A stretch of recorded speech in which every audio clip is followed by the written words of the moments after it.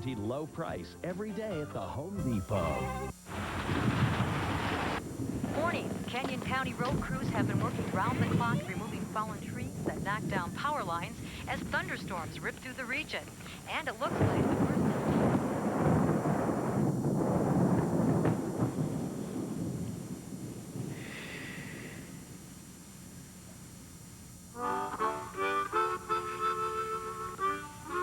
Comfort that never quits. Red Wing shoes. Work hard.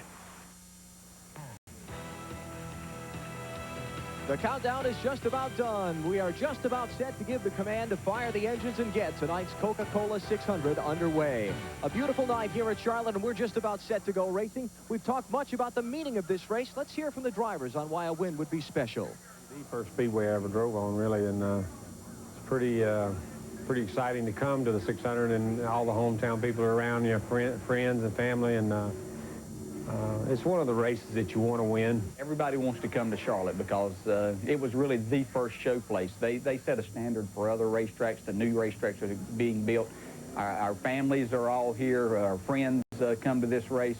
But on top of that, Charlotte's a special place. It's a driver's racetrack. One of the things that I always put a lot of emphasis on this race, and so did Junior. Even Diegard, when I was racing for them, they had their shops here. Everybody's got their shops here, so they kind of feel like this is home. The fact that it is in everybody's backyard, basically, probably 90% of the teams are here in Charlotte. And it's kind of a lot of people's home track. And it's one of the biggest races that we run all year. If there's any track out there that's like a home track to a lot of teams, it's Charlotte. And the 600 is one of the most prestigious races. It's the longest race. This is just an awesome racetrack and awesome fans, and Charlotte is just so cool. So cool indeed would a victory be for any one of the 43 NASCAR Winston Cup drivers in tonight's Coca Cola 600. They're making their way toward the cars. The stars of NASCAR, Earnhardt, Gordon, Jarrett, the Burtons, and more, about set to go 600 miles in search of victory. Live on TBS Superstation, the 39th Coca Cola 600 next.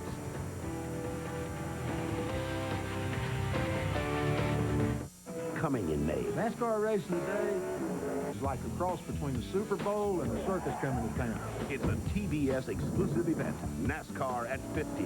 Good to go. Sunday night, May 31st. Only on the Superstation.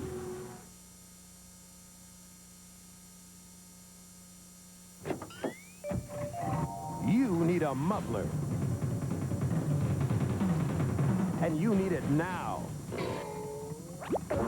Right now, at participating Midas shops, the famous Economizer Plus muffler is just $29.95 for a limited time only. $29.95, and it's guaranteed. So get into Midas now for a great muffler for just $29.95. Before it's too late.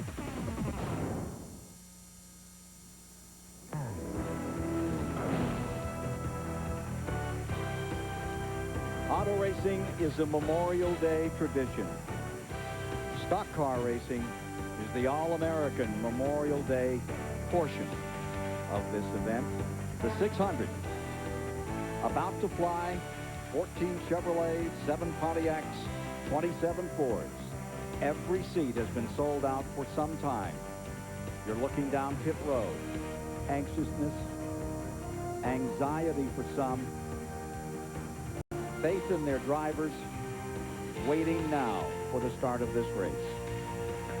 Each pit crew is aligned on pit road for the national anthem on this Memorial Day weekend in Charlotte, North Carolina. The infield, packed. The new grandstands in the back straightaway filled to capacity.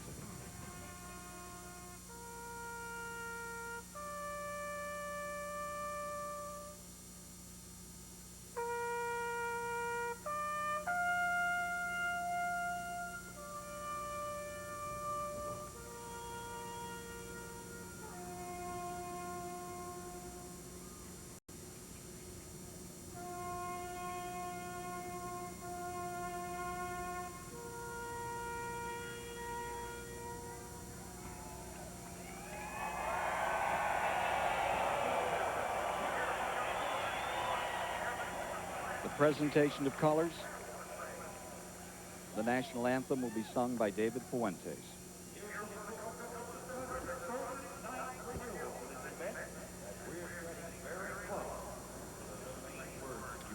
car, not too far away, ladies and gentlemen.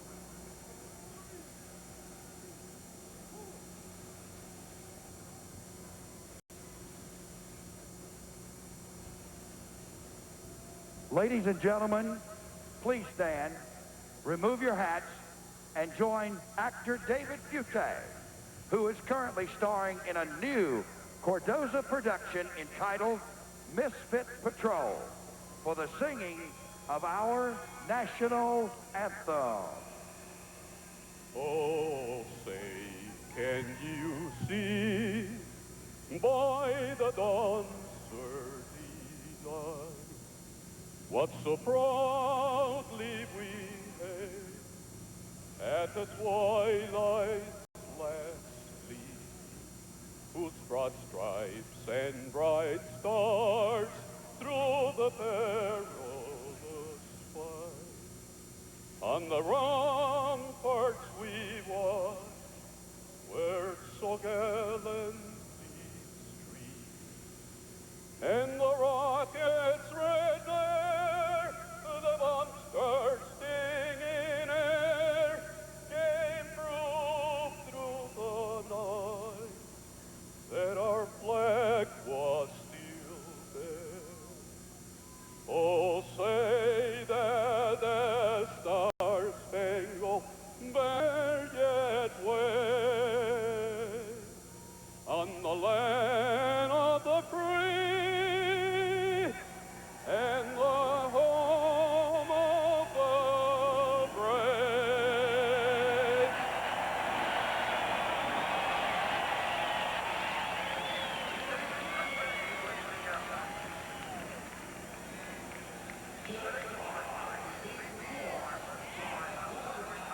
F-16s from the 192nd Fighter Wing over the Charlotte Motor Speedway. Well, we're down to it. Welcome aboard. Hope you're going to enjoy our flag-to-flag coverage of the 39th running to the Coca Cola 600. Excuse me. Always an exciting time. Dr. Dick Bergman is with us from Stock Car Racing Magazine, and your thoughts as we get ever closer to this green flag. Well, we're about to see one of the premier sporting events of any kind that is held on an annual basis in the United States. And the excitement for this race, well, it's been literally building for weeks, particularly around Charlotte, North Carolina. The tension in the garage, just unbelievable. You couldn't cut it with a guillotine. I guess the only question is whether the drivers are more uptight about these things or whether, in fact, it's the crews that are more wound up about tonight's race. One thing for sure is that this is a crown jewel of America's top auto racing series. It sure is just that, and you can feel the tension right now. Good cloud cover here. Ought to make for a pretty good race all night. They say there's no chance of rain.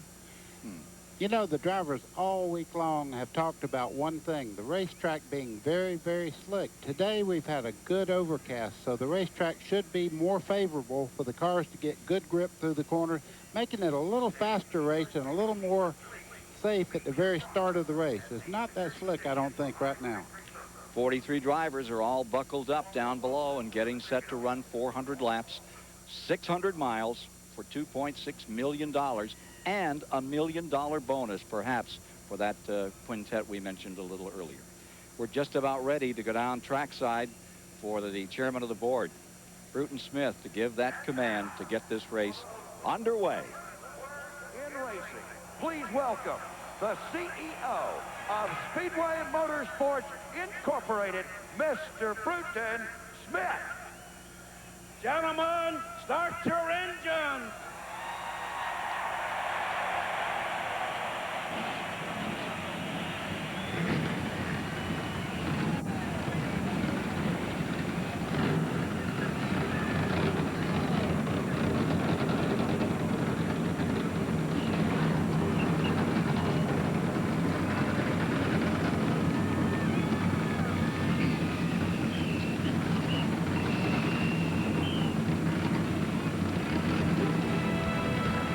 Buddy, let's get this score. You better buckle up. We got the Coca Cola 600 coming up next on TBS.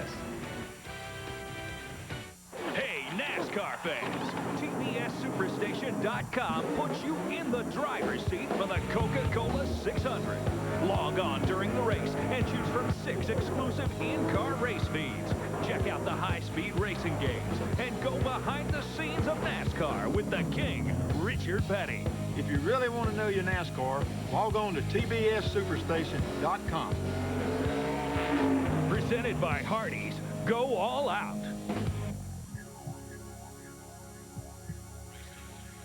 Finally,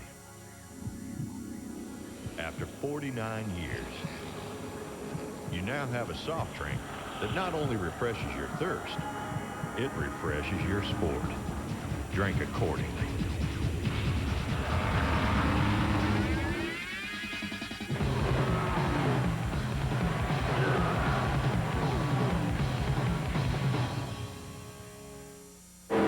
How's the car, Dale? A little tight off. 0 cars moving up. Let them on inside. Inside every member of Team Monte Carlo, there's a side that's kind of wild. Get another tire.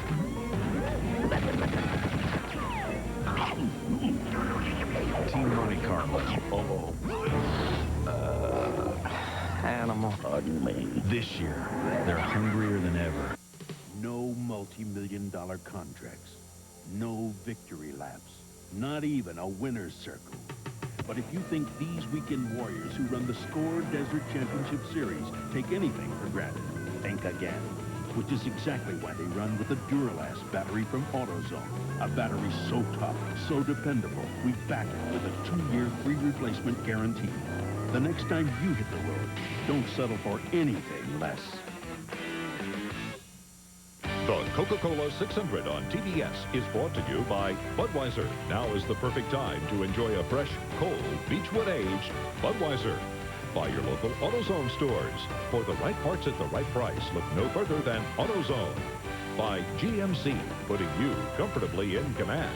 And by Mobil 1 Synthetic Motor Oil. Nothing outperforms Mobil 1.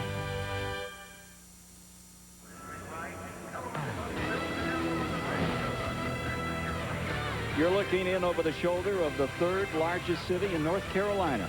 Just got built in the past couple of days. Charlotte Motor Speedway is where it's at. Welcome aboard for our coverage of the Coca-Cola 600. Temperature just about letter perfect for this event. Couldn't have it better than a 78 degree for a start tonight. 71% humidity. Winds are out of the south. Forecast is cloudy. Maybe a shower, but perhaps not. It's limited to about 20% at the present time. Looking down pit road as the field begins to roll. The 43 qualifiers for the race start with Jeff Gordon on the pole, his 2nd straight 600. That's what he's after tonight, and his 3rd in all. Ward Burton, who holds the overall track record of better than 185 miles an hour, will start alongside. In row 2, from Indianapolis, Indiana, John Andretti. And the 1990 champion, that's Rusty Wallace. For row 3, 3 times a winner in '98 and dominating here at Charlotte, Mark Martin's Ford. With him, Bobby Labonte. The 4th row is Dick Trickle and Gary Bradbury, his best start. Row 5 is Rick Mast and Dale Jarrett, the '96 winner. In row 6, it's Randy LaJoy substituting for Ricky Craven, and Jeremy Mayfield, one of those candidates for a $1 million bonus tonight. Row 7 is Jeff Bodine and Ken Schrader. He too up for that $1 million bonus. Row 8 is Kevin LePage out of Shelburne, Vermont, and Rich Bickle. In row 9, it's David Green and Ernie Irvin. Row 10, Lake Speed from Mississippi and New York's Todd Bodine. Pennsylvania's Jimmy Spencer is in row number 11 with the rookie from Connecticut, Jerry Nadeau. In row 12, Steve Grissom from Alabama. And from the state of Washington, Chad Little. Row 13, Derek Cope and Joe Nemechek. Row 14, Robert Presley, and another major candidate for that $1 million bonus, injured but still tough, Dale Earnhardt, 3-time winner. In row 15, it's Kyle Petty, the '87 Coca-Cola 600 winner, and Sterling Marlin from Tennessee. Row 16 is Elliott Sadler from Virginia and Brett Bodine. In row 17, the pride of Georgia, Bill Elliott and Mike Skinner. In row 18, Ricky Rudd from Virginia, ready to ramble, and Texas, Terry Levante. Row 19, Michael Waltrip's there with Jeff Burton. Row 20, Johnny Benson from Michigan and Bobby Hamilton. Row 21, Ted Musgrave and Kenny Wallace. And the provisional final spot, the 5-time Coca Cola 600 winner, originally from Owensboro, Kentucky, Darrell Walton. Those are the 43 that made it. Here are those that failed to qualify. Andy Hillenberg, Danny Pardis, Billy Standridge, Kenny Irwin didn't make it. First time the Yates team has failed to make a race since 1980. Randy McDonald, Dave Marcus, Morgan Shepherd, Hut Strickland. None of them were able to get into the race. Not fast enough. 24-degree banking of turns 1 and 2. Race analysis from AutoZone. There you see the posted awards, 2.538. That does not include that $1 million bonus. 600 miles to be run. Pit window, 70 to 80 laps, buddy. Oh, boy. I tell you one thing, that no bull, $1 million bonus. There they are, the top 5 finishers in this year's Daytona 500. And the top 5 from this race, they'll transfer their hopes to Indianapolis in the Brickyard 400. Gordon to bring them down. In-car cameras. Starting 5th, you're riding with Mark Martin in the Valvoline Ford. 1 lap and they will be racing. Here's Bobby Labonte. He'll be starting 6th with that Wicks Interstate Pontiac for 18. Michael Waltrip's back in 37th spot. Finished 4th yesterday in the Grand National race. Close-up camera there in the Citgo Ford. Starting 20th, Todd Bodine, the Tabasco Pontiac, giving you these pictures.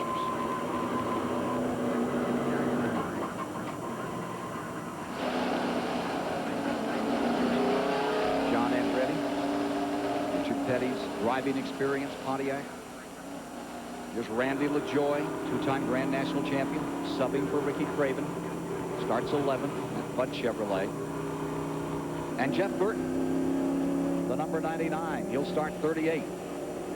Still Exide Ford.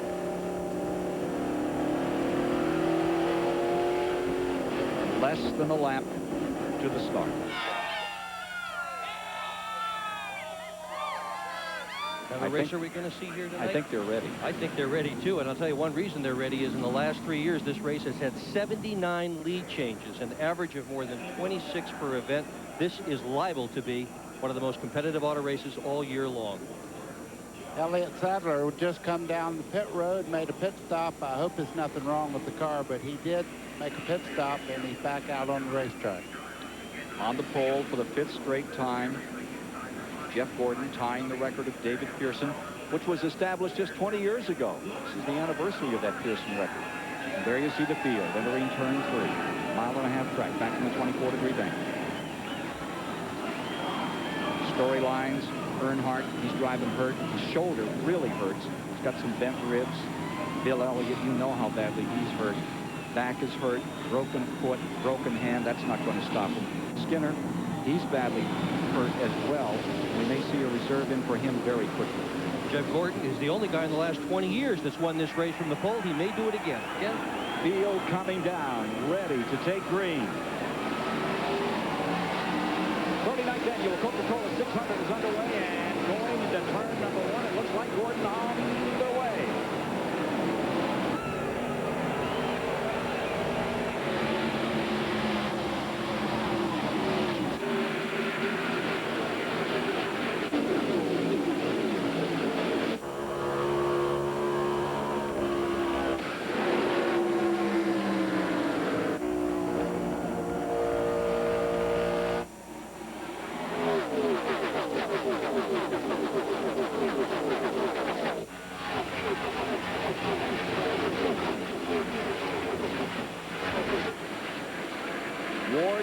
Drawing away, going into turn number 1. It was Gordon, but then Ward put his foot down, and there you see the result.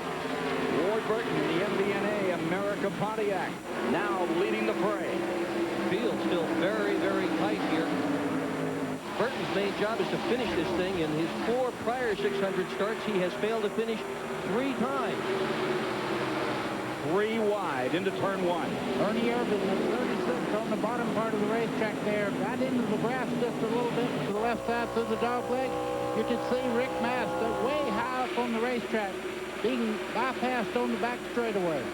He's in serious trouble. Mast lost an engine earlier this week, slowing dramatically on the backstretch. Not good. Not good for that Remington car at all. Rick Mast off the pace in the second lap. Looking back at Mark Martin in 6. And get more on the Rick Mast story. Here's Steve Burns. And Ken, I talked to Rick Mast just before the race started. He was concerned about that race car. They blew a motor in practice yesterday, and he said he just didn't feel good about his chances heading into tonight's race. Steve, you're exactly right. He's back up to speed. I think he's just making sure all the lines are tight. Everything's right in that motor. He dropped to the back of the field, but he's up to full speed now. He's keeping up with the cars at the back of the field. As the field came down to take the flag, Kevin LePage was relegated to the 43rd spot. He had to go to a backup car. He had crashed in the final practice. In the next to last practice, he did get 17 laps in happy hour, but they didn't really have time to set the car up. So they're going on a fresh setup, hoping they have it right, and that in the first 300 or 400 miles they can get it more right and make him a contender late in the going. Todd Bodine and David Green down the front straightaway, entering into turn 1 there. These cars were running side by side, and here they go again. 13th position here. Todd Bodine, his father this week for the very first time. Up to 12th. Bodine. He better get going. He's got some more bills to pay, doesn't he? That 78 hanging stuff in there. Gary Bradbury. He slips back into 15th. And you see Lake Speed making an entry into that picture, back in the 17th spot in the number 9. And just behind him, Jimmy Spencer in the 21. He'll be a factor later on in the race. He's sorting everything out right now. Jimmy Spencer has been very quick for the past 2 weeks here in Charlotte. Schrader on the move. Number 33 down on the bottom. Ken Schrader out of Missouri. Going after Jeff Bodine in the number 7. This is for 12th spot. Schrader on the bottom, Bodine on the top. Coming around to complete 8 laps this time.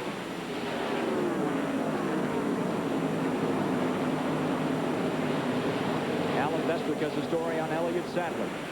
Ken, the young 23-year-old Virginian making his first NASCAR Winston Cup start was on pit road on the pace laps. The ignition is missing on his machine. They've changed to the backup. He's hoping it'll hold out. Currently 43rd, Elliott Sadler from Virginia. Schrader in that number 33, consistently strong here, but look at this. Jeremy Mayfield on the outside and Mark Martin on the bottom. Mark Martin just got by Rusty Wallace getting into turn 1. Makes a strong move there. Mark Martin on the go right now. He's moved all the way in the 3rd spot. Martin to 3rd, Wallace back to 4th. John Andretti stays right with him. It's still Ward Burton, who came from the outside of the front row. By turn 2, he was turning it on. He went around Jeff Gordon, took the lead, and has not relinquished the same. Now look at Mark Martin in that number 6, and remember what he's working on. A week ago Saturday, he came in here and won the Winston. Then he came back and he won the CarQuest 300 yesterday in good style. Last guy to do that was Bobby Allison back in the mid-80s to win back-to-back in the 600. That's the point. To win the 300 on Saturday, 600 on Sunday. Allison's the last man to do it. It was just after Allison did that back-to-back that they started the Winston. So now there's 3 big races to win here at Charlotte, and Martin could do it. Here's the car everybody feels like has a good opportunity in this race. Bobby Labonte, the green car there, just behind him, Dale Jarrett, last year's winner. These 2 cars are very highly favored as far as later on in the race. Just behind them, Jeremy Mayfield, our points leader. Bobby Labonte in 6, Jarrett in 7, Mayfield in 8. 11 laps have now been completed, all under green. Burton still up in front and running by himself. A handsome lead over Jeff Gordon in 2nd, Mark Martin in 3rd.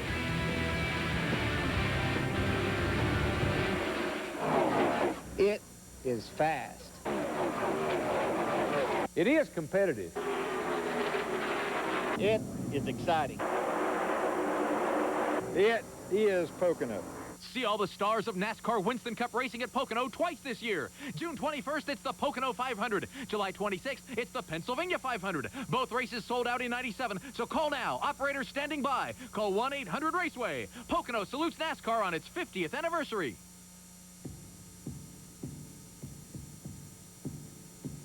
How come the leading oil filter material stops less dirt than Mobil 1's filter material?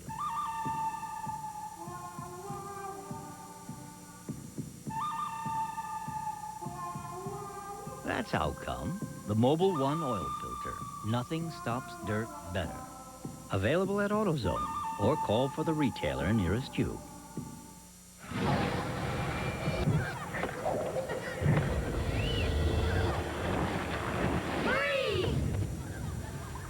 The Boys and Girls Clubs of America have a challenge. A super challenge. We need your help. We need your time. It starts with one kid, 1 hour, $1, 1 call.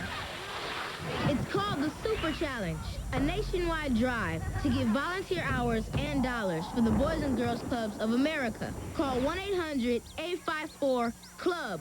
Find out what you can do to keep clubs like these for kids on the map.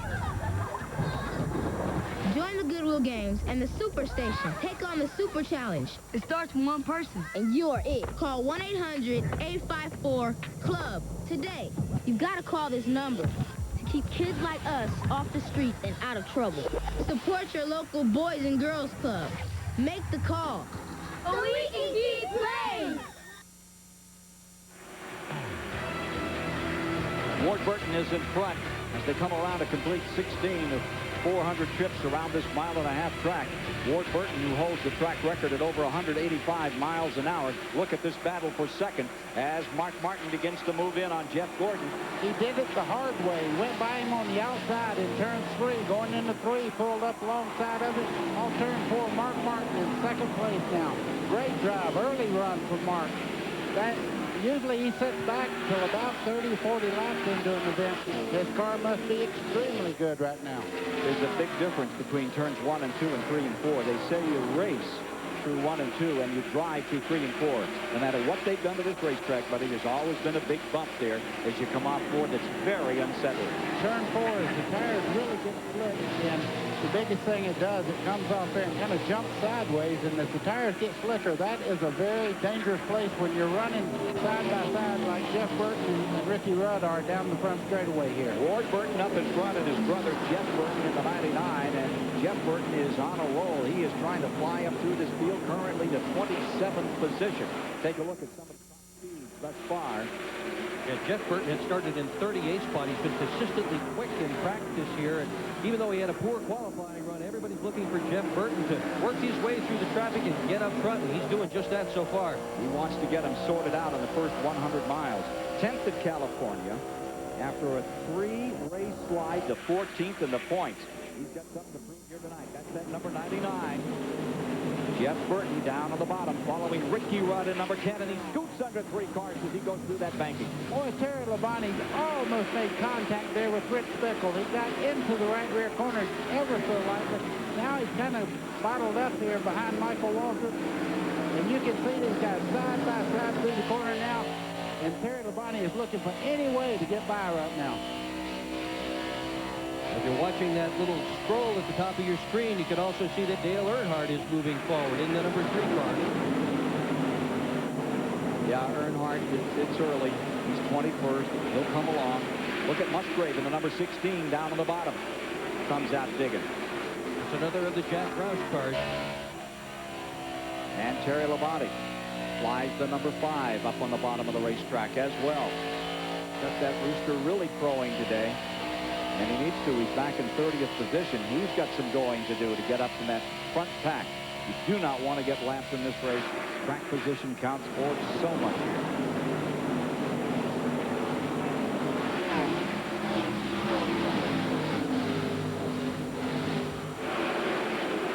Huge crowd on hand.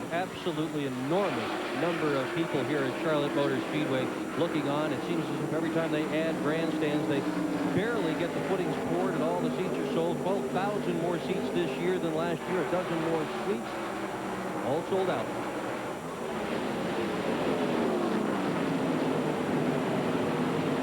Settled into a pattern 8 tall on this one. There you see Joe Nemechek being challenged hard. Jeff Burton coming after him. Robert Presley in the 77 on the outside there. They door handle to door handle.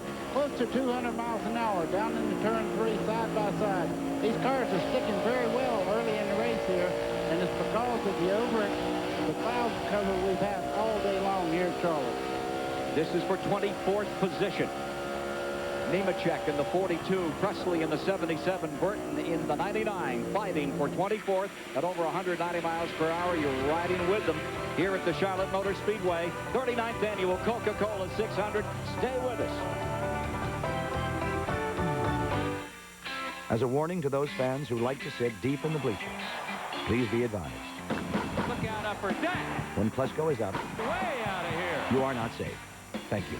Braves and Cubs, 7:35 Eastern, Monday. On a weekend, I don't know what to do if there's not a race. I like the noise. I like the speed. You know, it's like a disease, and you don't get rid of it. You're never going fast enough. Going 185 miles an hour is nothing. But you got to remember, you got to make that turn and go back the other way. That's something. Usually, I step back in the car. I got my gloves, my helmet on. I say, it's you and me, baby. Let's go.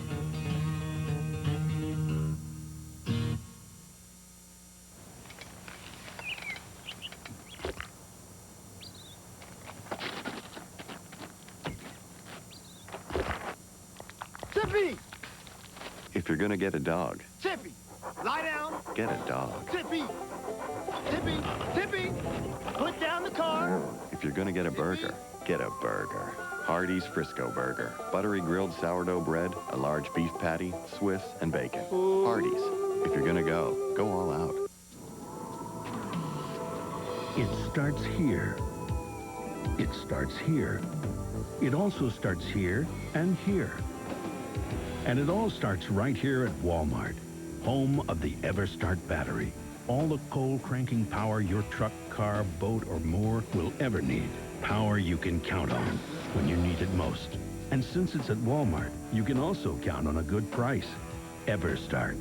The name says it all. It's late, it's wet, and a flat tire puts you up against the wall. Wouldn't it be great if you could just drive to safety?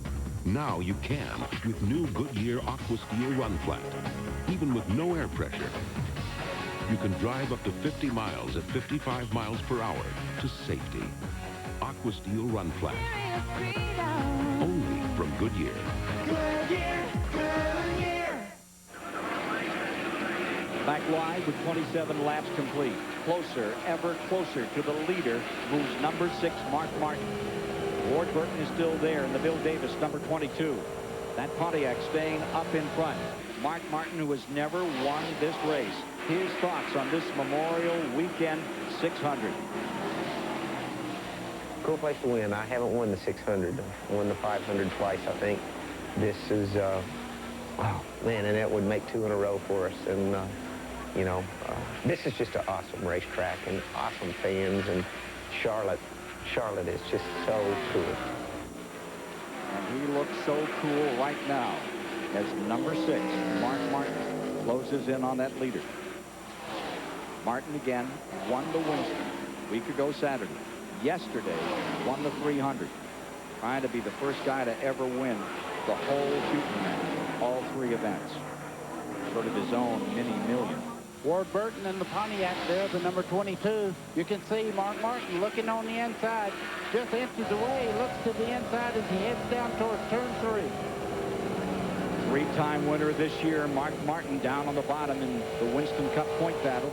Takes over first. Here comes Ward back trying to take a shot at that lead that he has held for the first 29 laps. That's more laps than he has led in any race in 1997. A good, strong run early on for Ward Burton. He'll have a chance to adjust that car and see how much more he can do with it, but he's going great right now. He's looking to the inside of Martin as they go down the back straightaway side by side. I think he just wanted to check Mark out and see how tough he really was. Mark seems to slow a little bit getting into turn 3. He knows that Warburton has a great race car now because he backed off, let him go by, checked him out for tough, and then went right back into the race.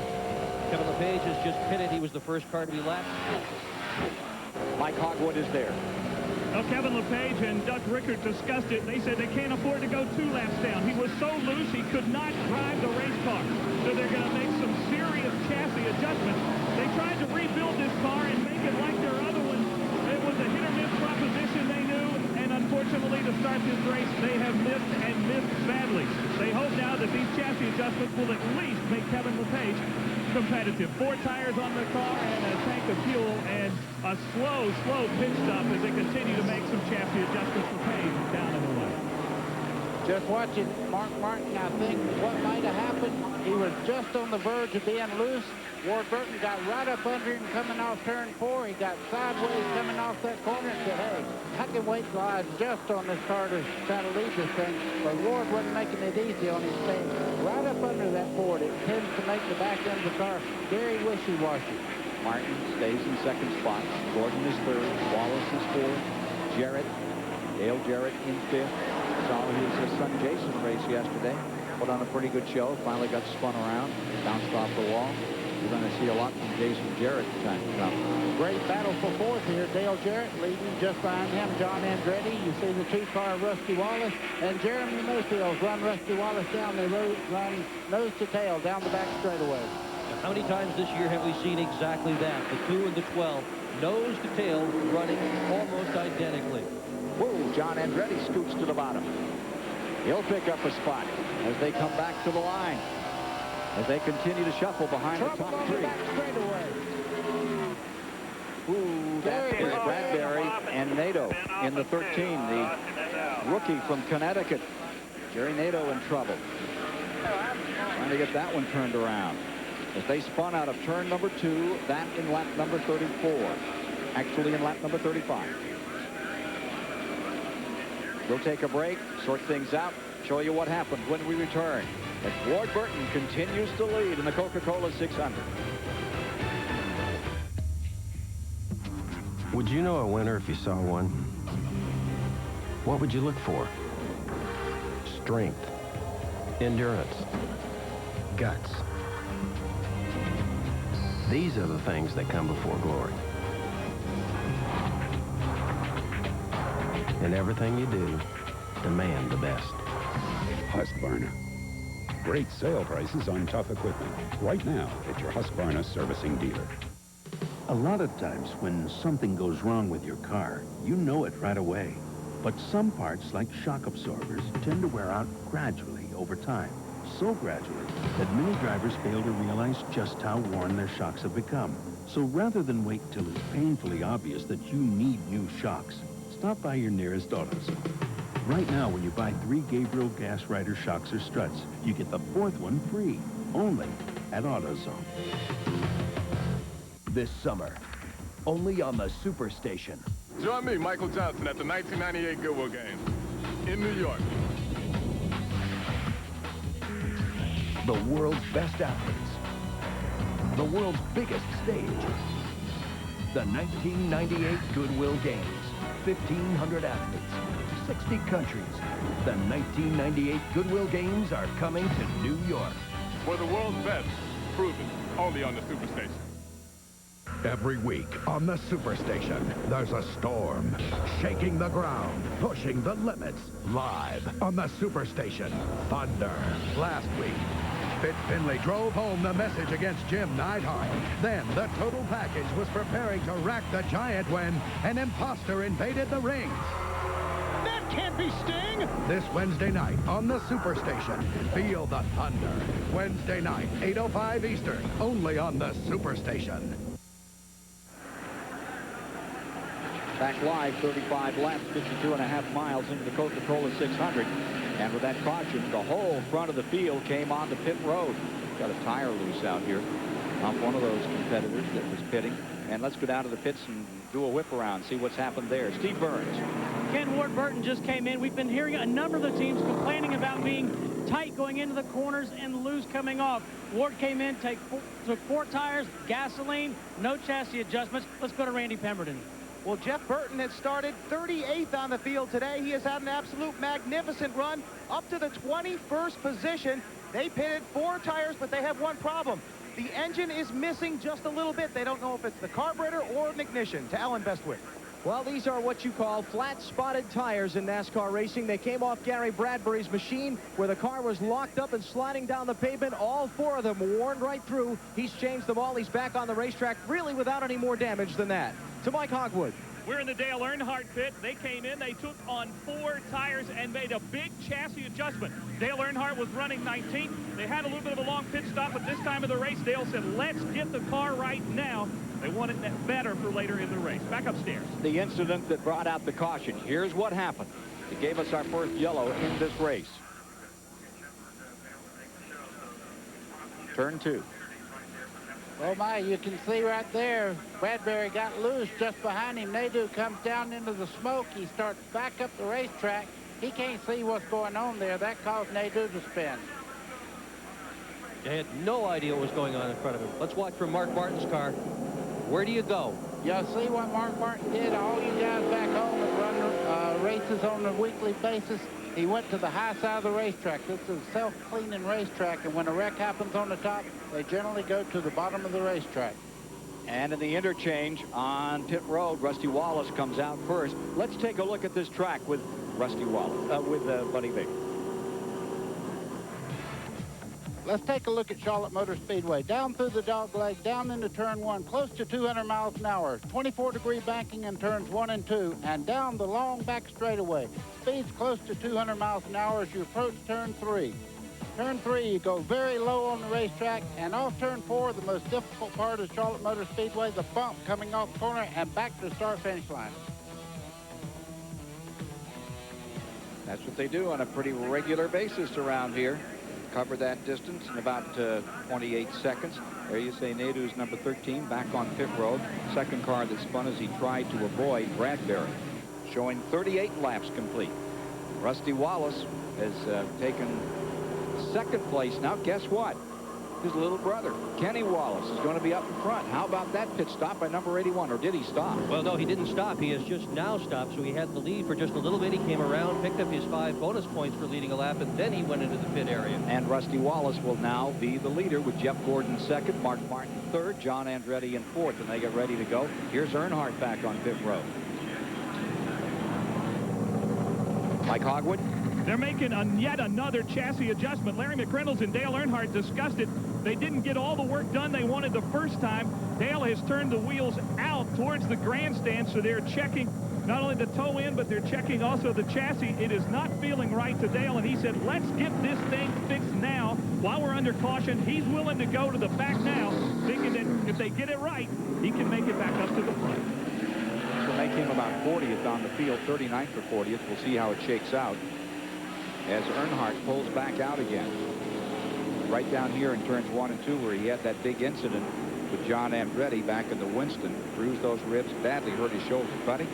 You can see the cars going back and forth as they go down with 1 lap to go before the green comes back out.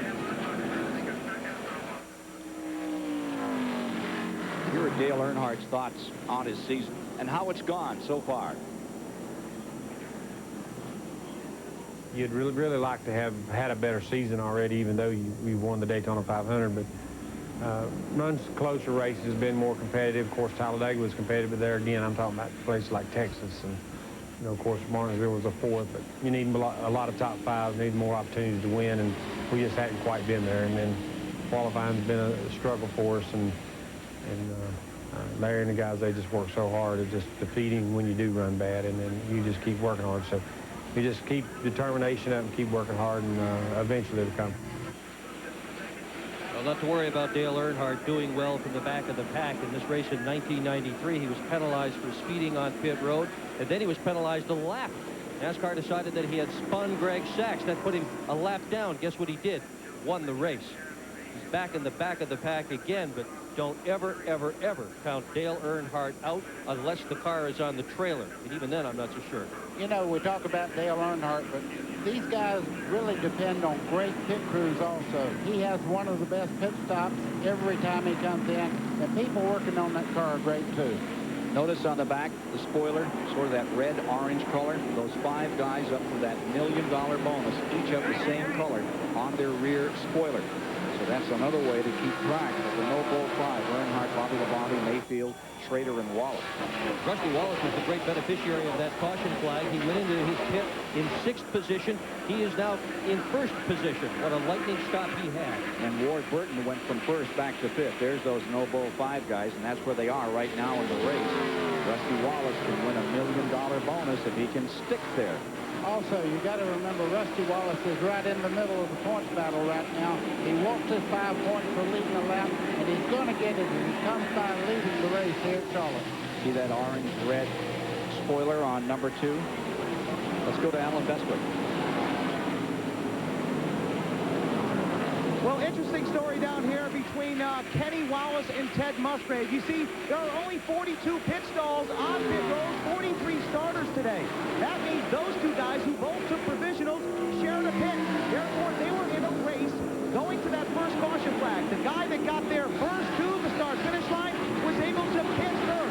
The guy that got there behind the other one had to wait and come around the racetrack and pick the second time. Kenny Wallace finished second to Musgrave on that first stop. He picked up 5 bonus points when the leaders came in, but he lost 10 positions after he pitted for the second go-around. So, interesting scenario down here towards turn 4 in the pit. You would think it was 10 laps to go as they go off into turn 3 right there. You can see Rusty Wallace fighting Jeff Gordon side by side, and Mark Martin just behind him, inches away. One of the interesting things to keep an eye on here as this race unfolds is that this is one of NASCAR's most capricious racetracks. It changes dramatically as the sun comes out and goes away and as the temperature rises and falls. And right now, for about the first time today, we're seeing pretty bright sun. And that's going to go away for sure in a little while. This place drives the mechanics nuts during every pit stop as they try to adjust the cars to the changing conditions. And they're still side by side. Nobody shows any advantage right now. They have had a chance to work on these cars. Here comes John Andretti in 4th place. He's going to make a race out of this, and Ward Burton, our early leader in the race, moving into the fray. Bobby Labonte is there. Jeremy Mayfield, Benson pulling up as they continue to go even across. And with Gordon leading the lap, he's now led in 10 of the 11 Charlotte races in which he's participated. And look at this struggle. Ford against Chevrolet. This isn't good. You'd think it was the final lap. Still at lap 45 to be completed this time by. Well, it's what they all came to see, isn't it? Well, the only thing wrong with running side by side like that, the car on the inside is actually leaning on the tires more. Jeff Gordon getting a little bit better grip as they come off turn 2. Here comes Wallace back, though, on the inside. But anytime you make a shorter turn in the corner, you put a little more heat on the tires later on in the run. That could hurt Rusty just a little bit. Losing that outside line, Jeff Gordon pulls up half a car length as they come back into the main straightaway. They got light money on this deal, Baker? I think what they're doing right now, we talk so much in the early get-go here about everybody adjusting on their cars. They're evaluating what they need later on in the race right now to be able to pass that 24 car. Ford against Chevy for the front spot in the Coca Cola 600. 46 laps have been completed. 1 caution thus far. Coming in May, a Superstation world premiere. NASCAR racing today is like a cross between the Super Bowl and the circus coming to town. Here we go. NASCAR. Go behind the scenes of the loudest, wildest spectacle in sports today. When you come here, it's kind of like riding a roller coaster in the dark. You don't know what's going to happen next. It's a TBS exclusive event. NASCAR at 50. Good to go. Sunday night, May 31st, only on the Superstation. A demonstration of Big A's quick service. And now a closer look.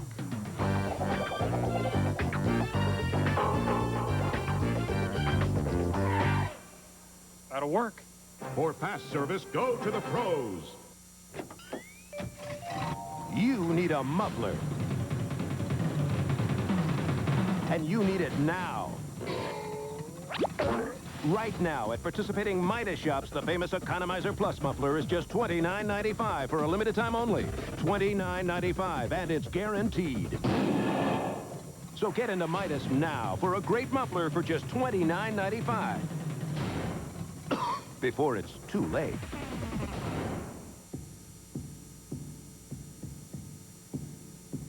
How come the leading oil filter material stops less dirt than Mobil 1's filter material?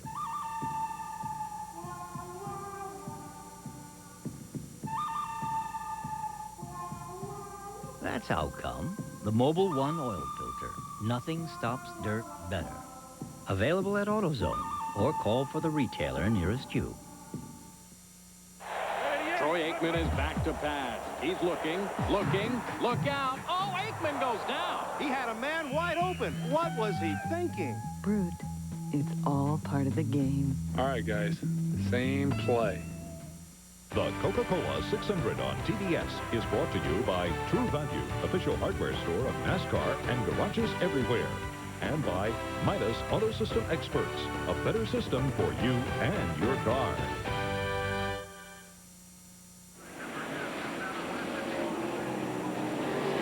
We're back with you live, and just out of turn 4, Jimmy Spencer's done a 360 down across the grass.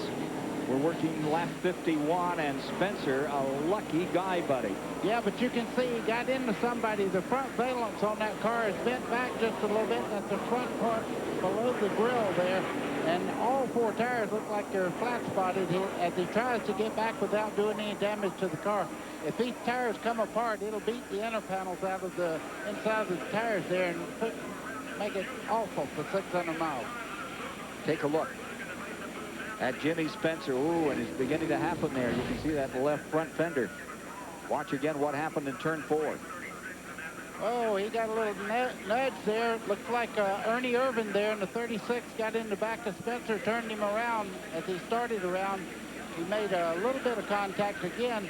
But listen, if you're going to spin at Charlotte, that's the way to do it. Very little damage to that car. Second caution of the day. That's Jeff Burton going through the infield. And that's where the black came from, the nose of Jimmy Spencer's car. I thought that was Burton up under him there. Yep. Jeff Burton, or rather Ward Burton. One of those. It's Jeff Burton. Take a look at that Spencer number 23 rank. Thank goodness for the interliners. They kept the car up off the racetrack, so he was able to bring it back into the pit area without major damage. Get 4 fresh tires on that number 23. Randy? Well, Spencer was in crinkled up sheet metal behind the left front tire. Both of the front tires, believe it or not, absolutely flat on it. The damage seems to be more cosmetic. The good thing this happened early on. They have plenty of time to massage this car and get it back to tip-top shape. But not significant damage down here for Jimmy Spencer, but he's got some terrible track position right now. He'll probably be back in. Yeah, it's going to dump him on the tail end of things here. Former modified champion. Couple of victories a few years back. Junior Johnson. We'll take a quick break and be back watching Jeff Gordon and Mark Martin duke it out right now. Plunger. Hello. Spud wrench. Hello. In my mind, Bart, the greeter parrot, would end up being as friendly and knowledgeable as our True Value salespeople. Quarter inch variable speed drill. Hello. In reality, he was, well, was friendly. Come on, Bart. Hello.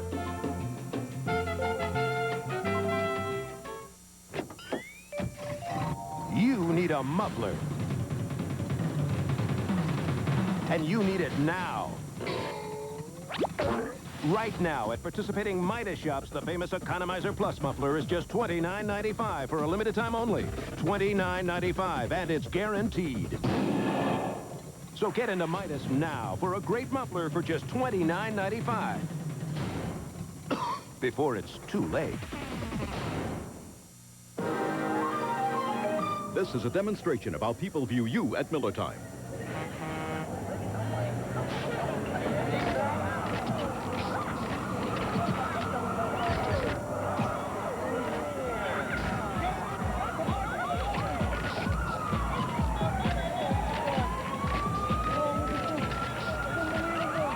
Results based on studies using Sports Illustrated swimsuit model Rebecca Romaine. Your results may vary. You know when you're traveling, you look for things you know. That's why it's always so good to see the Howard Johnson sign, where kids stay free and get free fun packs featuring Scholastic's The Magic School Bus. Howard Johnson makes you feel at home. Don't let a flat tire put you up against the wall. Even with no air pressure, Goodyear Aqua Steel Run Flat drives up to 50 miles to safety.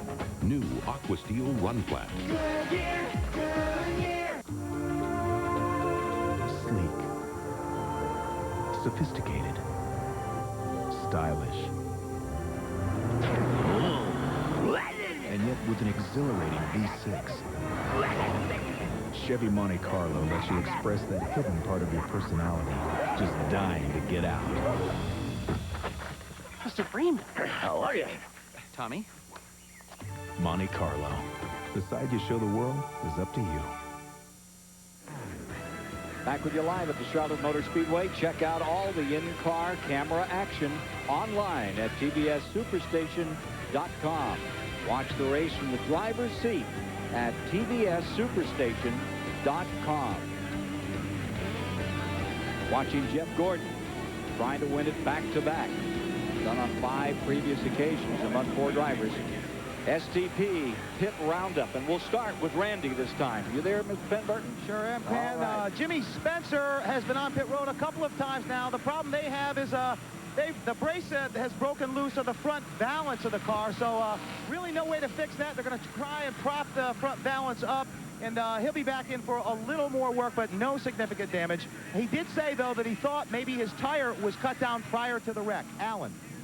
Dick Trickle had started 7th. He had fallen back a little bit. They came down pit road planning to make just a 2-tire stop, but a little miscommunication. One of the tire changers loosened the lug nuts on the left front. They had to take a long time to get it fixed back up. He's all the way back in 37th. To Steve Burns.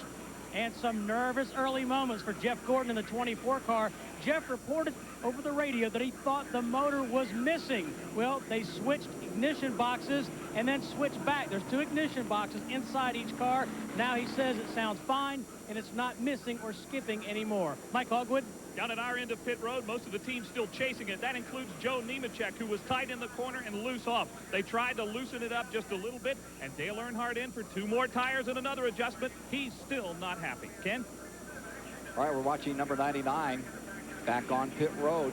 Jeff Burton coming in. See if we can get a report on that one. Yeah, a lot of the cars that were in the back of the pack took an opportunity to pit at that point. Let's go to Randy. Well, Jeff Burton will be back in. He just made a pit stop. He does have a little right front fender damage that they're trying to pull the sheet metal away. Nothing significant, but he's been on pit road now once, and he'll probably be back in. Got caught up with the number 23 as Jimmy Spencer was spinning in turn number 4. Jimmy Spencer has pitted another time and come out. Gordon stays first, Martin second, Andretti third, Wallace to 4th. And you have Ward Burton in 5th with Bobby Labonte in 6th and Mayfield running in 7th.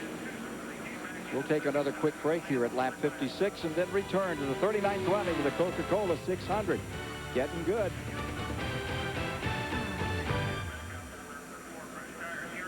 Every week on the Superstation, there's a storm shaking the ground, pushing the limits. Live on the Superstation, Thunder. Last week, Fitz Finley drove home the message against Jim Neidhart. Then the total package was preparing to rack the giant when an imposter invaded the rings. That can't be Sting! This Wednesday night on the Superstation, feel the thunder. Wednesday night, 8:05 Eastern, only on the Superstation. No multi-million-dollar contracts. No victory laps. Not even a winner's circle. But if you think these weekend warriors who run the Score Desert Championship Series take anything for granted, think again. Which is exactly why they run with the Duralast battery from AutoZone. A battery so tough, so dependable, we back it with a 2-year free replacement guarantee. The next time you hit the road, don't settle for anything less. Suppose you could save hundreds of dollars a month. Suppose you could cut your monthly payments in half. Suppose you could get a home equity loan up to 125% of the value of your home. so that even if you have little or no equity, you could still qualify for a debt consolidation loan. It's all possible, and it's all at First Plus. So call 1-800-510-PLUS. At First Plus, we're working first for you. To save on the best in home entertainment, check out DirecTV at Circuit City today. When you buy a new digital satellite system at Circuit City, your self-install kit is free. Or you can get professional installation for just $99. For a limited time, you'll also get $100 of free programming from USSB and DirecTV. And with DirecTV's Select Choice package, you'll enjoy over 40 channels for just $19.99 a month. So what are you looking at? You can see more with DirecTV and Circuit City.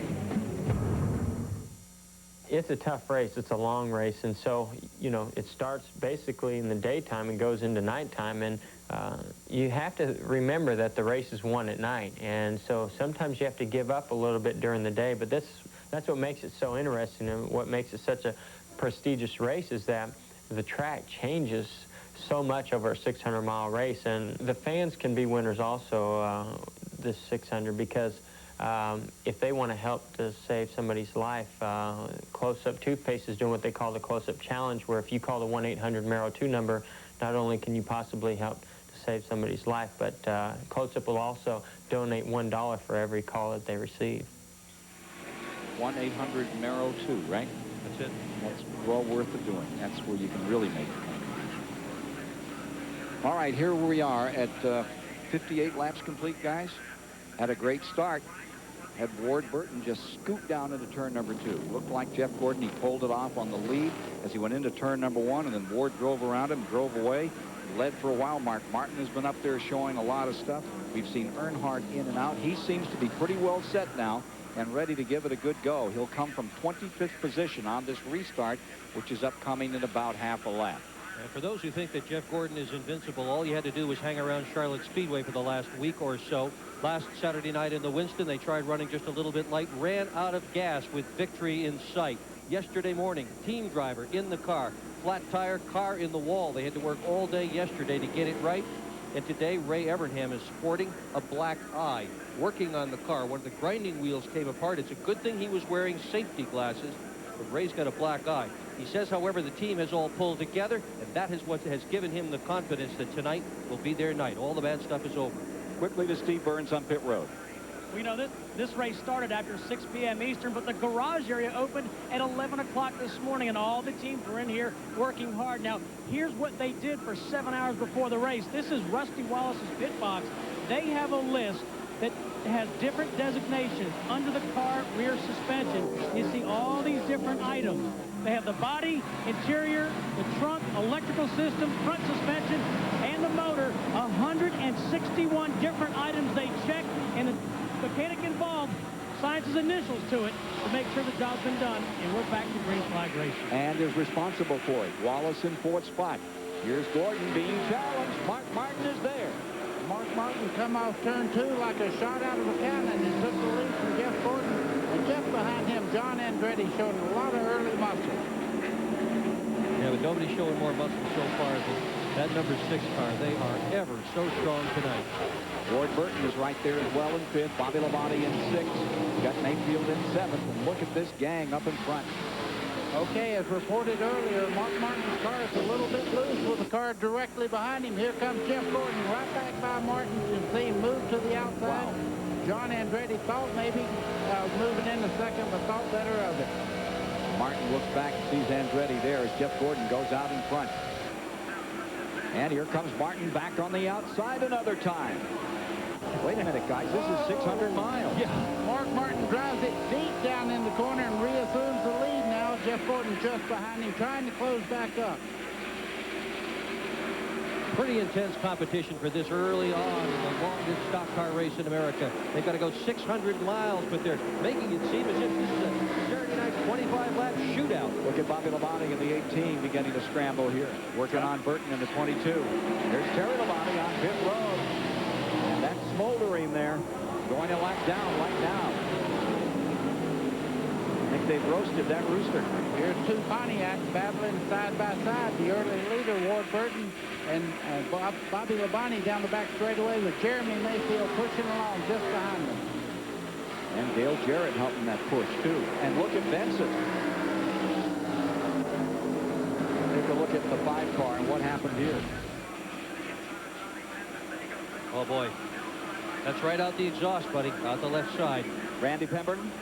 Well, Terry Labonte did not have engine failure. Believe it or not, he had a left front wheel come loose, and it damaged the suspension. They have taken the Kellogg's machine behind the wall. Unbelievable. You could see the tire itself get into the outside part of the fender there, and it was rubbing pretty severe. They had to come in and get it fixed because it would blow that tire out without a doubt. Mayfield in 7th, running with Jarrett. Back to the stripe. Kevin LePage pitting another time. Falling back. He and Nato, those 2 rookies, are on the tail end of this field. LePage had trouble at the outset. Gone a lap down early, and then Nato spun on the back straightaway in that first caution period. Great battle right here. Jeremy Mayfield leads the group. Dale Jarrett just side by side with Ward Burton as they head into turn 3. Just behind them, you can see Ernie Irvin fighting Johnny Benson. That's Mayfield in 6th, Burton in 7th, Jarrett's 8th, Benson is 9th, and Irvin is 10th in the number 36. Benson has come all the way up from 39th spot in that yellow number 26 car. An incredible drive. The car had been very, very loose. What they did to it is almost beyond belief. They went underneath that car with the torches. They moved the little brackets that attached the lower A-frame and re-welded them in a different position, changed the location of the rear end, crossed their fingers, and it obviously has worked. Oh, my, that was very, very close. Ernie Irvin moving just under Ward Burton. They almost made contact coming off turn 4. Just behind them, Chad Little in the green car there. And he's come up from 24th position. Chad Little in that number 97. He's rolling. Man, that's awful close. Martin stays up in front. Gordon stays in 2nd. Looking further back. Following this battle back around the 9th, 10th, 11th positions, Burton, Irvin, and Chad Little. Pulling out to about a 10-car length advantage is Mark Martin over Gordon. Some space up in front. There's not much back here, buddy. No, not much at all. These cars are just inches apart. As you can see, Ernie Irvin got in the corner just a little bit wrong, pushed up, and here comes Ward Burton challenging him on the inside. A little bit of contact there as he come off turn 2. Johnny Benson. Oh, Chad Little makes it 3 wide. Well, I guess that's asserting himself, isn't it? They say nothing runs like 2 deer. Yeah, well. No, this old saying is nothing runs from a deer, but I'm telling you right now, Chad Little is flying down through here. Well, that's the car he finished 2nd in Texas. That's his career best ever finish in all the years of Winston Cup racing this guy has done, and he's got it humming tonight. And look at Sterling Marlin pulling along up in here. You're exactly right. Sterling Marlin in the Coors car there on the outside goes by Chad Little as they head down into turn 3. He's doing it the hard way. He's on the outside of the racetrack, way up high. As you can see, Kenny Schrader, another guy that's racing for $1 million bonus tonight, coming along, following Sterling Marlin up through the crowd. Sterling Marlin having a very good run. He had started this race in 30th position, now being shown in 11th with 12th Little and then Schrader right there with him. Kenny Schrader, another candidate to win that $1 million bonus. You can tell from that red spoiler. Is that red or orange? It's really kind of a reddish color. The other way you can tell is if you get a right side look at the cars, which is pretty hard to do here at about 170 miles an hour, but they have all got a big dollar sign in the right side window and a little dot on the windshield. See it right at the top of the windshield, right by the roof. Same color as that spoiler. Yeah. Well, it'll all turn green for the guy that wins it when that spoiler, if everybody's looking at that spoiler on the last lap, $1 million bonus. Wow, what a payday. Number 97 hangs right in there. Chad Little, 13th with Schrader. Battle for 12th. For the moment, Schrader has it. Little falls back another time.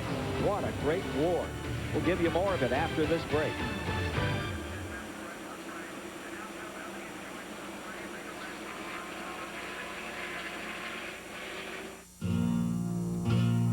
On a weekend, I don't know what to do if there's not a race.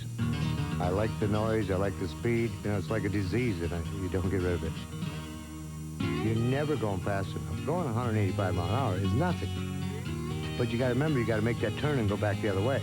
That's something. Usually I sit back in the car. I got my gloves, my helmet on. I say, it's you and me, baby. Let's go.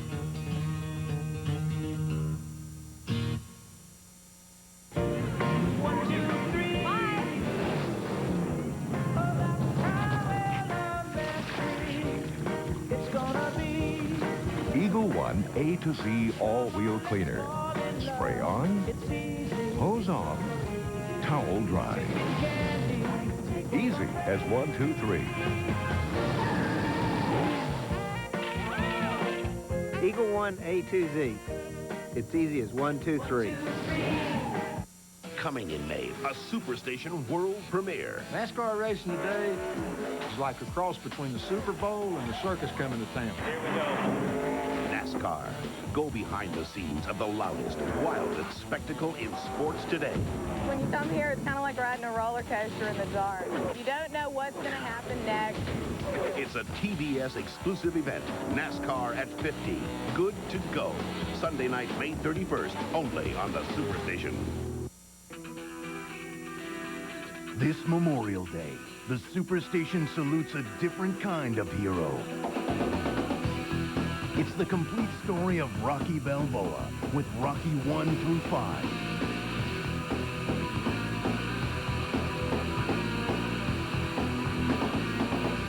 For the first time on TBS, the complete Rocky story, beginning 8:30 Eastern Memorial Day, only on the Superstation. The great American sprinter, Jackie Joyner-Kersee, and Michael Waltrip recently got together to discuss some big events coming to TBS.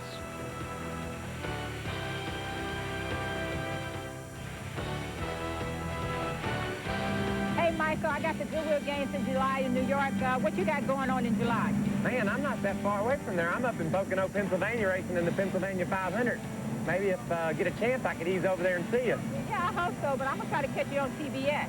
Oh, yeah, the NASCAR race from Pocono is on TBS, and so's the Goodwill Games. So Right. if I don't make it up there, I'll tune in as well. Coming July 19th to New York, the Goodwill Games coming to you on TBS. Michael Waltrip running currently in 21st position. No, a little further back, isn't he? See where old Michael has put that number 21. He's running right where he wants the 31st. Yep. And he's a lap down at the present time.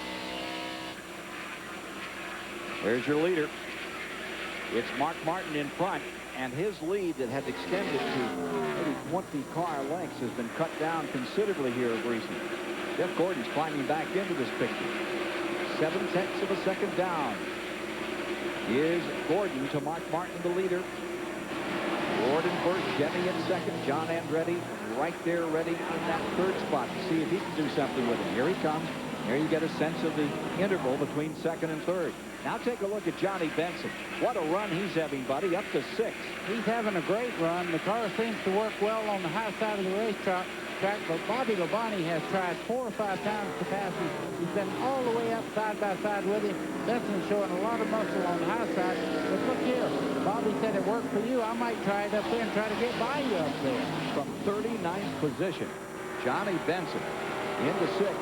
Bobby Labonte is right there working on him, but not getting around him. Now let's get down to the pits and take a look and see what's happening with Terry Labonte's car. Well, the entire front end, left front end assembly, the hub was broken on Terry Labonte's car. They don't know why it came apart. They've replaced the brake rotor as well as all the brake caliper. The left front tire is going on right now. They're going to tighten things back up, and Terry Labonte's going to be back on the racetrack. But disappointment for him. Never took the window net down.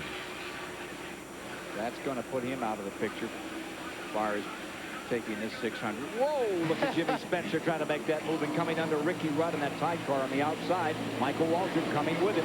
You're exactly right. They call him Mr. Excitement. You could see why there. Up on the high side of the racetrack, turned hard left, goes by Ricky Rudd on the bottom side, brings Michael Waltrip with him. That gives him 26th position for Jimmy Spencer as he fights his way back in. If you missed it, he had a wild ride. His own little merry-go-round at 180 miles an hour out of turn number 4. Brought out a caution a bit earlier, but he's right back in here and still trucking.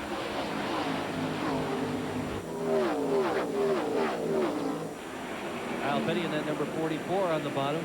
Big charity ride a couple of weeks ago. Going to donate somewhere between $350,000 and $450,000 to a variety of charities. That 5 car is getting ready to come back on the track. There it is. Terry Labonte rolling out. That's gotta be. How long would that take if you went to your neighborhood garage to get that kind of work done? Oh, it'd take 2 weeks, but let me tell you, the real damage was done. He's second points, and that really sets him back in this field a long ways. When you're trying to win the national championship, you don't want things like that to happen. You know, it's really deja vu. You think about it, back in May of 1995, Jeff Gordon won the pole for this race and had a right front hub fail, wound up spending a lot of time behind pit wall as well. And I wonder if there's any relationship between the two. They are teammates. Here's Mark Martin, still working. Look at this. Dale Jarrett's run Rusty Wallace down. He's full within the car length of him. You can see Rusty having trouble getting off the corner right there. Dale Jarrett gets a great run down the back straightaway and pulls even as they head into turn 3. Fourth position. It's Dale Jarrett on the bottom there, going through, and he's taken that 4th spot away from Rusty Wallace. Jarrett's a guy to keep your eye on tonight. He has won 2 out of the last 4 Winston Cup races held here at Charlotte Motor Speedway. The team really knows what they're doing, and he is ever so good at this racetrack. There's about a quarter of a track down to the leader. You see Jeremy Mayfield working out Bobby Labonte there, able to run the very low part of the racetrack. Bobby Labonte's car is beginning to give up and start moving up the racetrack as you see Mayfield go into turn 3, right on the white line, right around the base of the racetrack. That's been the preferred line for real quick laps here. We're all talking about the $1 million bonus Jeremy Mayfield has he been if he can win. That's what I'm trying to say. If he can win the race tonight, we'll do a good bit better than that. As the points leader, there's a $110,000 bonus tonight if he can win the race. It'll also put him on the winner's circle next year. That's worth about $300 grand, about $250,000 in prize money. If you've had your calculator out, that's about $1,700,000. This number 12 car will earn if he can win the race tonight. And it's his birthday next week on Wednesday. What a birthday present. It's my heart. Yeah, crew chief Paul Andrews has a birthday tomorrow. 7th spot. That's what they're battling for at the present time. Labonte, Mayfield, and Irvin battling for 7th, and Labonte has it at the moment. Mayfield taking it away and then lost his grip on that spot. Well, he lost his grip, but he's still able to run low, and Bobby Labonte is still having a little bit of trouble holding that car down. It looks as though he's trying to find somewhere that he can run fast through the corner and not lose a lot of position. The car must have something wrong with the handling at this point. Jerry Nadeau has just pitted his number 13 another time, one of those rookie candidates, well out and back. There's Sterling Marlin's number 40. He's in 10th spot. And you see right with him comes Ward Burton in the number 22. He was the guy that led in those first 30 laps. And look at this battle continue. In join for 7th spot, Labonte versus Mayfield. Labonte in the 18, Jeremy Mayfield in the number 12. Out of turn 4 and back down the main straightaway. He makes the move, Jeremy Mayfield. Now watch how quick he pulls away from Bobby.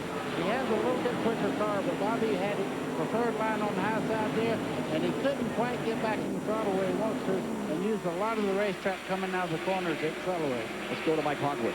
We're in the Tyco 9 pit where the team owner, Bob Hampshire, has just arrived from Indy. Had 3 drivers at Indy today, and one of them, Steve Knapp, comes home 3rd. Way to go. Congratulations. Yeah, thank you very much. We're very pleased for Steve.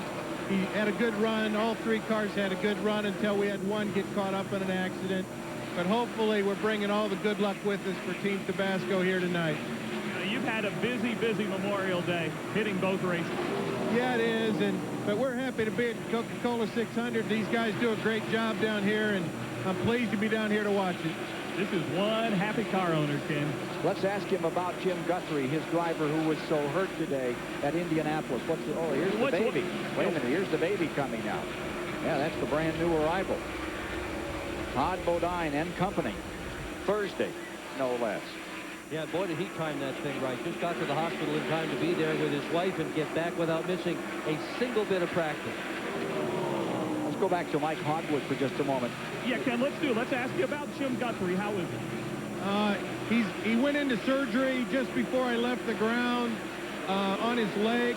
Top wishbone went through his leg. It was a piercing injury. It broke that bone in his leg. They're going to put a pin in it, and he'll be all right. His arm's a little sore. They're going to look into that, but he'll be all right. Certainly, we wish the best for Jim Guthrie if he's watching. Thank you very much. thanks for that report, too, Mike Hogwood. A lot of folks concerned. That looked pretty savage. There's the father of that baby. That's Todd Bodine. You can see him going down in the corner there. Looks to be very still on the steering wheel going through the corners. You see him now. He'll bring his hand back over as he heads down the straightaway. Holds the car very, very straight down the straightaway. Checks the mirror.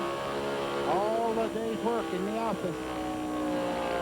If you're out in the garden today or out on the lake and you missed Indianapolis, oh, what a great victory for Eddie Cheever. As we watch Mark Martin here in front, Eddie Cheever was victorious this afternoon. He's the guy that carried American colors in Formula One through so many difficult and frustrating years, but he stuck with it. And in the midst of his major frustration in Formula One, he was always a great guy to work with. It's wonderful to see Eddie Cheever come back to these shores and win at Indianapolis. Yeah, it's a girl for Team Tabasco, Ashlyn Marie. Entertainment Weekly created the Showbiz magazine. Now, CNN and Entertainment Weekly are about to bring this great magazine to life. Judd Rose and Willow Bay anchor newsstands, Thursdays beginning June 11th. Oh, that's great. Okay. Hey, look, the race is on. Oh, yeah. Lowe's Home Improvement Warehouse is proud to sponsor Richard Childress and Mike Skinner in the Team Lowe's number 31. So if you're into home improvement and love racing, we're going to do everything we can to put you right in the middle of the action. Dad, nice job. Lowe's, the official home improvement warehouse of NASCAR.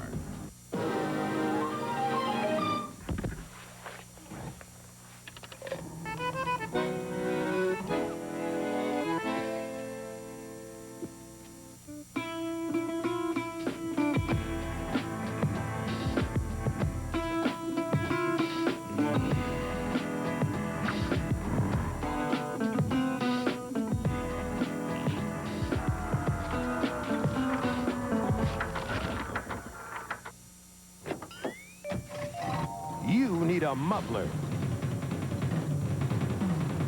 And you need it now. Right now at participating Midas shops, the famous Economizer Plus muffler is just $29.95 for a limited time only. $29.95, and it's guaranteed. So get into Midas now for a great muffler for just $29.95. Before it's too late.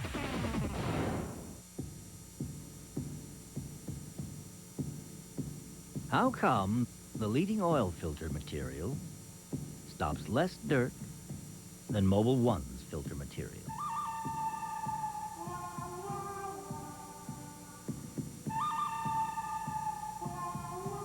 That's how come the Mobil 1 oil filter. Nothing stops dirt better. Available at AutoZone or call for the retailer nearest you.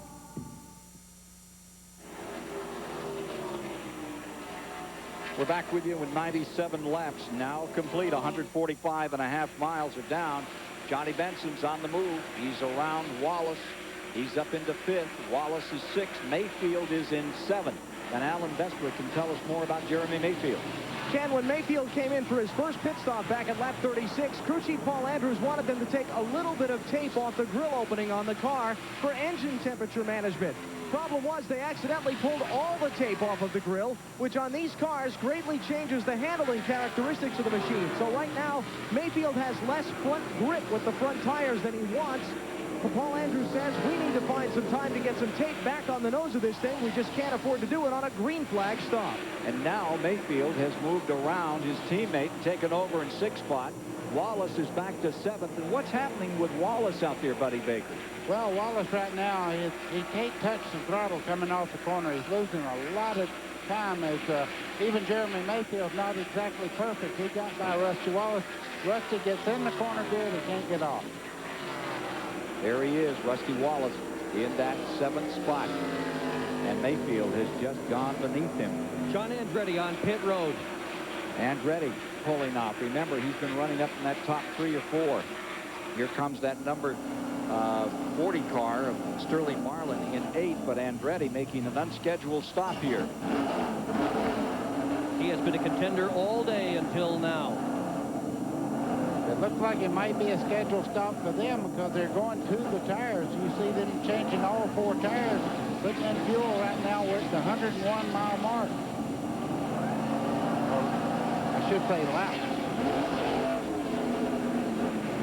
Gets past 150 miles, and Reddy is in and out. And here comes Shirley Marlin in. Second to pit. So we're just ready to open the door on that second round of pit stop. And Reddy first in. Here is Sterling Marlin. Been running right up there just around that top 10. Felix Sabetta's team has been scrambling this year, but Marlin's having a great run in the first quarter of this 600-mile race.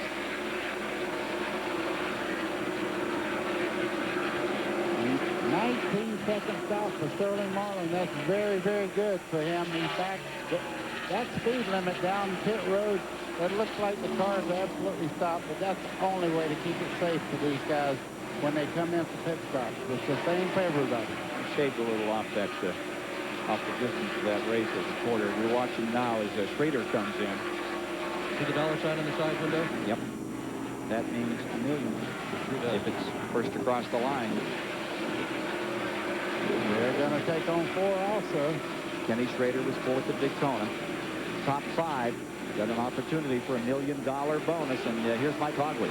Ward Burton did take 4 tires, a minor air pressure adjustment in the tires. Ward was telling his crew chief that the track is starting to change just a little bit. Now to Steve Burton. And Rusty Wallace is in. They're on the right side of the car. Amazing story here that Jackman Earl Barban had knee surgery. He hurt his knee playing basketball after the California race. It's amazing he can get around the car, much less jacket. Another great pit stop. 20.2 seconds. Jeff Gordon is in. Mayfield is out of gas. Mayfield ran it a little too thin, buddy. Boy, he is really losing a lot of time right now trying to get into pit road as he makes his entrance right now. He's actually got pretty good speed now that he's running speed limit, but he coasted all the way from turn 3. Boy, that could be a $1.7 million bunch of gas that he was short.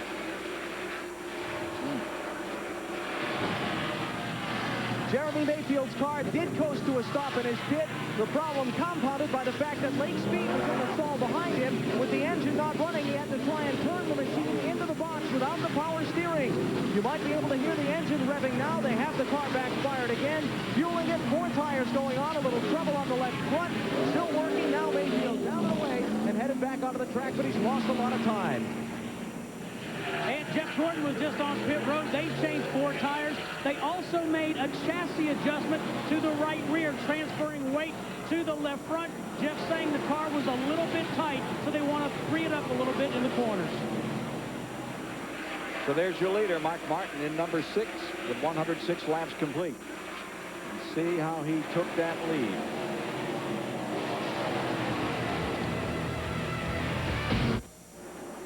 Mark Martin, he goes by Bobby Labonte. Now he's 6th to 5th. Yeah, now he's fighting with Rusty Wallace, moves to the inside, passes him, takes it on the high side there as he goes by Jeff Gordon. This car is flawless right now. He can make his move on the bottom and the top of the racetrack. That is really important to have a car where you can run it where you need to. And he's proven he's got good gas mileage as well, outlasting the rest. Bobby Labonte now in. And Bobby Labonte's in for service. They've already got the right side on. Jimmy Makar's crew not making any chassis adjustments on this side. Just tires and gas on this stop. 17.2 seconds. A great stop for Bobby Labonte. Jimmy Makar's outfit doing a great job. Here comes the Budweiser car. Randy LaJoy or Ricky Craven at the controls. Take a look at this pit stop. Ride with Randy into the pits.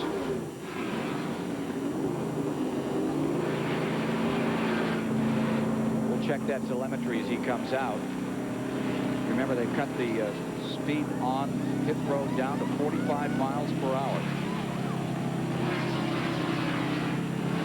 Evidence earlier this season, which I think we can show you, brought about this change by NASCAR. Okay, you can see he's shifting about at 6,500 as he got in low gear. Now he's down to 4,000 RPM. And you can see right now he's at the end of pit road. Watch him accelerate.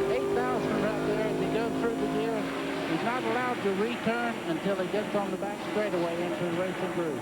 Mark Martin hitting number 6, giving up first place at lap 110. Martin and his crew will get 4 fresh tires on the car, a full tank of fuel. They will make no adjustments. I asked Jack Roush if this track had started changing any. He said absolutely not. This car is running perfect. Even though it's twilight, they are anticipating the track to change a little more, but they're not going to make any adjustments now. 19.1 seconds. Great pit stop for Mark Martin and his team. Oh, here's Benson. We told you what a run he's made. Right up into the top 5. Johnny Benson, the number 26 from Grand Rapids, Michigan, is having his best day in 1998 here at the Coca Cola 600. From 39th to the front, he said he was loose getting into the corner, touched the middle. It was 4 tires, and Johnny Benson is down away. An excellent stop at 19.5. Nice stop for Johnny Benson. Martin having a great run here. There's your new leader. Nemechek by himself, lap 112. He was a candidate to win it all yesterday in the 300. Who does well in those 300-mile races? Sure does. Won it a year ago. 5 or 6. Yeah, won it a year ago. Todd Bodine. Check the telemetry here. Okay, you see he's down around. Well, right now he's going back out. You can see him in low gear there. He's down to 6,000 now. He's back going around the corner. He's actually out of the pits now. You can see him below the white line. Now, when he gets on the back straightaway, he'll start to accelerate. 8,500. Back in, shifting into 3rd. Watch him go into 4th gear and into turn 3 there. Already, all back up to 8,000. I'll get better at that as we go here. Haven't done it that much, huh, Baker? Gosh. Woo! All right, leader Nemechek is in. Leader is in. Jeff Burton will inherit first place. Jimmy Spencer will go up to 2nd. Michael Waltrip to 3rd. And DW will be 4th when we return. Is there anything else? An only real thing to do? Anything else I need except a cold and you? No, there's nothing else that'll do besides Coca Cola. There's only you. Come on, give me a Coke, baby. Give me some of that real thing. In our quest for the finest brakes in the world, we tested our pads against other leading brands. With pad after pad, in test after test, the results were always the same. No other brand stopped shorter than Performance Friction Carbon Metallic, the ones we stock at AutoZone. You've done the math and figured out that you can consolidate bills and still afford to make some home improvements. But the lenders tell you that you don't have enough equity.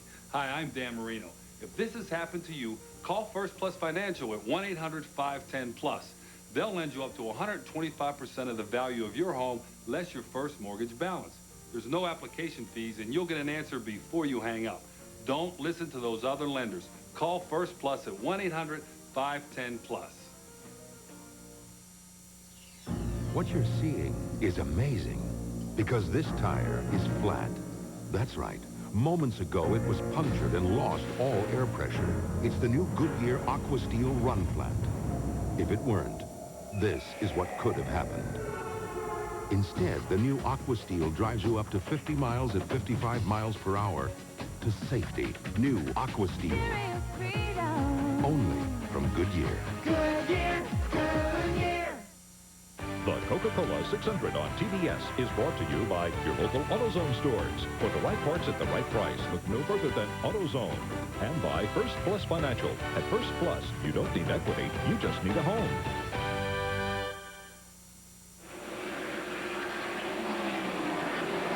Back with you live as we watch Michael Waltrip making a 4-tire change. Getting ready for an STP pit roundup.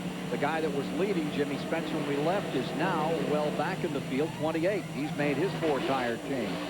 Let's do that STP pit roundup right now and go to Randy first. Well, Jeff Burton, that trouble they were having earlier on with the car skipping, it seems to have dissipated somewhat, and Jeff Burton says he still has the problem, but it has gone away. So they only feel it on the backstretch, but they came in, took on 4 tires, still running well. Mike Hogwood.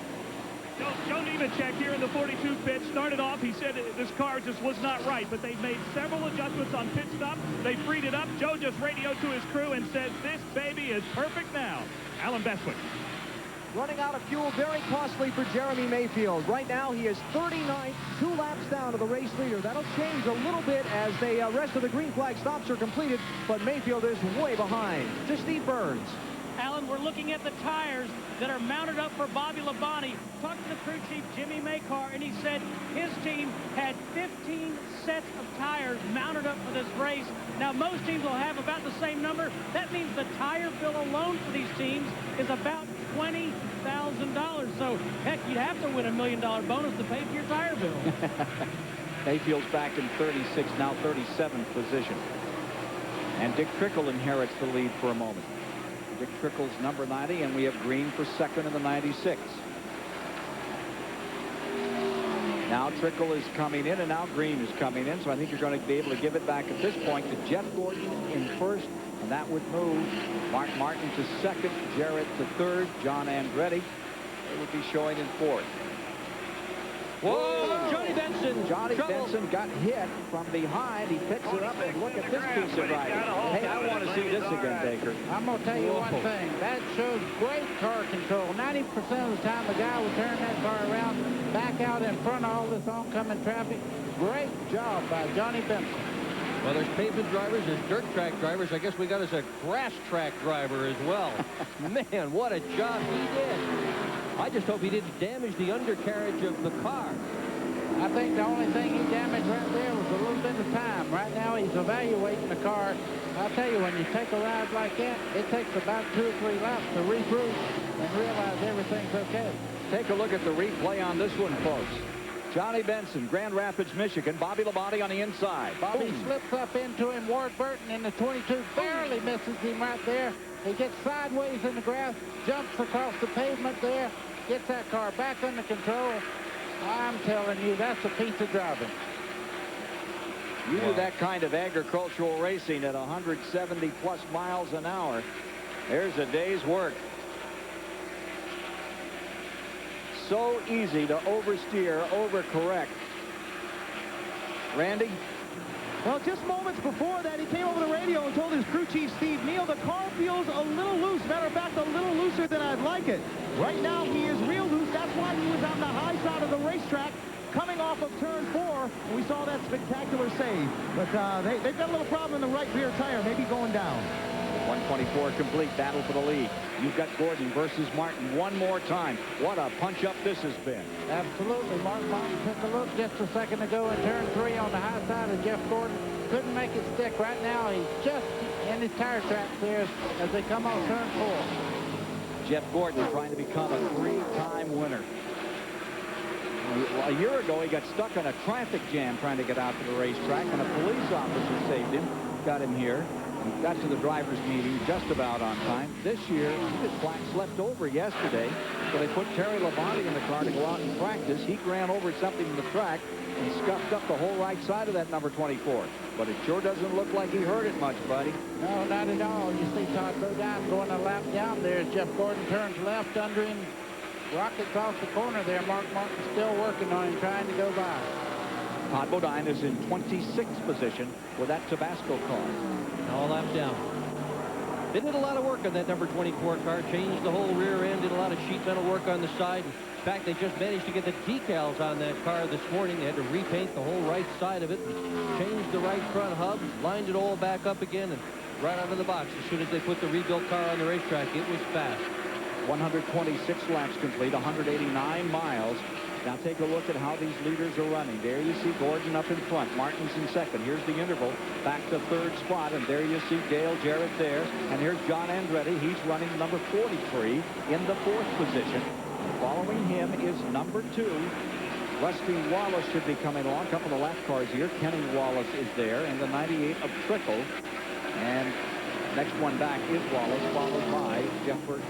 Here comes Mark Martin again, trying to take the lead away from Jeff Gordon as they swing off turn 4, side by side, down the front straightaway. The crowd is on their feet as they go down to turn 1. Big wiggle by Mark Martin as he goes on the outside of Gordon. Held onto the race car, but man. Hey, we got a Panther in the pits. Let's go down there right now and get more on that story. Yeah, Lamar Lathan, an all-pro linebacker with the Carolina Panthers, is here helping out the Joe Nemechek team tonight. You have become a big race fan since coming to Charlotte. Well, I'll tell you what. That was the first time when I came to Charlotte when I realized at halftime they would put up the race stats on the board, and they got a louder cheer than we could ever imagine. So I figured I better become a race fan. What's your job here in the pits tonight? Well, basically, I'm pitting Joe, and you know, earlier today he took me around and showed me everything, and I didn't realize there was so much put into auto racing, and it's a great experience. I think everybody should experience once in their life. Never hurts to have a good, quick linebacker in the pits. And there's a good one. Mark Martin has won the 2 races that have been run on 1.5-mile tracks this year. He won at Las Vegas. He won at Texas.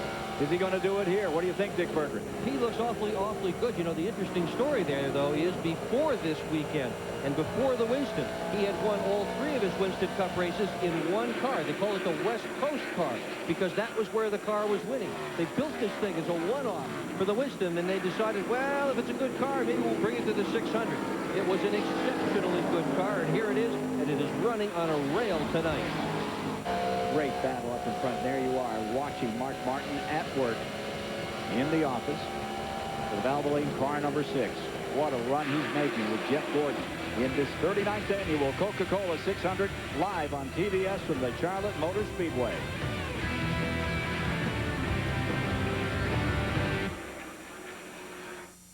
This is a flat tire, and so is this. Goodyear Aqua Steel Run Flat. Even with no air pressure, you can drive up to 50 miles to safety. New Aqua Steel Run Flat, only from Goodyear. Goodyear, Goodyear. Troy Aikman is back to pass. He's looking, look out. Oh, Aikman goes down. He had a man wide open. What was he thinking? Brute, it's all part of the game. All right, guys, same play. Are obvious from the start. Like, things turn out better when you work together. That's why the UAW International Union and General Motors Corporation got together to create programs to improve skills and safety, to educate, to promote teamwork and build better quality cars and trucks. Assembly line to finish line. Teamwork wins. Hungry for good television? The Superstation serves up TV that's good enough to eat. We take one popular movie. Give me ham on 5, hold the mail. Add 2 spicy hosts. We got talk dirty in front of the people. Throw in some delicious theme-inspired dishes. Hey, that looks pretty good. And mix it all together for a hot helping of satisfying entertainment. Well, I know the best place in town. Dinner and a movie. Television that really sticks to your ribs. Cut, please. This is delicious. Over 2 million kids benefit from the Boys and Girls Clubs of America every year. My club makes me feel strong. This is where we want to be. This is my place to play. The clubs need your help. We need your time. Take the Super Challenge. Call 1-800-854-CLUB. Find out what you can do. You've got to call this number. So we can keep playing. Make the call.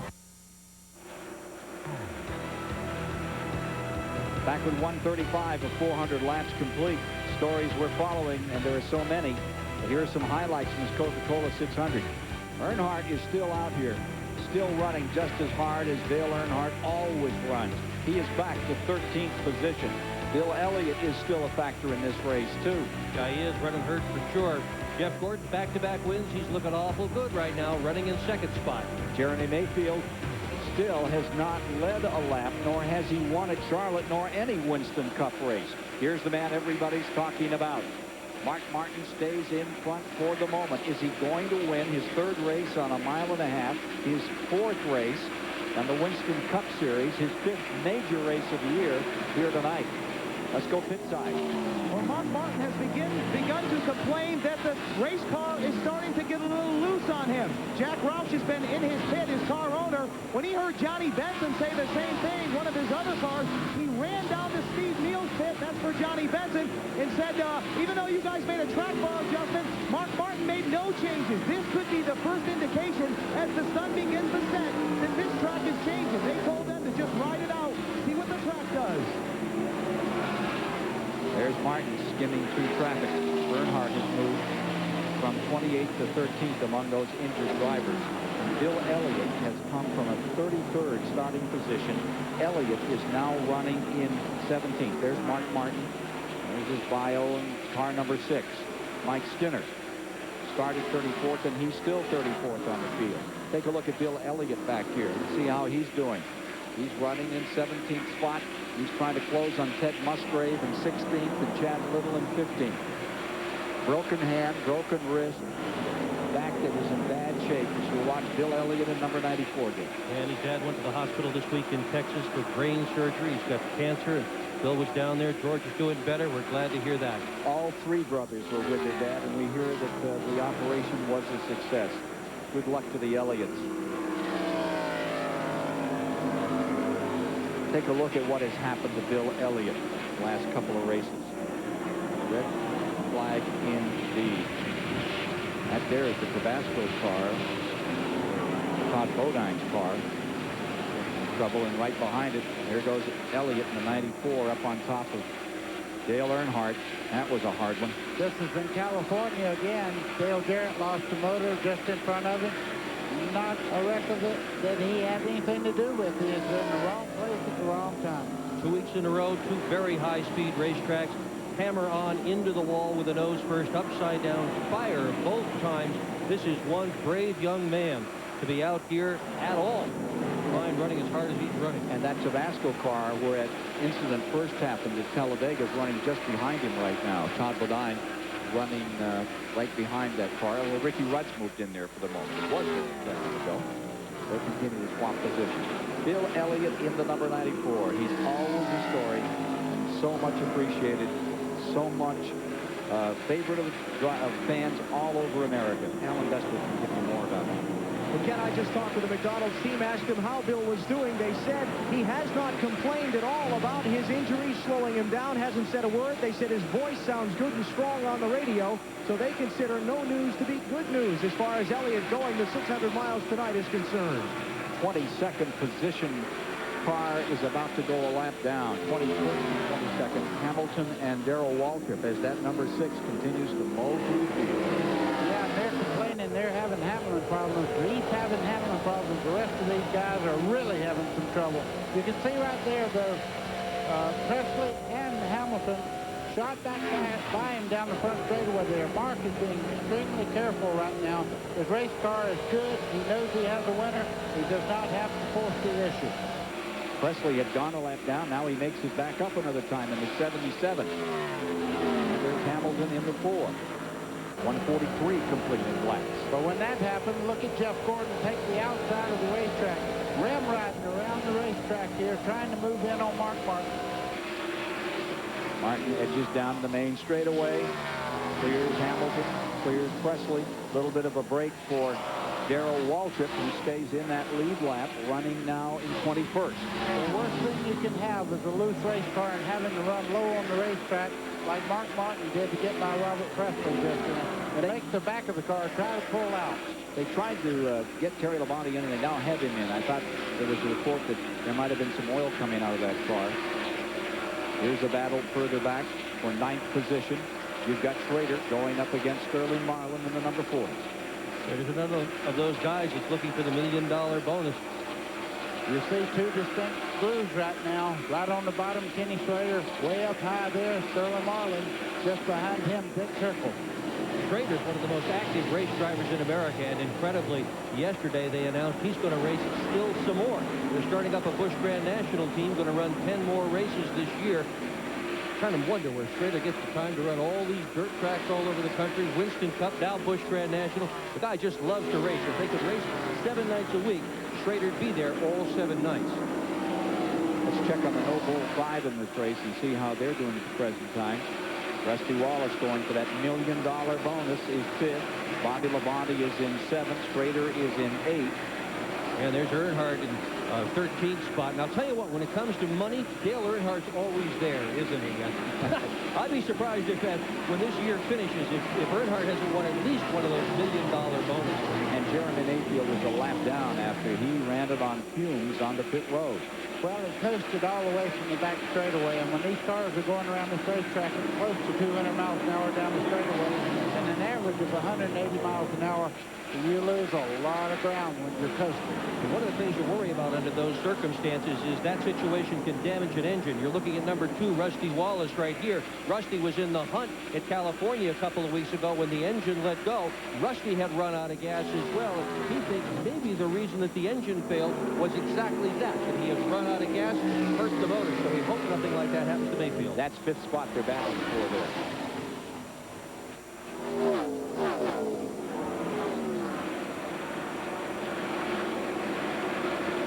Rusty Wallace in the deuce. Boy, have they worked on that car. They came here in April. Mayfield and Wallace, they brought 5 cars and tested and tested and tested.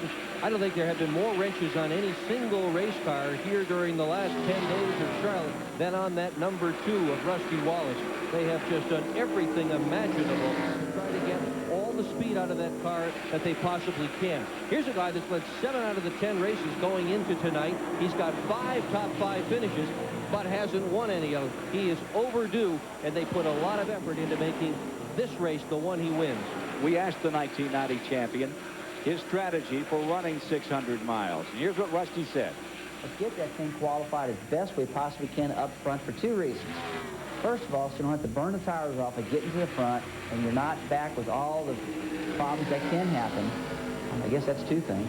The third thing is pit selection.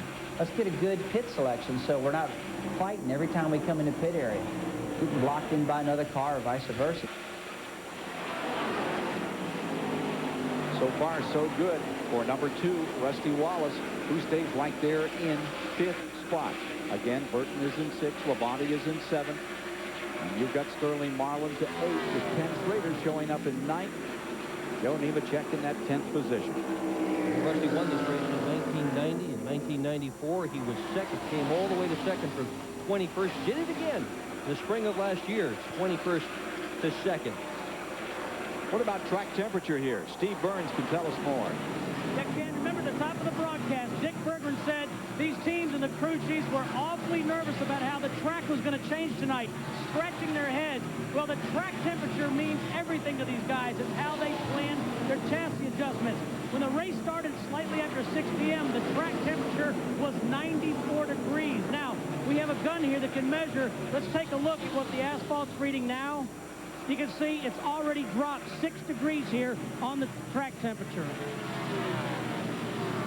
How much more will that go down, buddy, as we get into more of the darkness this evening? Well, it'll just keep getting cooler and cooler. And what happens there, you hear people talking about the car pushing. What happens is the rear wheels actually hook up better, and the front wheels are free rollers. So you have 740 horsepower trying to push the nose of the car, and it makes it much tighter. So as they go along, they'll loosen these cars up when the track gets slicker. Because if they just left them alone, the cars would get tighter and tighter and tighter, and that's what you would expect. But that's the trick, isn't it, buddy? Try to loosen the car up just the right amount and not too much. Just the right amount, because the surface itself is going to get much, much better. Randy Pemberton standing by with who was a true player in this race. Well, Terry Labonte back in the garage area again. Why now? Well, the first time we had a wheel bearing go out in the left front, and so we changed the spindle assembly and everything, went back, and actually the same thing happened again. So I don't really know why. Same thing runs race every weekend, but it's too bad. Our Kellogg Chevy was running good tonight. The guys were doing a great job in the pits. And, I thought we were going to have a decent finish. And I think we're going to finish early now.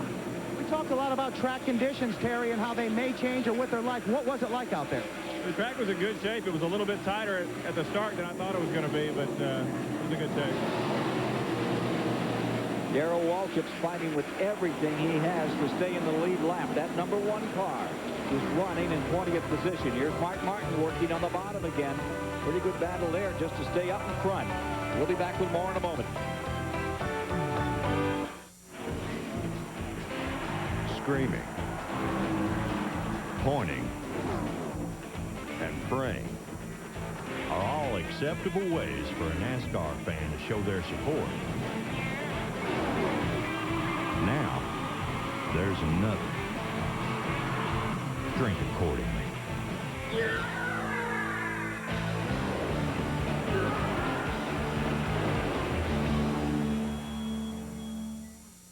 No multi-million-dollar contracts.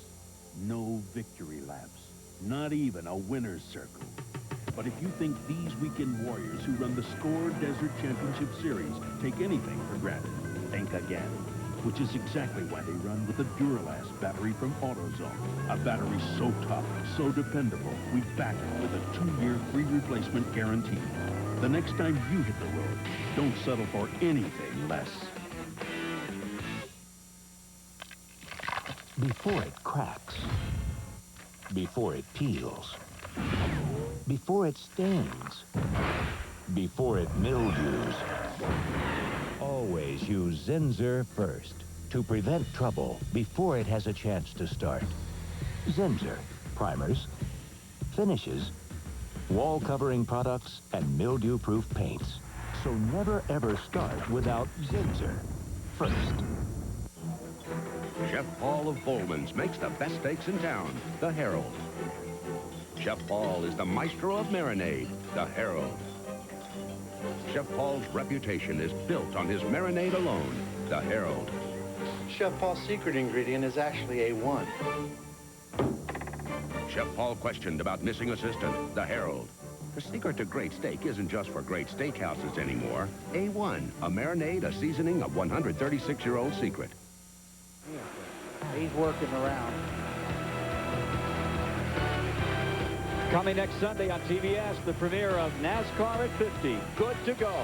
See NASCAR like you've never seen it before as we celebrate 50 years of the greatest sport on earth. 160 laps are now complete in the 39th Coca Cola 600, 240 miles. The battle, well, there's a good battle for first place between Mark Martin and Jeff Gordon, but just as good a battle is watching Darrell Waltrip try to stay in that lead lap, buddy. Well, he's fighting very hard right now, but Mark Martin's closing in on him. Darrell has been putting up a valiant effort here. You can see him in the one car there. Mark Martin right on the white line. Jeff Gordon behind him, using some of his open wheel experience, moving around on the racetrack, trying to find that great groove so he can get up to Martin. Let's take a look at that battle that's going on a little further back here. Here it is. There it is. There's the 22. Ward Burton in there, and a good scramble with Rusty Wallace. That's all for fifth. Rusty Wallace still battling, trying to get that car where it's quick off the corner. He's okay getting in, but coming off the corner, he is not quite up to speed. Good battle in there among three. Burton, Wallace, Labonte in that slugfest a little further back. Bobby Labonte continues to run the high line, now taking that outside line to try to get a ride. Rusty Wallace in the 2-car. We're riding with that number 18 of Bobby Labonte right now. He's taking a beat on the 22 of Ward Burton as well. On the outside as he comes off turn 4, you can see him sweeping into the dog leg here, close to 200 miles an hour as he goes through the second part of the dog leg and that down into turn 1. And Ward Burton pits. Number 22 on pit road, lap 162. Ward Burton on pit road. Boy, those are great pictures. You can begin to see the darkness settling over the racetrack. Take a look at the summary thus far. After 162 laps, at 10 different leaders, 16 lead changes, and they're averaging 147 miles an hour. Only 2 cautions thus far, buddy. That's cracking. I'm looking at one thing now on the computer here. They're averaging 168 miles an hour right now. That tells me the racetrack itself has gotten very, very slick. They were running 171, 172 at happy hour yesterday. So the racetrack has not started improving yet. But it will?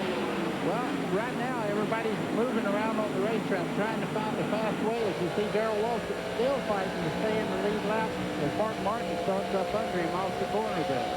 GW looks like he's driving a sprint car. He's so high, he's right up against the rail. Yeah, he's working as hard as he can to stay up there in that lead lap. And he's worked his way to 18th position around Elliott, around LaJoy, as he continues to struggle. Now he's going a lap down. Well, I wouldn't say that. He's fighting back on the outside. As he goes in there, Mark Martin drops back again. Darrell Waltrip's driving very, very hard, trying to stay in the lead lap. Martin much better in the corner, so. Looks a lot like the DW of old, doesn't it? Competitive, strong, tough. Just remember that Mark Martin says we're a little bit loose, guys, so being on the bottom of those race cars like that, you see Darrell Waltrip pulling back up on the outside there, trying to stay in that lead lap, and does it. He's back in front of Martin again. From 43rd position to number 1, and the 6 really comes out of it that time.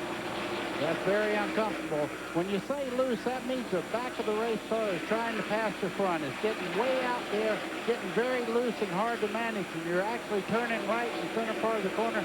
It's just like if you're sliding on ice, trying to recover from the slide. And Waltrip has proceeded to 17th spot. Around Elliott, around LaJoy. That is some run. By Darrell Waltrip, Michael Waltrip's up to 20th. This number 22 down the bottom. Remember, he just pitted. He's got fresh tires on, so he should be faster than everybody else. But if he is, he's not much faster. We spoke with Darrell Waltrip on how his arrangements with his new team of Earnhardt are going. Here's Darrell's thoughts. Concentrate on driving. Stepping up, you know, pushing the gas and going fast and going fast and faster and faster and passing people. And when you have that going for you, then your confidence builds. And pretty soon you know that you can get somewhere sometime, and I believe it's going to be very soon, it could be this week, where you'll win the race. Because the car is under you, you're comfortable, and you're conscious. You're working with the crew. You're talking about things that'll help you win the race, not things that'll just help you stay in the race. And that's the big thing about right now. Waltrip's up to 15th, and Wallace is on pit road. There's the number 2 car. In trouble, buddy. Oh, my. He's choked down in the pits there, and the whole crew was pushing. He lost some valuable time right there trying to get it restarted. Oh.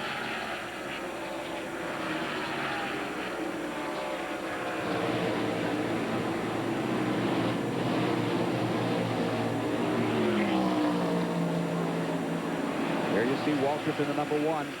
He is now 12th. He's moved around Spencer in the 23, and he's really on a run. Jeff Gordon on the pit road. Let's go to Steve.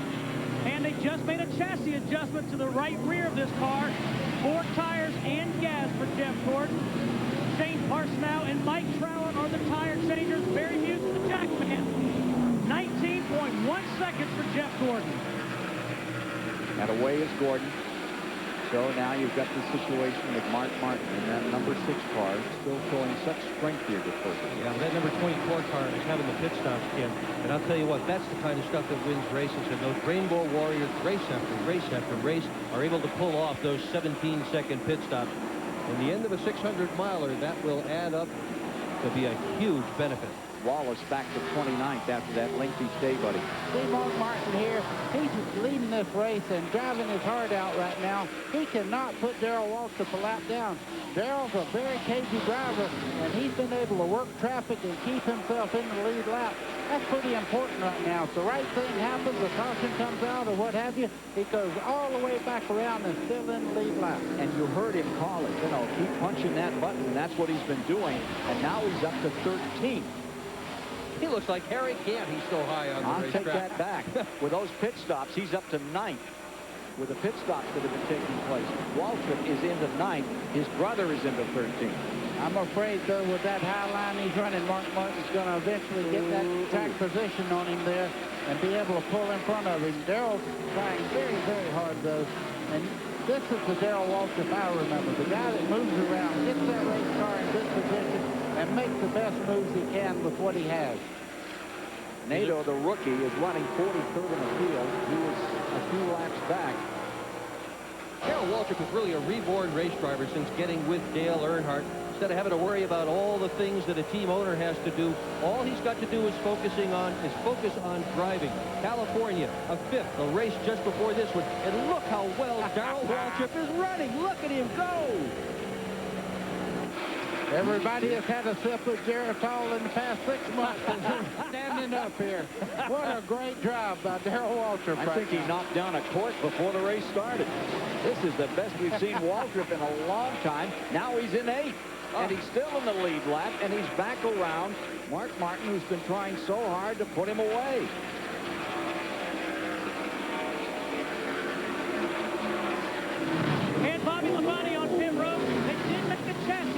it to the right of Bobby Labonte Chevrolet. Don't forget, he's trying to win $1 million here, and they had another lightning fast pit stop. Steve Grissom's number 41 getting lapped. He hopes today he's back in 22nd position. Number 41, Grissom. We're fixing to see what a car with fresh tires looks like opposed to one that's been out there for a long time. Rusty Wallace just behind Mark Martin right there has made a pit stop. You can see him moving very, very fast right now. The big change will be when they head off in the corners. Watch Martin, or the two car there of Rusty Wallace, close in on Mark Martin. Here comes DW. He finally had to come in the pit. And when he comes in, he's come all the way up to 6th spot. Only guys in front of him were Martin, Benson, Nemechek, Musgrave, and Chad Little. And he's on pit road. Gee, all you got to do is get Mark Martin on the inside and Darrell Waltrip. It looks like he was energized out there for the last 20 laps.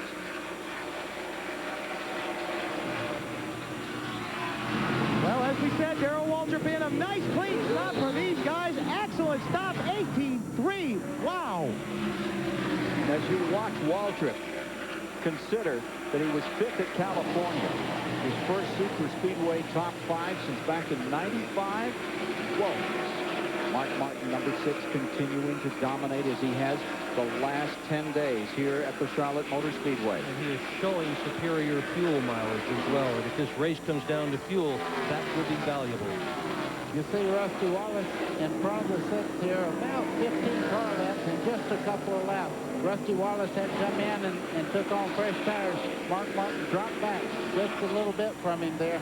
Fresh tires are much quicker on this speedway. Rusty Wallace is in 17th position with that number 2 car. Little spark there. You saw him bottom as he went through the corner. Buddy, you talked to these guys about running at night, and now you see the lights. You can begin to see the reflection. What's it like for these folks as you've been chatting with them as they get into this time period in the race?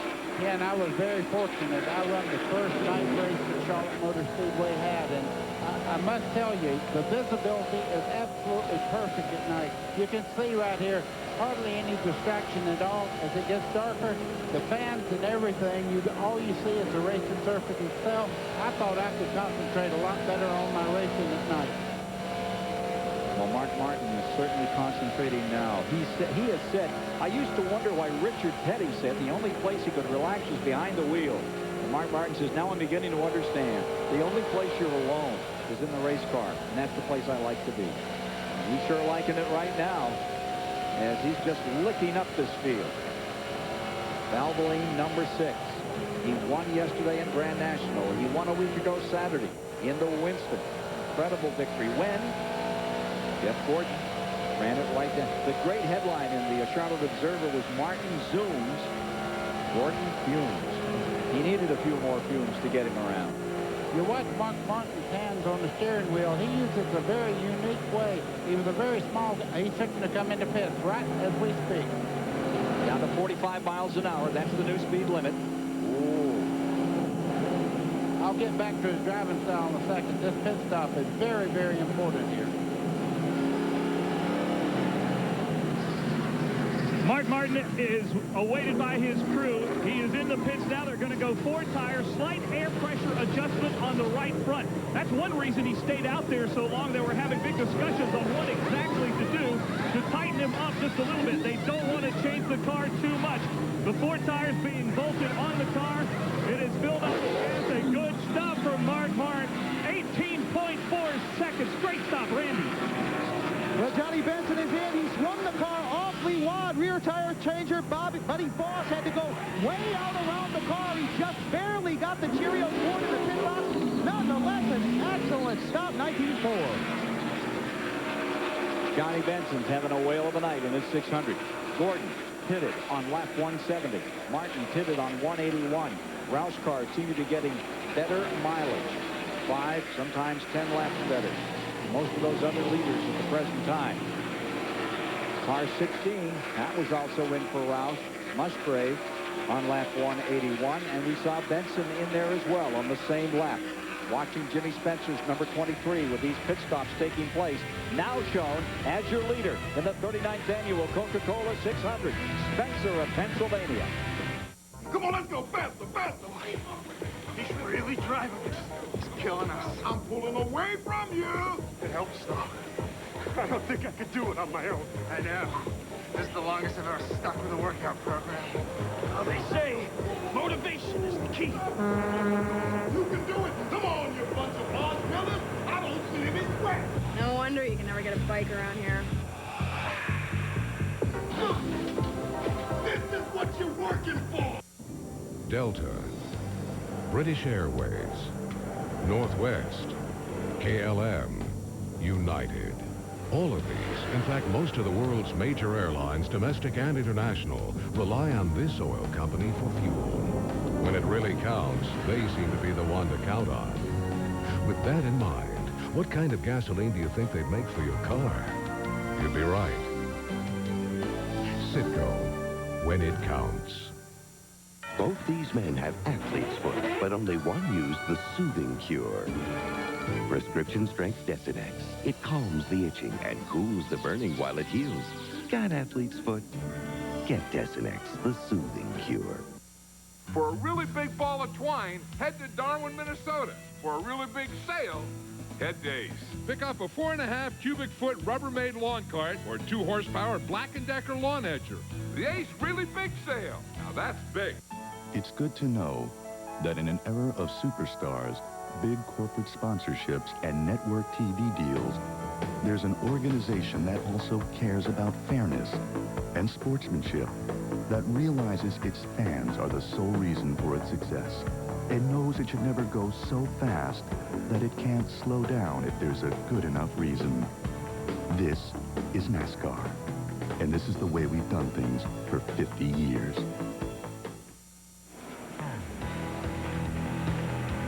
Caution just came out after Sterling Marlin spun from turn 4 all the way across the grass to the start-finish line. We're at lap 186 in the Coca Cola 600, Charlotte, North Carolina. There he is, right there. And there you see Sterling Marlin still running. He made a nice save. Oh, did he ever. He was headed towards the pit wall there and spun the car around and round in the front straightaway here. Very lucky not to hit anything. Caution number 3 at lap 186. They had an incident on pit road. Gary Bradbury coming in there scared Baker to death. He thought, oh man, I saw that opening in the pit road there, and he was headed for it, going round and round. Remember we saw a sportsman car crash there and tear it right in two, big fire several years ago. Let's take a look at what happened out here if we can. He's already away. Now this is Sterling Marlin here going down into the pit. You watch the car right here. It looks like he has it saved. Now it starts around. He hits the pavement there, headed towards that pit road. Didn't lift the roof flaps. Bit surprising that they didn't pop up on Sterling Marlin's car.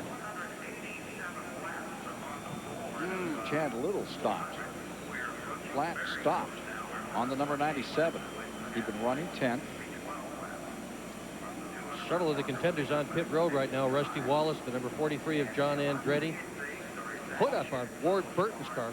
I have a report on Chad Little. They say he passed after the caution come out, so they're making him wait, and he'll go to the long end of the longest line, most likely.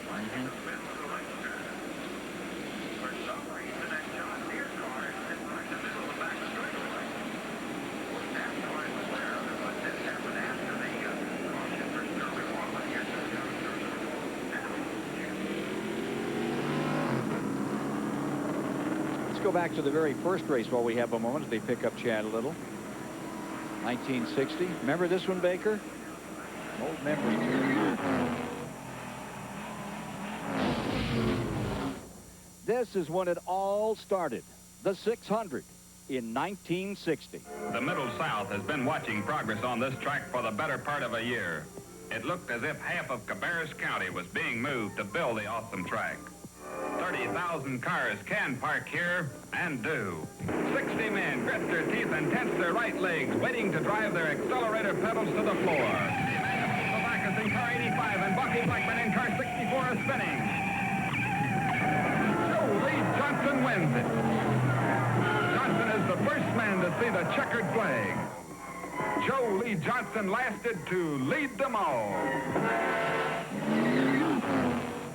So, Baker, what do you remember about Joe Lee Johnson as we watch your There's a real driver.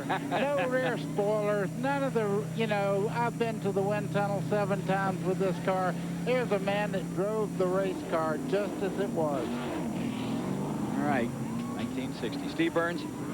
Yeah, Jeff Gordon was just in. He took 4 tires. He did not make a chassis adjustment this time. He did on the last stop, but not this time. He also was complaining that he was very thirsty, so he did get some water.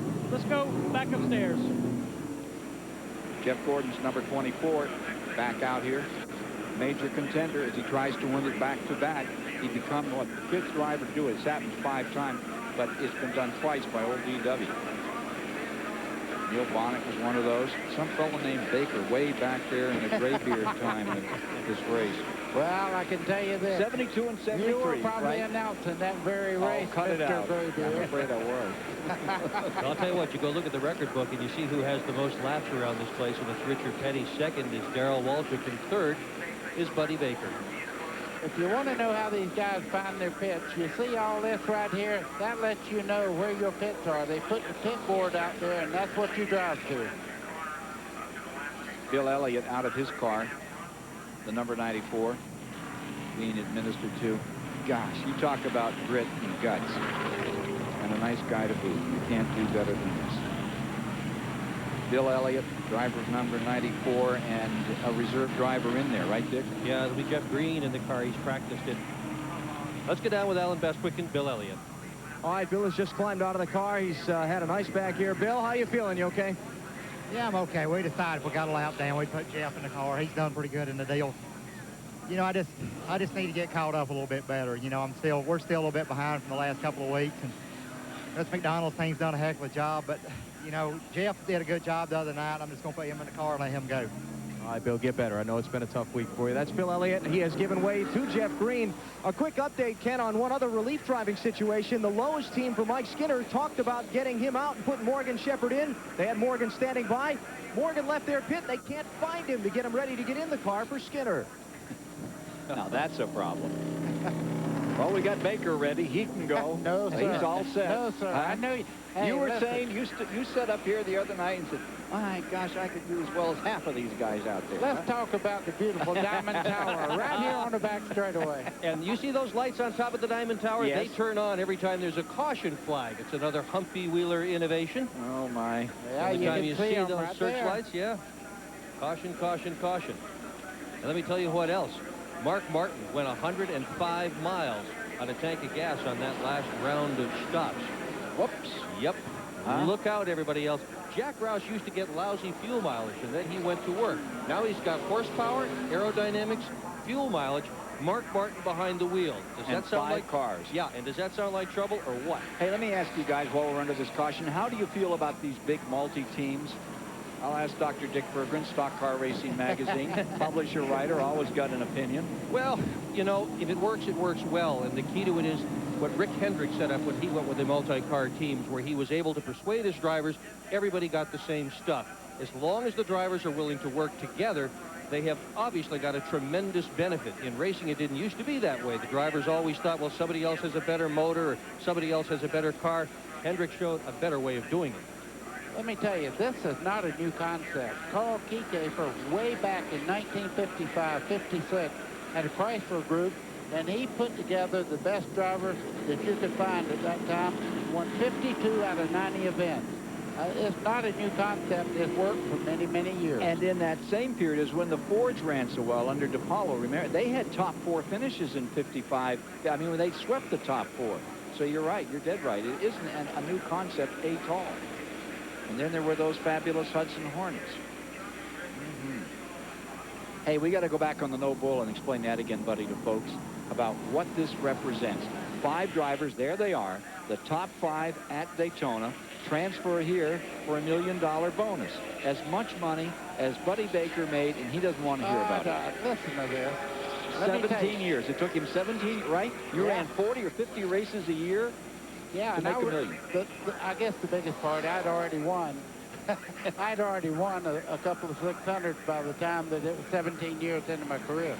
Now, there they are. There they are, boys. TBS, the Superstation. But the guys that are running for the million, there's the body 6th, Wallace 7th, Earnhardt 10th. Not going too well for that bonus tonight, Baker. No, Mayfield really got injured. We'll be back with more and see how those guys fare in the 600 as we continue. You need a muffler. And you need it now. Right now, at participating Midas shops, the famous Economizer Plus muffler is just $29.95 for a limited time only. $29.95, and it's guaranteed. So get into Midas now for a great muffler for just $29.95. Before it's too late.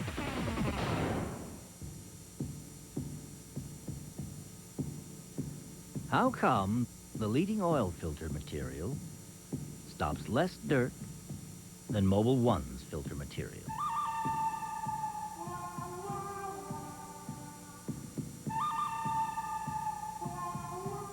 That's how come the Mobil 1 oil filter. Nothing stops dirt better. Available at AutoZone or call for the retailer nearest you.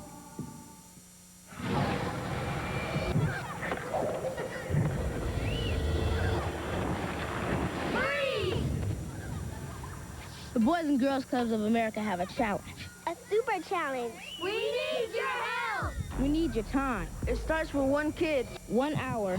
$1. 1 call. It's called the Super Challenge, a nationwide drive to give volunteer hours and dollars for the Boys and Girls Clubs of America. Call 1-800-854-CLUB. Find out what you can do to keep clubs like these for kids on the map. Join the Goodwill Games and the Superstation. Take on the Super Challenge. It starts with 1 person. And you're it. Call 1-800-854-CLUB today. You've got to call this number to keep kids like us off the streets and out of trouble. Support your local Boys and Girls Club. Make the call. So we can keep playing. The 4th annual Goodwill Games from New York featuring Michelle Kwan and 1,500 other great athletes in 15 sports commences July 19 on TBS Superstation. Getting ready on a restart. Lap 193 when they come to the line of the 400 laps to be run. Pace car ready to duck in. We'll have Mark Martin in front, Spencer second, Michael Waltrip third, Jarrett, Andretti, Labonte, Wallace, Gordon, and Jeff Burton. Just behind them, actually just in front of them on the start, are Earnhardt, Ward Burton, back to Darrell Waltrip, another 7 cars that are on the tail end of the lead lap as they truck on down into turn number 1. And Jimmy Spencer in the number 23 has that 2nd spot as we get ready to go. What's the story on that, Randy Pember?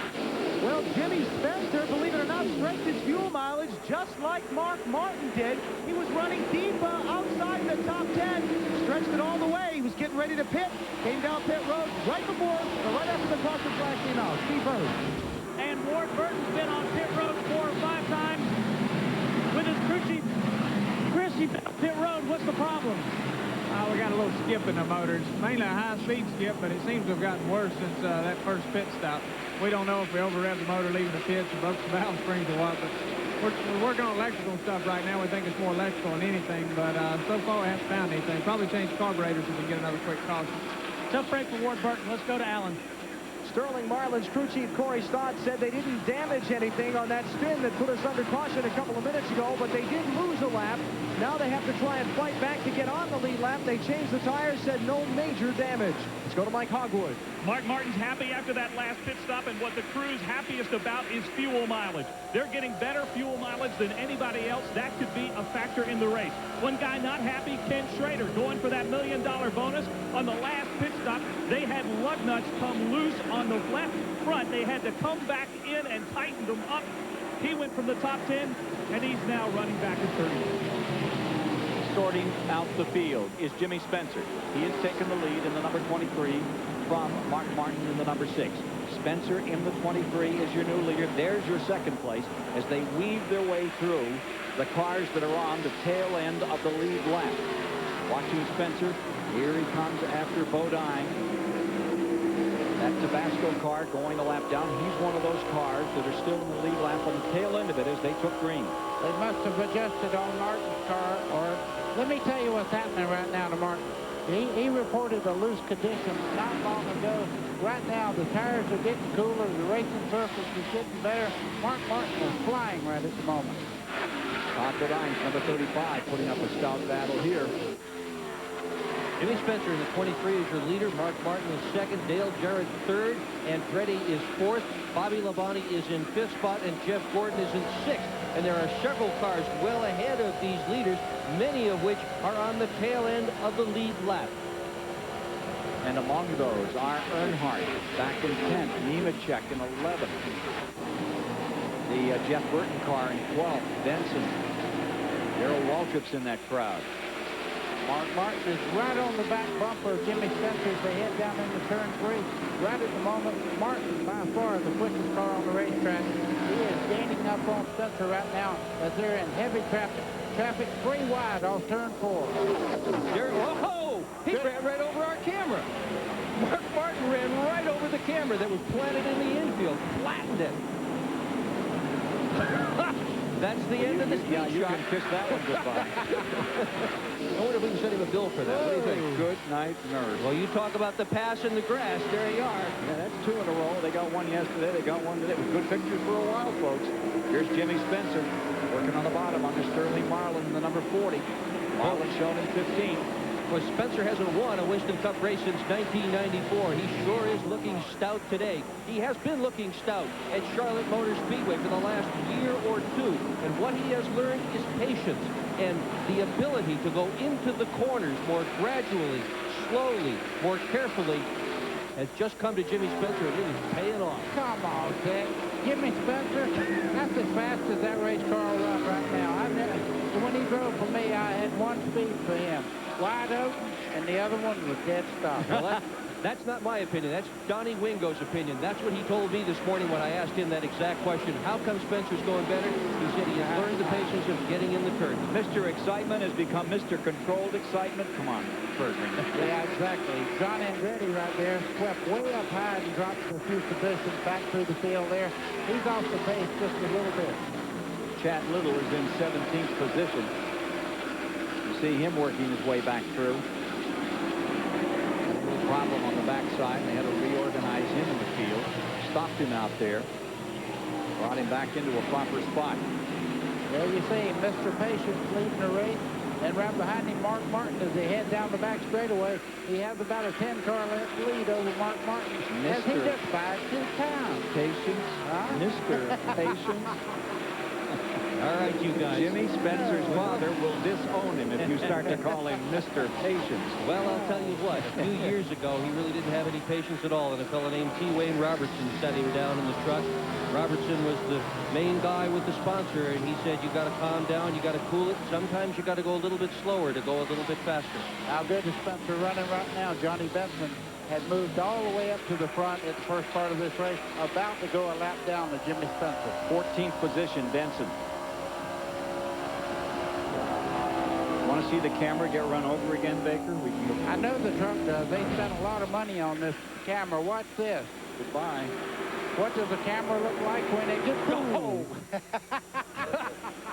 Well, we've seen the pass in the grass. That's the splat in the grass. That's the splat in the grass, indeed. And while these two duke it out right here, trying to put Johnny Benson a lap down, Jimmy Spencer on the inside, Mark Martin, a teammate of Johnny Benson, moves to the high side of the racetrack. Benson not wanting to give it up. Hanging in there like Waltrip did in the last 20 laps before they came in that period on pit road. Okay, I'm so impressed with Mark Martin week after week. And I think that working out, all that physical training that he's given himself, when you get into a race like this, it counts for a lot. I'm pretty impressed with Jimmy Spencer right now. He's caught up in a pretty horrible situation at the moment. He's behind one car, and you see Kenny Wallace there, 81 on the outside.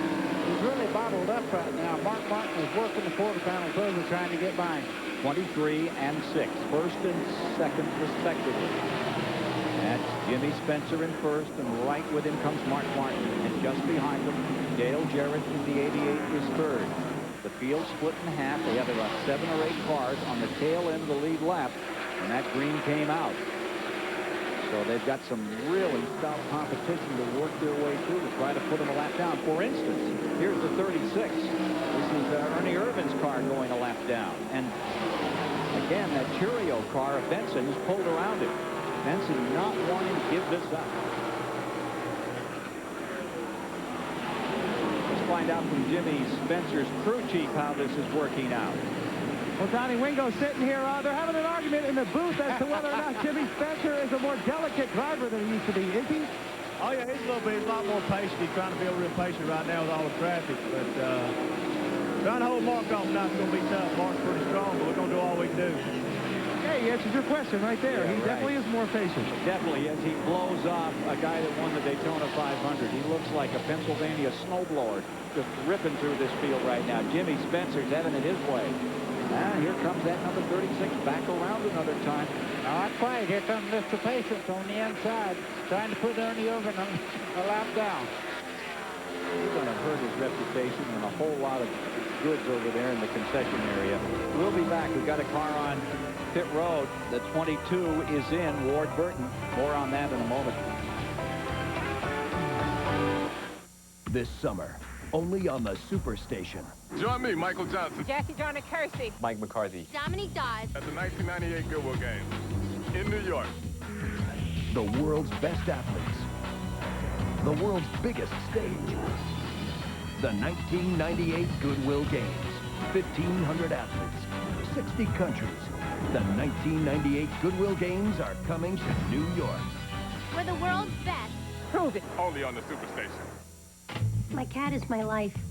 Some people say it's because I'm middle-aged and single, but I say it's because my Mr. Booth is quite a decorator. Once, I saw one of his huge fur balls and thought, what a beautiful shade of beige. It'll look great on my deck. Hi. So I took it to True Value. Can you match this? Then she created a perfect match. There you go. Thank you. I let her keep the fur ball. We don't want to keep that color to ourselves.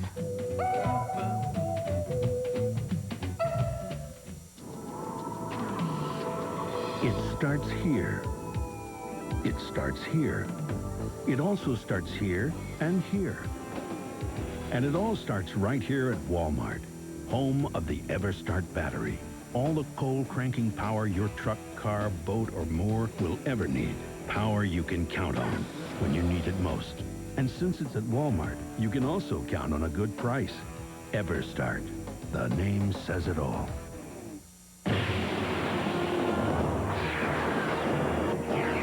Let's say this is Castrol Syntec motor oil. And this is a harmful particle in your engine. Get the point? You see, Syntec's patented stabilizers seek out and neutralize harmful particles, protecting in ways other oils can't.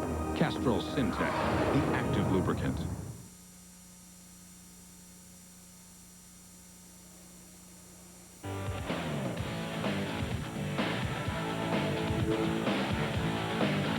And now the Auto Week in racing. A great night of racing last Saturday as Charlotte Motor Speedway hosted NASCAR's special event, the Winston.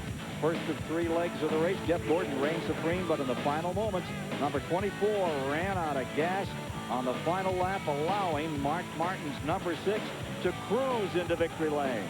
Martin's first win in that prestigious event. Yesterday, NASCAR Craftsman Truck Series, Odessa, Missouri, Tony Raines dominated the field for the 2nd consecutive year at I-70 Speedway. Call 1-800-537-1510 now for a 52-week subscription to Auto Week at the special TV price, $24.95. Every week, Auto Week is the first with all the inside news of racing, personalities, driving impressions, everything. Call now for Auto Week, 1-800-537-1510, and don't delay. This offer is limited. Well, we had a lead change. We can see that Mark Martin now leads the race. Johnny Benson there trying to stay on the lead lap while we were away. This is the way it happened. Here's Mark Martin coming up by the corner. Johnny Benson just in front of him. Martin takes a low look down the front straightaway through the dog leg, pulls even. Jimmy Spencer fights back on the outside as they head into turn one. Mark Martin gets a good run down in there and closes the door on Jimmy Spencer. Well, the question now is going to be whether Mark Martin can manage to put Benson and Earnhardt a lap down. Jimmy Spencer wasn't able to do it. He tried lap after lap, couldn't get it done. And Rudd, Waltrip, and Presley had been up there fighting earlier. They are now a lap down. So it is that business of the number 3 car and those others. Well, these two guys right here look very good, but back here, look at this battle. Rusty Wallace, Jeff Gordon, nose to tail, and just in front of them, the fastest car on the racetrack by far right now, Dale Jarrett. Rusty Wallace is 4th, Gordon in 5th. Just in front of him, Spencer. Martin 1st, Spencer 2nd, Jarrett 3rd.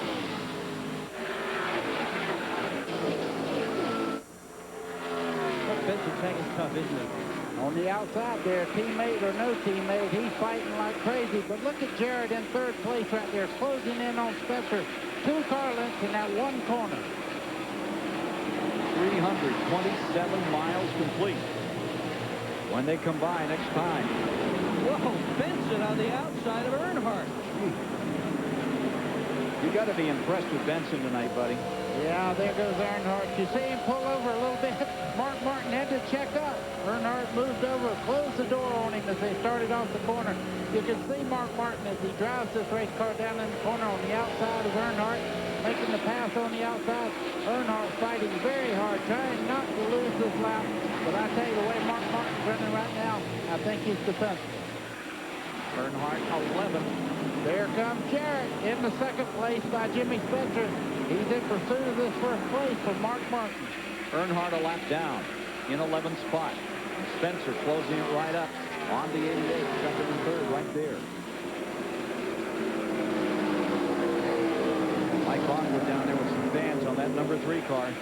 Yeah, Ken, here actually in the infield, which is a great place to watch the race. And I'm down there with Randy Gajewski from Kannapolis. You brought about, what, 25, 30 of your friends here? Absolutely, man. We're ready to party. We're pulling from Dale. Hope everybody's having a good time. I think he's going to pull it off today. Now, how's this for watching a race? A school bus painted in the Dale Earnhardt colors. You talk about loyalty to a driver, whether it's Earnhardt, there's even some Jarrett fans right next door. They are very, very loyal. Why Earnhardt? Well, because he's the champion of all champions. When he does retire, everybody know how great of a champion he really was. And our cameraman, David Fields, just went for the chicken. I think he won some of that, too. It smells and looks awfully good down here. This is what enjoying the Coca Cola 600 is all about, Ken. And up here, this is what it's all about on the track at the present time. Rusty Wallace is in there hard, fighting with Jarrett. What a scramble for 3rd. Mr. Patience passed it. Both of them down in the corner just a second ago on the inside. Jarrett has a very fast car, but he got caught on the outside and lost a lot of track position there. Here comes Gordon on the outside of the 2-car, Rusty Wallace. So it's Martin up in that front running spot. Then you've got Spencer, Jarrett, Wallace, Gordon in this confab right here, buddy. That's a grand fight. Clear all around. Spot, 3rd, 4th, and 5th. All running tight together just past the halfway mark in the event. 3 wide down the back straightaway, side by side. Rusty Wallace on the inside, Dale Earnhardt in the middle. Jeff Gordon in the 3rd lane on the high side of the racetrack. Earnhardt just let him go. He realized right now that his car is not exactly right. Let him go after it. Earnhardt falls to 12th, Benson up to 11th. Well, we'll see what Gordon can do with this deal. This morning, Ray Evernham said he had as good a chance to win this race as any he has ever entered in his career. They feel as if this is an exceptionally strong car. The team has very much pulled together for this race.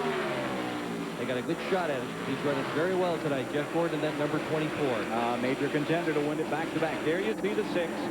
Now you see the 23. That's 1st and 2nd. Then the 88 comes through in 3rd, followed by Gordon, followed by Wallace.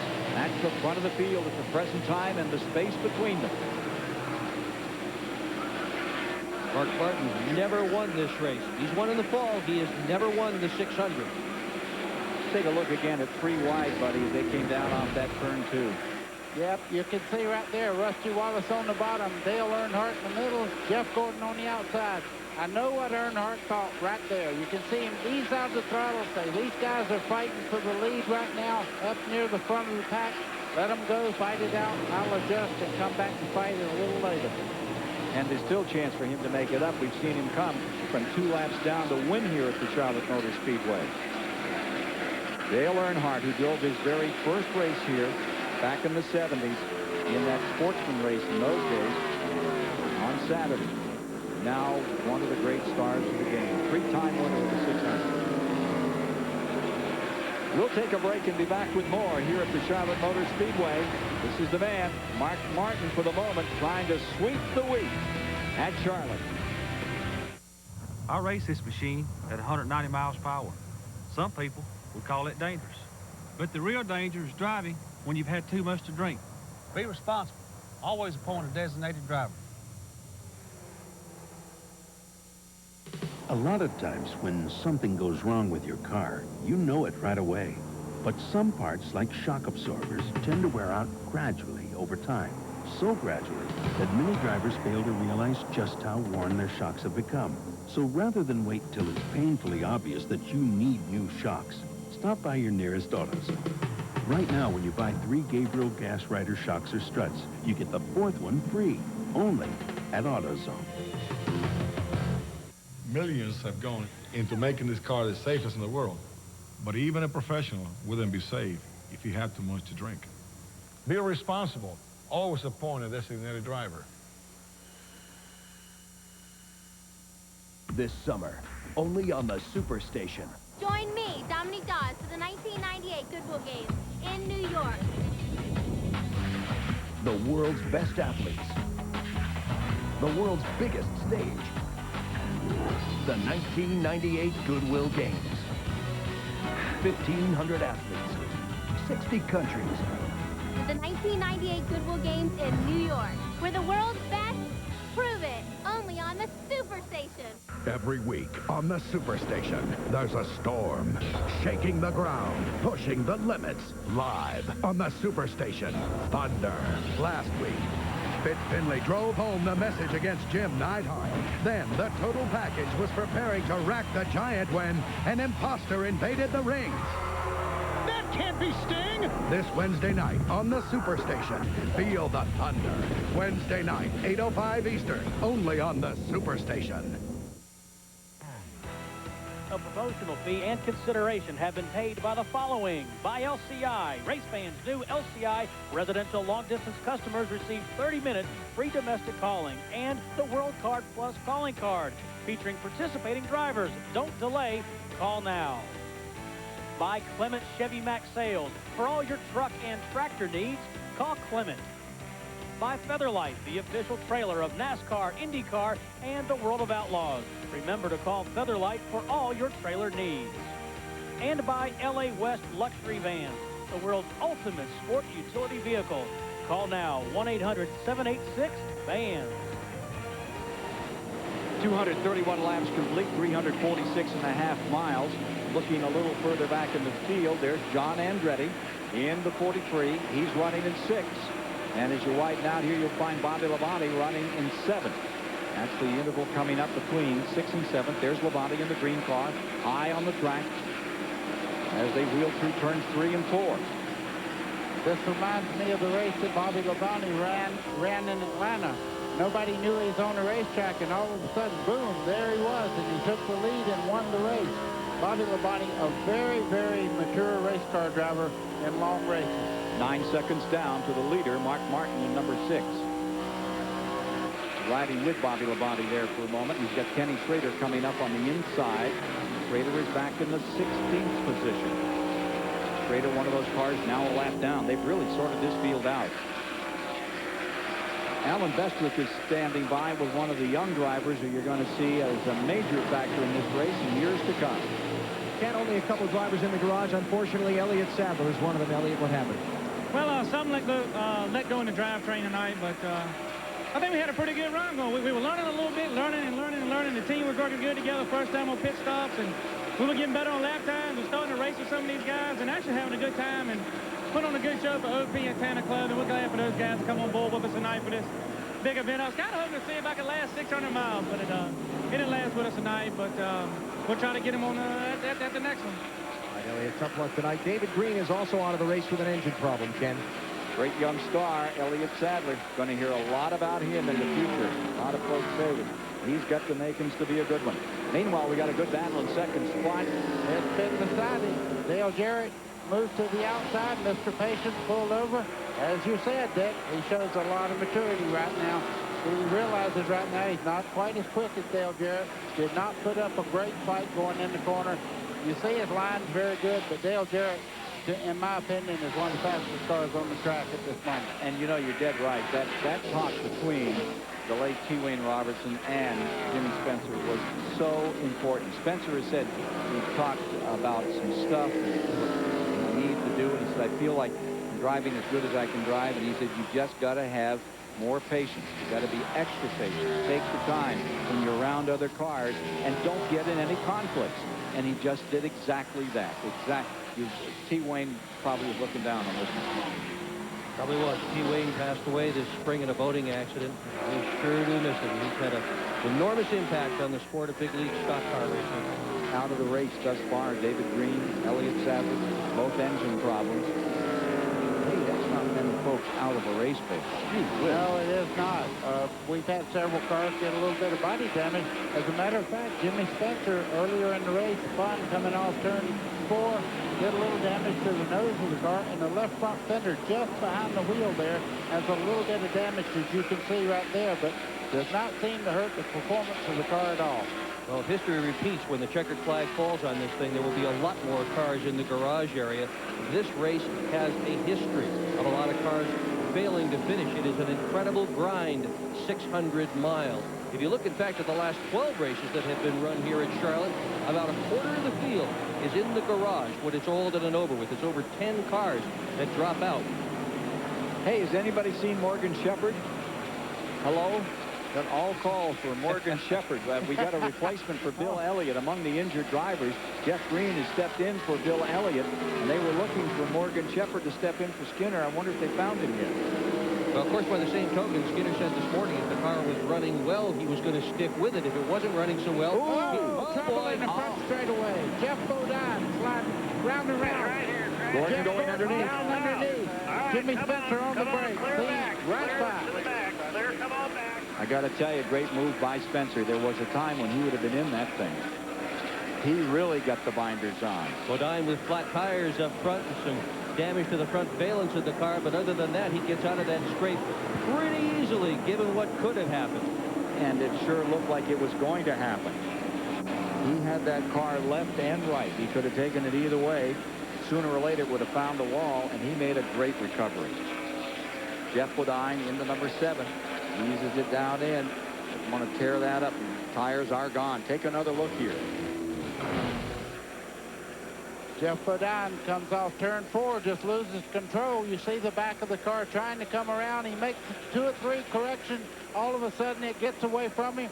Watch Jeff Gordon go through the grass right there, enter the racetrack just below Bodine, staying out of harm's way.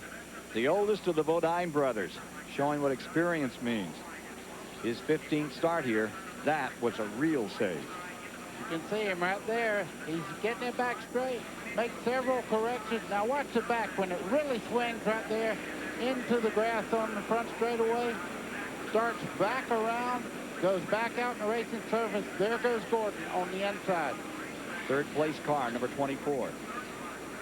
And you saw Spencer really slow down not to get collected in that one. We'll take a break and be back with you shortly. 240 of 400 laps have been completed in the 39th annual Coca Cola 600 from Charlotte.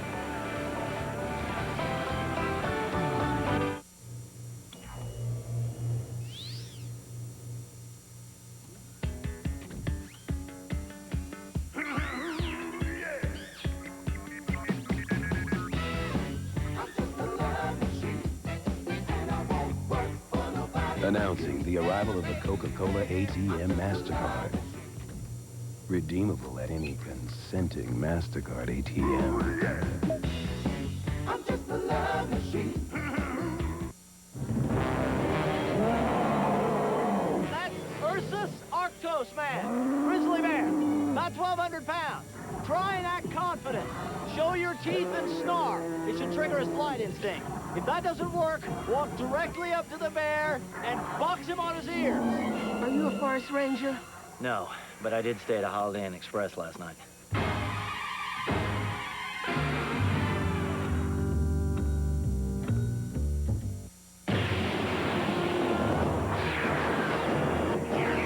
Let's say this is Castrol Syntec motor oil. And this is a harmful particle in your engine.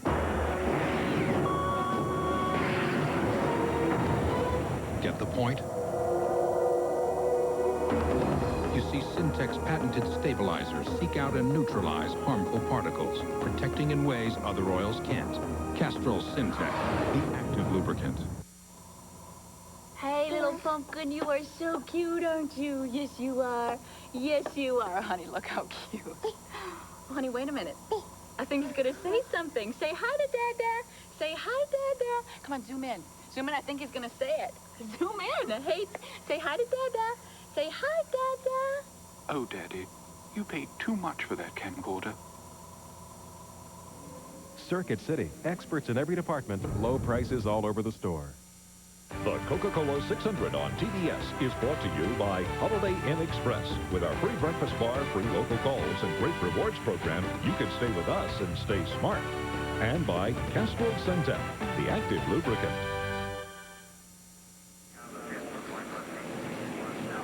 Live Charlotte Motor Speedway. Beautiful shot off that second turn. Here's number 2, Rusty Wallace, now leading the affair. Gordon in second. This is the activity moments ago down on pit road. Martin on top. Then you see Jarrett and Gordon all making their pit stops here. And as they roll out, guess who's there first? You saw it, number 2. He's Rusty Wallace breaking off pit road. And that's the second time that's happened tonight that Rusty has gone in 5th and come out first. That pit crew is really getting the job done. Let's go to Mike Hogwood. Well, this 88 team of Dale Jarrett is a classic example of when this track changes at Charlotte.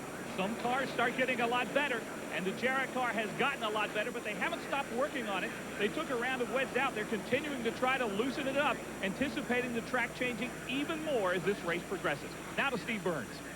Well, Mark Martin was just in for service. No chassis adjustments to the 6 car. They did change tires, all 4 tires, and they also changed the windshield.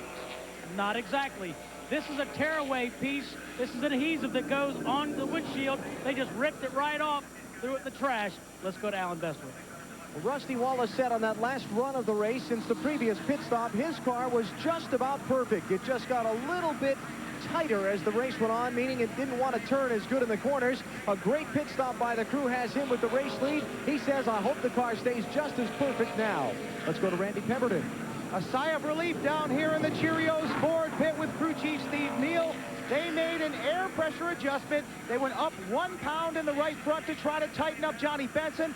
After he drove his heart out to stay on the tail in the lead lap, guys, he is now back in this ball game. Back upstairs. And he is 11th, and he is in that lead lap. Just in front of him is Burton. And that's the 99 Burton. Jeff Burton followed, rather in front of him is Nemechek. And in front of him is Michael Waltrip in the lead lap. Here, before and after. Mark Martin back to 4th after that pit stop. Oh boys. Now, where is Ward Burton? Ward Burton is a great outdoorsman. That bird's got the hiccups. I don't care. That's what was I hope it's not nesting. I hope it is not nesting down there. Yeah. That may be the only live creature in North Carolina that didn't buy a ticket to this place. Look at this. Sitting right by the edge of the racetrack. I hope he leaves soon. Oh, my. Scoring down on pit road, keeping track of how they're getting in and out down there. Randy? Well, this is Alan Bestwick down in the Rusty Wallace pit with Robin Pemberton. Robin, great stop by your guys. What's Rusty saying about your car? We've just been fighting a little tight all night long. We've been adjusting. We made a big step with the last adjustment, and hopefully the next time we can adjust some more and be a little bit better. But guys have done a great job. The engine guys over at Larry Wallace has done a great job, and, you know, just see what happens. Brag on your pit crew for a little bit. They've been great. Oh, yeah. The guys have done a great job. Earl had to have knee surgery after the California race, so he was out last week, and You know, we got backup jackman here, Scott Robinson, still probably one of the best in the business. And when you got a good bench, it makes it easy to make decisions about, you know, what you have to do on race night. So Coach Pemberton watching his car lead the Coca Cola 600 right now. Thanks, Alan Bestwick. Rusty Wallace in front, 39 races without a win. The 90 champion in this event. You know, they were talking about jackman Earl Barbin. He has done an accelerated rehabilitation program so he could be back here tonight and help this team out. He's doing about 3 hours of therapy a day, riding a bicycle since surgery. So, right around 3 weeks ago, he's ridden over 200 miles on a bike to get himself in shape so he could jack that race car tonight. Let's take a look at some of the events that have happened here at Charlotte in the past 10 days. It's been an exciting time here. Speed Week kicked into high gear. The official time for this Speed Week started on Tuesday night. Downtown, big parade. Some of NASCAR's top drivers dropped by. On Thursday, Unical hosted a party with David Letterman. Well, sort of. This Letterman was a look-alike. Warmed up the crowd with his signature monologue and then introduced an appreciative audience to the real Jeff Gordon.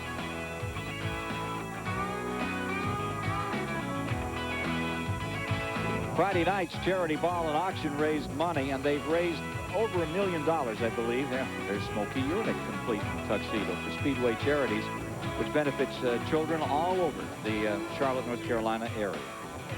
A lot of unique and special folks there, like Bobby Yallis. They had a lot of items up in their auction and so forth that night. Folks by to check out the merchandise. Just a few blocks away, race fans poured into Speed Street. 6-block festival downtown. 3-day event with live bands, NASCAR drivers, autographs, the whole works. They saw their idols.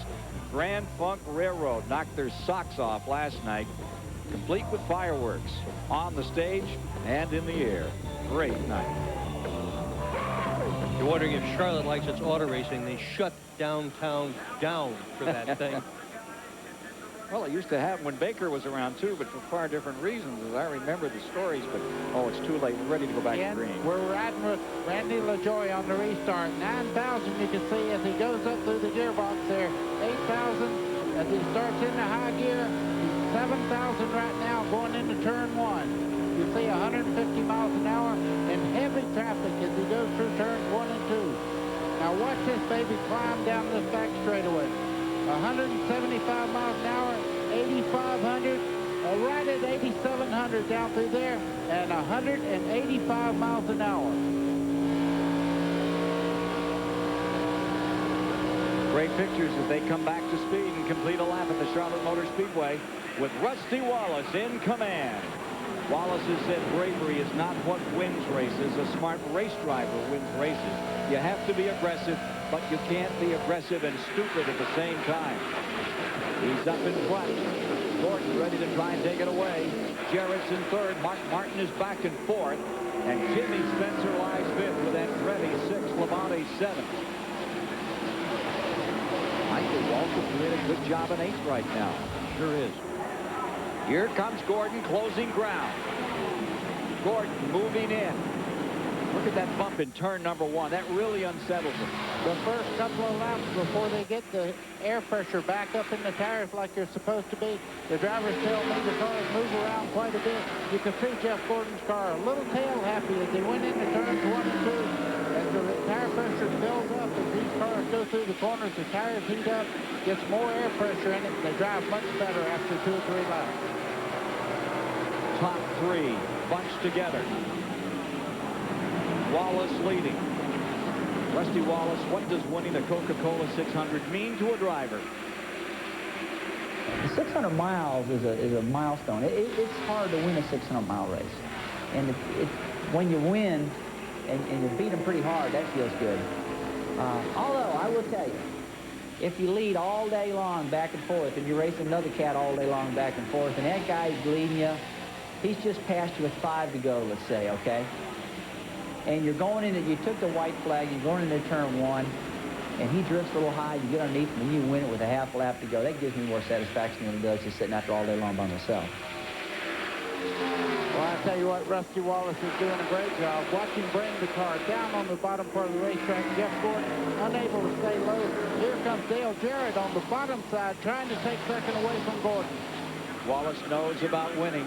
Won here in 1990 in a great battle with Bill Elliott. Here's Gordon back on the inside and not finding running room. Out to the outside moves Jarrett.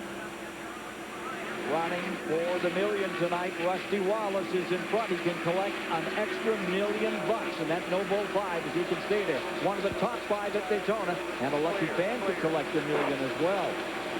Lock riding on that red spoiler on the back of number 2. One of 5 allowed to carry it tonight. Ken, did you see what Dale Jarrett did? He passed Jeff Gordon in a draft on the outside there. That shows a lot of muscle. As they said, Jarrett gets stronger and stronger as the race goes. He is clearly a fast race car right now, but so is Rusty Wallace there. Never giving up, working on every pit stop. But Jarrett right now seems to, when he gets in the corner here, the high groove seems to be working very well for the 88. The 90 winner on the inside now, and a high on the track, the number 88, the 96 winner going at it. This 600. And here comes Gordon back into it. Well, Rusty says that he gets satisfaction out of racing with people in order to win the thing. He is going to get a lot of satisfaction if he can pull this win off tonight. He has got his hands full. 15 car lengths back and forth spot is Mark Martin. Down to the inside comes Wallace. Again holding off the number 88. 88 back on the outside. He cannot hold off Jarrett at all. Jarrett to the high side there. Rusty fights back on the inside as they head down through the dog leg. Jarrett clearly in the lead now. First time tonight that Dale Jarrett has carried his Ford colors up in front. Back comes Wallace another time.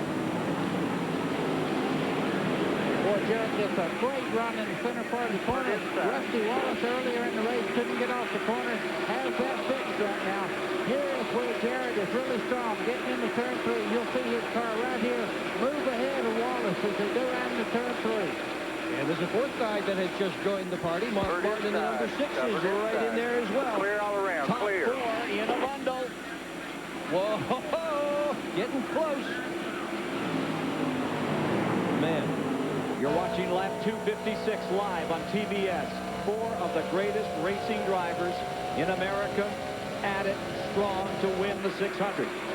Wallace with the incentive of an extra $1 million, now falling back as Mark Martin pulls up on the inside. The battle's for third, and Martin, who has led and dominated for a while, is pulling up. Meanwhile, for the lead, look at this. Jeff Gordon puts that Chevrolet in front of 3 Fords. Boy, all I had to do was talk about how good Jarrett's car was working. Here comes the 24 right now. Jeff Gordon, very strong. Mark Martin has made the pass now, and he's clearly in 3rd place. It is a battle of champions. The defending champion of the 600. He's up on the point right now. There's Gordon, the 96 winner of the 600, right behind him, Dale Jarrett.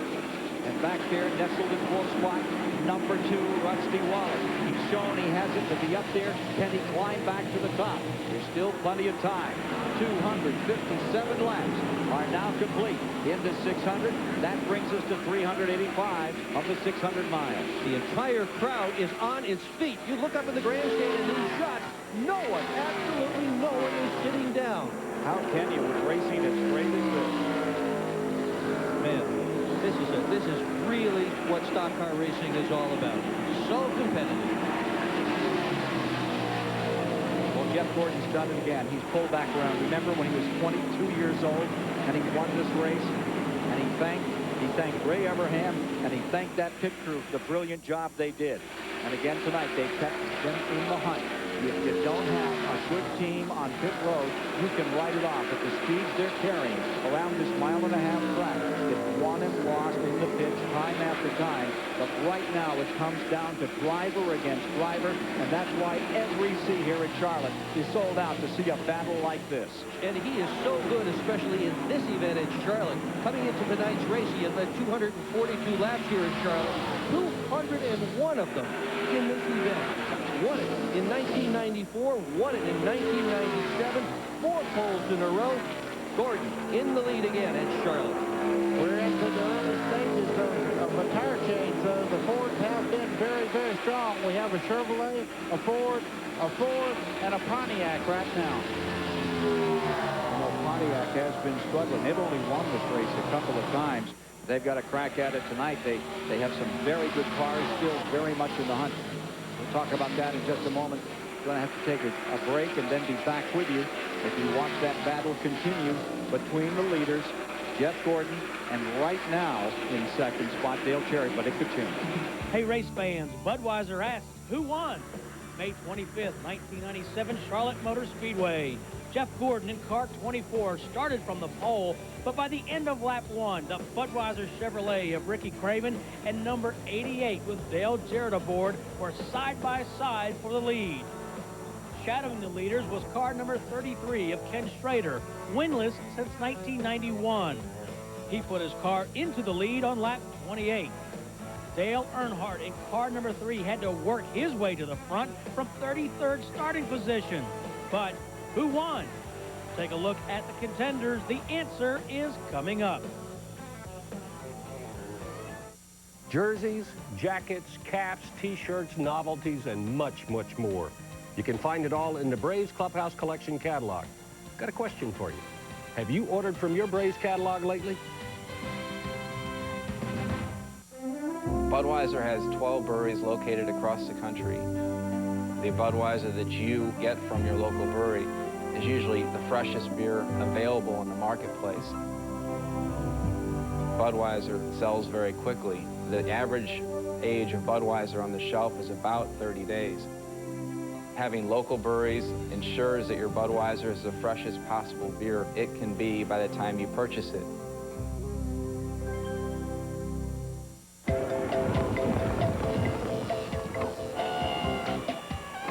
My research proves that Purolator's new Pure One is the perfect oil filter, collecting 96% of all contaminants. Pure One has more pleats for superior performance and a silicone anti-drainback valve for additional protection at startup.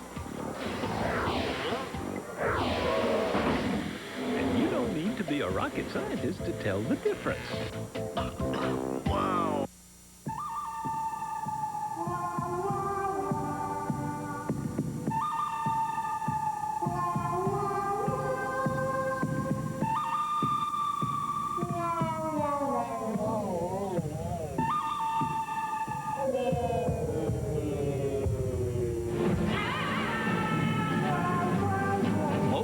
Synthetic motor oil. Even at 475 degrees, nothing outperforms Mobil 1. At First Plus, we do something for homeowners that a lot of other lenders won't do. We loan you up to 125% of the value of your home. So even if you have little or no equity, you can consolidate your bills and save up to 50% or more on your monthly payments. That could be hundreds of dollars a month, back in your pocket. So call 1-800-510-PLUS. At First Plus, we're working first for you. At the end of the night, it was Jeff Gordon celebrating in victory lane. Driving on the edge of control, Dale Earnhardt finished 7th after starting 33rd. A broken rear end in the Budweiser Chevy ended Ricky Craven's night in spectacular fashion. A pit road penalty sent early leader Dale Jarrett back in the field. With his competition depleted, Jeff Gordon cruised to his second win in this 600-mile classic. Who Won was brought to you by Budweiser, the king of beers. This Bud's for you. Who's going to win is the issue here. Are you ready for this? Take a look at what happened just moments ago. Lap 267. Down the back straightaway, Mark Martin leads. Dale Jarrett runs up on the back of the car. Is Mark Martin strong? Down to the bottom. He goes by Jarrett. Watch how easy he makes this look as he goes by Gordon. Pulls back in the lead. What a race car. What a move. From third to first. Got them both. Gordon held on in second. Take a look a little further back. Here's Kenny Schrader's number 33, running in 17th spot. Right there with him, Earnhardt. That was a fight for 16th, actually. Yeah, and that little war has been going on for about 10 laps, too, and a good battle it has been. And Waltrip wants to get into that one, too. Yeah, there's a lot of orange spoilers you can see right there. These guys are going for the no bull $1 million bonus that we're looking at there. Right at the moment, they're not faring that well. Yeah, there's 16 spots out of where it counts. Walcott's right there with him as well.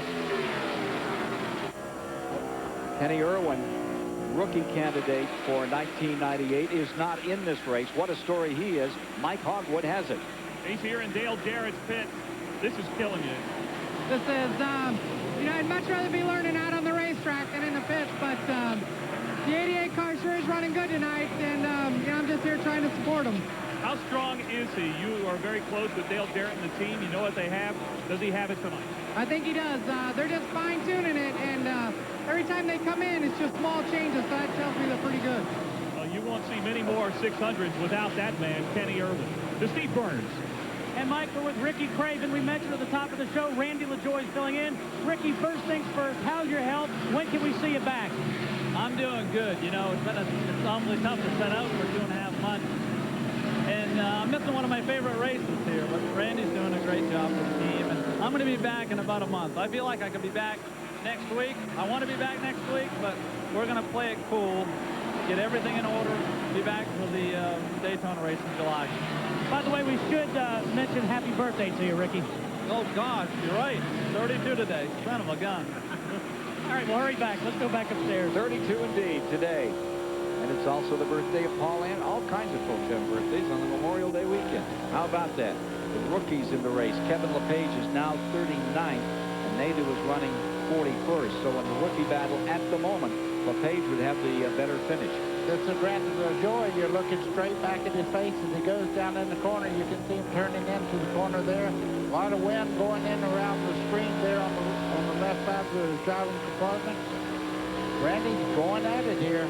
He's trying his heart out. 18th position. Harlan's pretty good, though. He's hardly moving that steering wheel going through the corners. No need at all to wrestle it.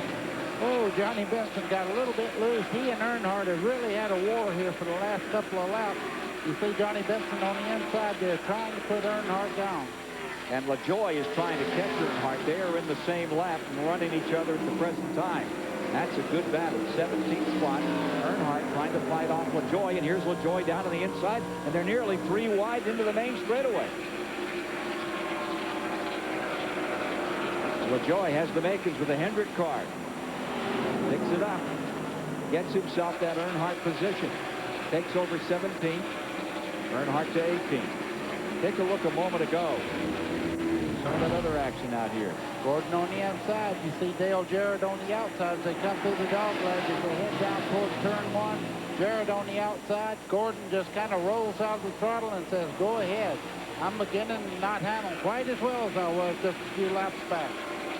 And there's still plenty of time. 275 laps complete of the 400 to-be run. 412.5 miles, and there's the interval between first and second, number 6 and number 88. I hate to say it, but I think Mark Martin's putting a yo-yo on them. Every time he looks in the mirror, they close up a little bit. He says, I think I'll go to some string here. He just pulls Nadeau is crashing. Crash down the back straightaway. Rookie. Nadeau spinning off turn 2. Yellow is out. That would be for number 5. The car was already beat up from an earlier incident yesterday. The hood flew up in the final practice session. Smashed the roof in, smashed the hood all up. You'll remember this weekend. Lap 277 on your marker. 277 to putting it out. Here's Martin bringing the field by. Jarrett there. Mayfield's coming across the line. Mayfield was trying to make up his lap that he's down, a couple of them, and couldn't do it. He didn't beat them back to the line, so he'll have to go back now. Let's look at it. 5th caution coming up. Oh, he gets a little bit of help. Darren Coates there in the 30 looked like he got into the back of the 13, and they do, and you can see it turn him right around.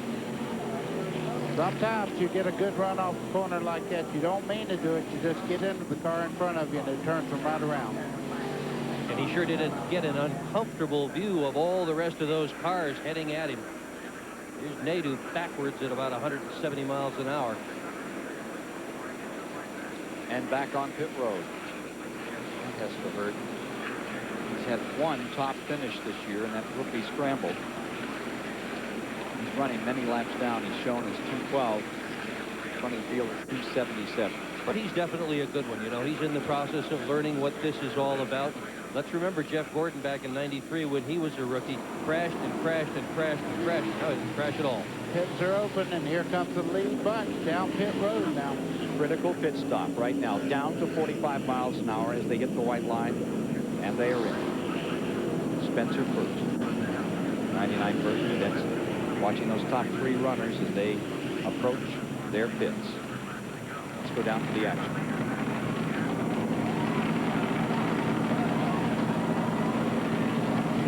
And Jeff Gordon into the 24. They just made a slight chassis adjustment to the right rear. Jeff Gordon saying the car was good going into the corner, but loose in the middle. Another good stop. Let's go to Alan Bestwick. Rusty Wallace is in a little trouble on the left rear. He got out with the lead last time. He's not going to get out with the top spot this time. So Rusty Wallace, 4 tires, and he's away. Martin, Labonte, Gordon rolling out, and just in front of them you see what, the 88 there? That's where the drama was on pit road, and that's how fast it happened. The track position being so important. Dale Jarrett seems to have that advantage as they roll back onto the track. Well, the way this works, according to NASCAR rules, the cars on the lead lap get the opportunity to pit first. So that's what you have just seen. All the cars in the lead lap have pitted. Now, next time around, the cars that are not on the lead lap, they get their opportunity to pit. So who do you think shown us everything they had? Was that move by Martin, Buddy? Is that move what we were expecting for late in this race when we saw him sweep those 2 guys away? Well, it wouldn't make me feel any better if he passed me like that. I'm going to tell you right quick. But the one thing you have to remember, those are the greatest crew chiefs in the world, and they're still working on these cars and making adjustments. It's not over yet. If you remember the caution before this one, Johnny Benton was on the tail end of the lead lap, got his lap back. He had to fight through traffic all through that green flag segment. Used up his tires pretty good, but he was getting a little bit loose. So they came in, bolted on 4 new Goodyear Eagles, two rounds down on the track bar to try and tighten them up. To Mike Hogwood. Dale Jarrett's crew had a great pit stop, as you saw. He got out on the track first. They made a slight air pressure adjustment, loosened him up just a bit. But Dale has cautioned his team that he would rather be tight than loose. He likes the car the way it is, so they made a very small adjustment.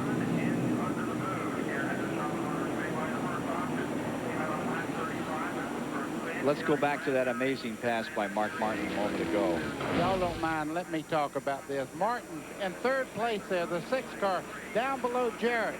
Makes it look so easy. Your race leader there, 24, Jeff Gordon.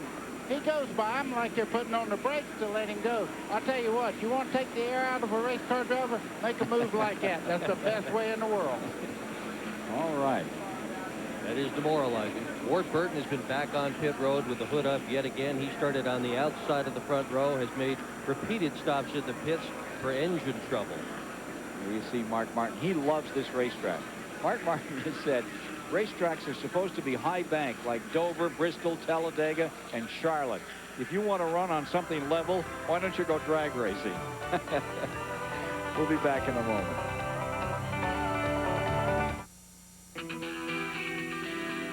This Memorial Day, the Superstation salutes a different kind of hero. It's the complete story of Rocky Balboa with Rocky 1 through 5.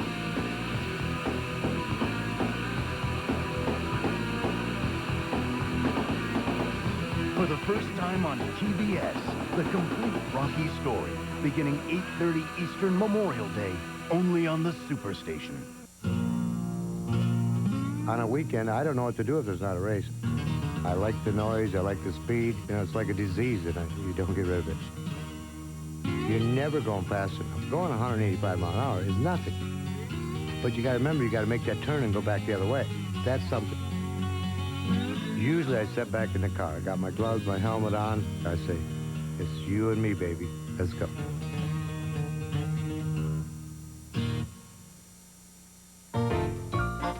I've seen every card there is. Thousands of cards. Super 8's VIP card. It says, congratulations, your reservation is guaranteed, and you get 10% off. Life's great at Super 8. 4 tires, fuel, and out the door. We asked the hottest guys in the pits to switch anti-perspirant. Ultra dry degree, body heat activated. When your body heat rises degrees, new ultra dry form releases extra protection. Worked better than my old stick. It kept me dry, ultra dry. New from Degree. This is the Goodyear Eagle F1 Run Flat Radial, the exclusive tire on the 1998 Corvette. Earlier today, NASCAR fans saw this demonstration. We punched a hole in the right front tire. The Corvette circles the track at speed with no air pressure in the tire. It could keep going up to 50 miles at 55 miles an hour. That's amazing. That's Goodyear Run Flat technology. Eagle F1 Run Flat. Only from Goodyear. They did that demonstration today, of all things. Yeah, this afternoon. We're riding with Bobby Labonte, and you know, he is so silent on the racetrack. If we didn't just mention, hey, listen, he's in 3rd place right now. He's one of the guys going for $1 million bonus. He's doing a great job. He's not one of these guys that you talk about making these wild moves and things like that. But when the money's up, you can always see Bobby Labonte very close to 1st place. Yeah, and guess who holds the speed record for this race? It is Bobby Labonte. Fastest race ever run, 600-miler here at Charlotte. Bobby Labonte, 1995, averaged over 151 miles an hour to win it. It was his first ever Winston Cup win. And his pit crew did a great job. He moved up 1 spot on the pit stop there, doing a great job for Bobby Labonte.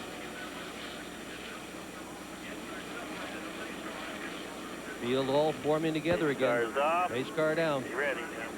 282 laps complete when they come back to the line. Shorty Jarrett in the leader. Fortune swing. Rusty Wallace came in 4th, went out in 7th after that round of pit stops.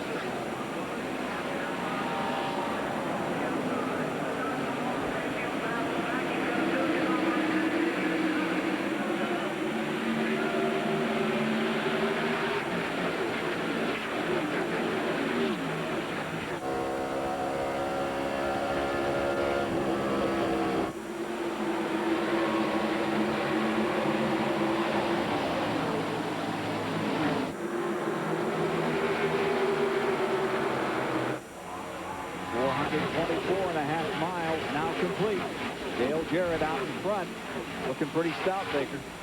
He is that. He's very strong. Jeremy Mayfield, 2nd place on track position right now, but a lap down.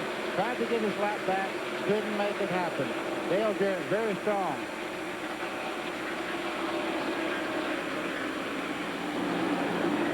Ooh.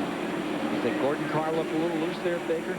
Well, that happens with the new tires. He hadn't got the temperature up in the tires, and the air pressure isn't exactly like you want it. And they don't drive real good until you get the tires the way you want them. It's got to be a handful, buddy. It is that, especially cars that have a tendency to be on the loose side. When you don't have the air pressure up like it should be, it dances around. I heard a guy say it handles like a dirty rag. Blocking the rope. He used to call it on the old board tracks, and they were high bank, holding on to each other, skimming along in these drafts. What a beautiful shot. That's Jimmy Spencer just in front there, going down into turn 1, right on the white line. Right where you want to be. If you want to see what a driver sees, that's exactly what it looks like. Good spot for Spencer. You're riding with LaJoy right now in that number 50 rig. Here comes Jeremy Mayfield now. He has his car. The temperature's up in those tires. The number 12 trying to get a lap back right now. And Dale Jarrett is closed in right on the back bumper as they head down into turn 1. LaJoy has fallen into 20th spot. Here's Dale Jarrett up in front. We asked Dale Jarrett who his biggest influences were growing up, the racing family. I certainly looked at my dad first and foremost. That's who was there for me to be around and see how he handled different situations. But I also had the opportunity to be around the guy that's probably done more for our sport than anyone else, and that was Richard Petty, and watching him, how he handled himself on the racetrack as well away from the racetrack. So we stayed at a lot of the same places the Jarretts and the Pettys did, and so I could see him in that light too, and I think that certainly helped me, and that showed me what a special sport we really had, because fans even at that time were coming around and wanted to be a part of of it. And Richard always had time for them, and so did my dad. And I think the two of them have shown me exactly what it takes to be successful at this, not only on the racetrack, but away from it also. That's where they're so strong together. There's Richard Petty looking on, the guy who has influenced so many people over the years. Watching his number 43 of Andretti, which is in 6th spot. You saw Jeremy Mayfield make up a lap. He's 2 down as he tries to wend his way back into this race. Still time to do it, but he's got to stay in front of Mark Martin. He's taken over up in front. Garrett's back to 2nd, Gordon in 3rd. Pontiac of Bobby Labonte in 4th, and Jimmy Spencer in 5th. Today's race started 3 Pontiacs in the top 10. Bobby Labonte being one of them, Jeff Burton being another, and John Andretti the 3rd. Prior to this, 2 Pontiac victories over the years in this famous 600. Rusty Wallace in 90 and David Pearson in 61. Look at Gordon go through. Well, they've been running side by side. Gordon finally got back by Bobby Labonte. At one time, Bobby Labonte went by on the outside, couldn't make it stick. Track temperature right now. Let's check it out with Steve Burns. Ken, remember when we started at this at 6 o'clock at night, the track temperature was 94 degrees. This is very difficult for the crew chief to contend with. Let's take a look now. And it's showing about 83 degrees, so it's dropped at least 11 degrees in track temperature since 6 o'clock. What's that do to your strategy, guys? Well, I'll tell you, it's not that big a track temperature drop in comparison to what we ordinarily see. Very often here at Charlotte Motor Speedway, when the sun is fully out, it can get wickedly hot during the day, and the track heats up dramatically. At night, it takes it a while, but it'll finally cool down a whole lot more than that. So this is not as difficult a problem as the mechanics often face here at Charlotte. By the same token, they've all got books. They all have a good idea what they need to do to their race car to keep that thing running as fast as it can possibly go as the night wears on. The real thing right now, this is, look at Dale Jarrett go by Mark Martin on the outside. Mark is not running quite as well at this point of the race. Here comes Jeff Gordon by on the inside as they head down into turn 3. Mark keeps some fire built in that thing, but Gordon is very, very good at the early part of the run. But just behind them, Bobby Labonte sitting there in 4th place. Very good race for this part of the race. Whatever little adjustments that they made on the car in the last round of pit stops don't seem to particularly suit Mark Martin, but he knows exactly what to tell his team to do. It's interesting, not long ago, he called into his pit crew after a pit stop, and he said, how come you guys changed the right rear tire pressure ½ a pound? They hadn't told him that they had done that, and he sensed it driving the race car. Oh, he's wiggling. Mark Martin's in trouble. Jack Roush looking on. Betty's on the radio right now saying, what happened? Here's Gordon down to the inside and bringing the Pontiac or Bobby Labonte with him. You've got Ford, Chevy, Pontiac, 1, 2, 3 in the Coca Cola 600. We wind these laps down. 294 complete. Don't get too excited about Mark Martin dropping back just a little bit. He's a very, very patient race car driver. You're riding with him down in the corner right now, right on the white line. You see these guys that just passed him a second ago? Here he comes back. Wow. Well, he had that little wiggle a little while ago, but he doesn't seem to be bothering him at all right now. Martin strong on the bottom. He's such a good driver.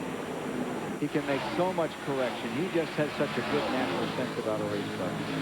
Well, he's put his whole life into this thing. This is really what Mark Martin has done from the time when he was a little kid. This is the great goal, and he is now entering the very best years of his racing career. You know, we watched him a while ago go low on the racetrack there, trying to get by Bobby Labonte side by side down through the dog leg. It looks like Mark Martin's car is coming to him right now. But he has a different driving style than anybody else on the racetrack. He puts both left hands on the inside of the steering wheel going into the corner. And the reason he did that is starting out down the straightaway. Watch him now. He'll cross his hand over and put it on the right-hand side when he starts in the... You see that? What he did, the reason he does that, I'll get it out here in a second. He puts his hand over there. When he first started racing, he weighed about 105 pounds. And that was the way he turned the car into the corners, and he never changed his driving style. And let me tell you something. You hear people talking about the proper way they hold the steering wheel. What works for you is the best way. Mark Martin's proof of that as he makes the move on Bobby Labonte down the back straightaway. Watch him again inside if you can. Boy, that's something to watch him and have you describe it, buddy. Here comes that Bobby Labonte car after him, and there he is tucking it right in there. Yep, both hands on the far side of the steering wheel. Now down the straightaway, he'll put his hands 9 out of 10 pounds back over there, except when I talked about it. No, he does it the backstretch, I think, more. You see him going in the corner there. Both hands on the left-hand side of the steering wheel as he turns in the corner. As he starts off on the back straightaway, he'll straighten his hands back up. Take a deep breath. Wow, you're riding with him in first place, friend, as we're at the 39th annual Coca Cola 600. Let me correct that. There's your leader, Jarrett, in first. Mark Martin is in second. Great pictures. You wish he was in first. Don't want to take it away from Dale, though. Let's go to Steve Burns for a moment. And guys, Mark Martin, they made a slight chassis adjustment on the last pit stop. And he's saying now that the car is too tight. Now, the thing to remember is whenever you make a chassis adjustment, there's a reaction to your action. So you compromise something when you do make a change. Right now, he said it's too tight, but there is going to be at least one more pit stop tonight. When they come by, 100 laps to go. Now we begin to stretch it into the extra distance. It's Dale Jarrett leading, Mark Martin in second, Bobby Labonte is in third, Jeff Gordon fourth, and Andretti is fifth.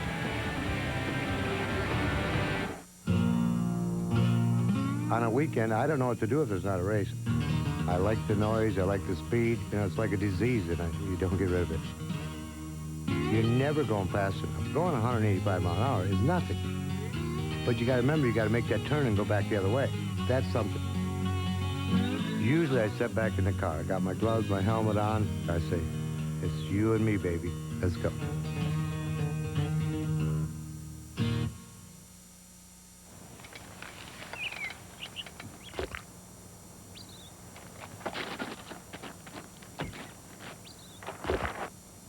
Tippy!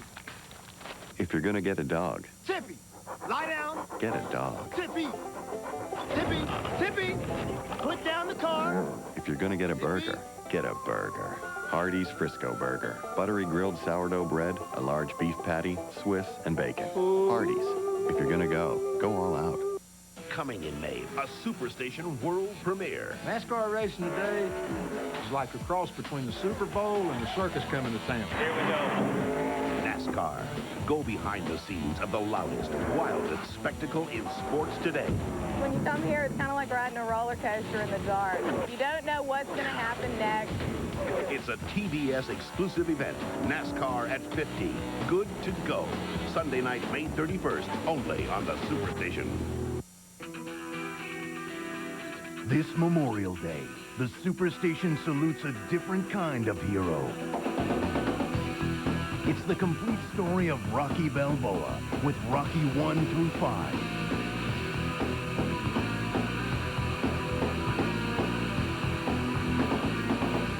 For the first time on TBS, the complete Rocky story, beginning 8:30 Eastern Memorial Day, only on the Superstation.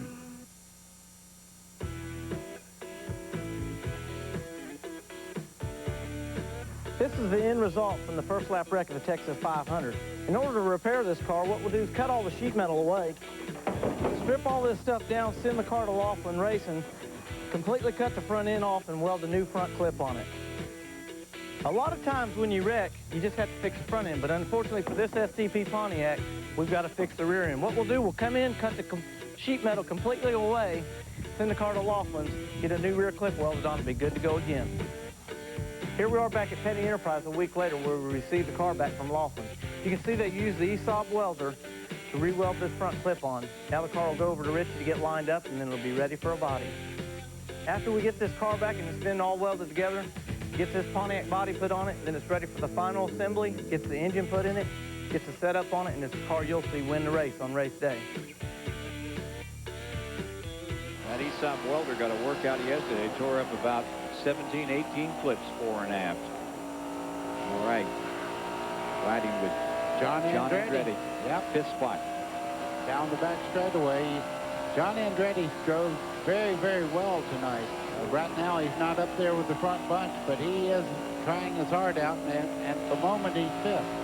saw him go by Ricky Rudd. He had just pitted. He had a vibration in the number 10 car. Rudd back on the speedway again. Let's check in on how those leaders are running. There you see Jarrett up in front. Mark Martin is in second. And how are the no bowl contenders? Those guys up for the $1 million bonus. Oh, Bobby Labonte's third. Rusty is in sixth. Ken Schrader in 14th at the present time. Take a look at Michael Waltrip here in that 21 car. Having a good run. He is up in 11th spot, being shown in the lead lap. Michael Waltrip just in front of Marlin in the number 40. He's had a good struggle going. Terry Labonte is back out there racing for points in number 5. They had trouble with that car. They're behind the wall for some time. Johnny Benson still having a great night. He's having a pretty good struggle at the present time. Terry Labonte there in the 5 car had a lot of problems at the early part of the race. You can see they have repaired the car, and he's back under full speed now as Michael Waltrip goes way up the racetrack here, but it's working for him. He keeps the RPMs up and seems to be running quite well. He's got his hands full for the last several laps. Michael Waltrip has had to go through all that traffic. He is the last man on the lead lap, currently running in 11th spot. There's Terry Labonte in the 5. There's Kenny Wallace's 81 in there as well. There's the 21. In the 11th, you see Kenny Wallace. He's not having a good night. He's back in 31st at the present time. Steve Burns. And Ken, we need to start thinking about strategy now. Lap 310 just went on the board. If this stays green, they should pit around lap 345. Now, moments ago, I said Mark Martin was complaining of a tight race car. He just called it again and said now it's really tight. So they'll have one more stop on about lap 345, and they should be able to make it the rest of the way. Let's go to Mike Hogwood. Well, Steve, the same thing's happening to Dale Jarrett's car. He's a little bit tight, so they will make yet another chassis adjustment when he comes in for his last stop. They'll loosen it up for that run to the finish. Dale Jarrett says his car is great. He's ready to go tonight to Randy. Well, Jimmy Spencer, currently running 7, said this thing is so tight I can barely drive it. It's pushing right up in the middle of the corners. They're going to make a chassis adjustment. They can run about 33 laps on this tank, and then they need to make a chassis adjustment. Alan Bastwood. Similar comments from the teams of the 2 Pontiacs in the top 5. Bobby Labonte and John Andretti running 3rd and 5th, respectively. Both say their cars a little tight in the corners, meaning they don't want to turn quite as well as they'd like them to. Labonte's car, though, he says he's very happy with it right now. But one of the crewmen, of course, they're racing for the $1 million. Peter Gellin, the gas man, just came by me and said, this is way too nerve-wracking for me.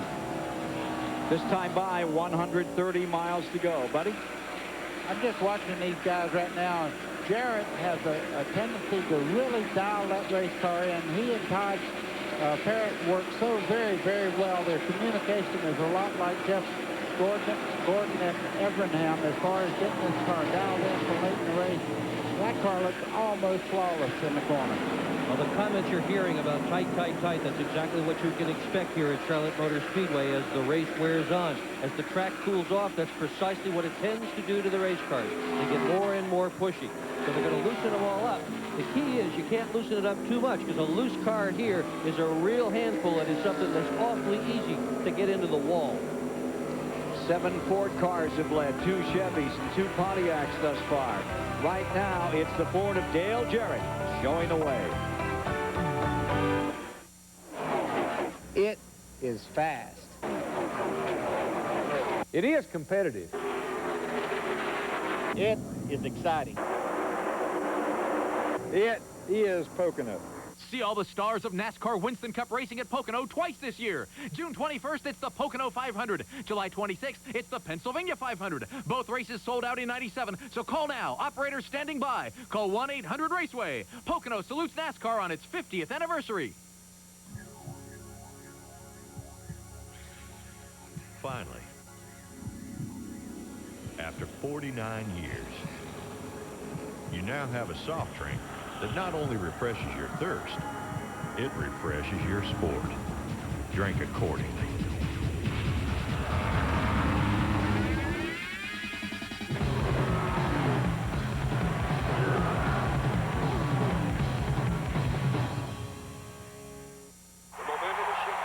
Dude, get down. It's my chair. Let's go. I'm not playing games. Okay, here we go again. Oh, dude.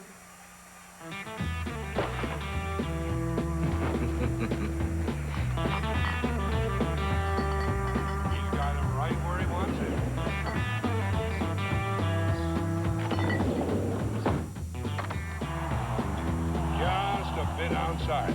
Hey, those dog obedience classes really paid off. I had a dream.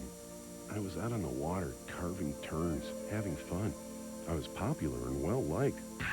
But then the dream turned into a nightmare when time ran out on the spring cleanup sale. I could no longer save up to $1,800 on select 97 Wave Runners. May 31st had passed. Supplies were limited and they ran out. Then I woke up and realized they wouldn't still be running commercials if the sale was over. Yamaha, solid thinking for a liquid world. Bamboleo, bamboleo, porque mi vida yo la prefiero vivir así.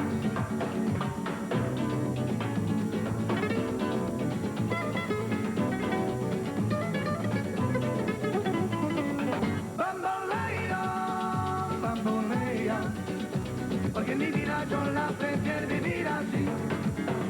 Bamboleo. If you ask us, it just tastes better.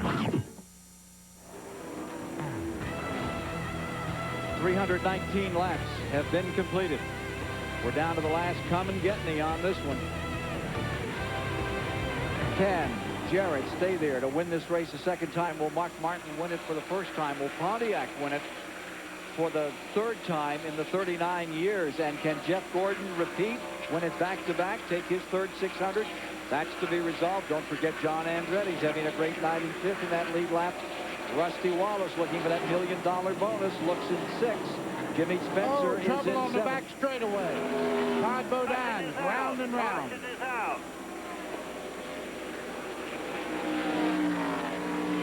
He's hit the wall. Back into the car, pushed in. He did pretty good. Running 18th when Todd Bodine collects turn 2. Racing back to the line.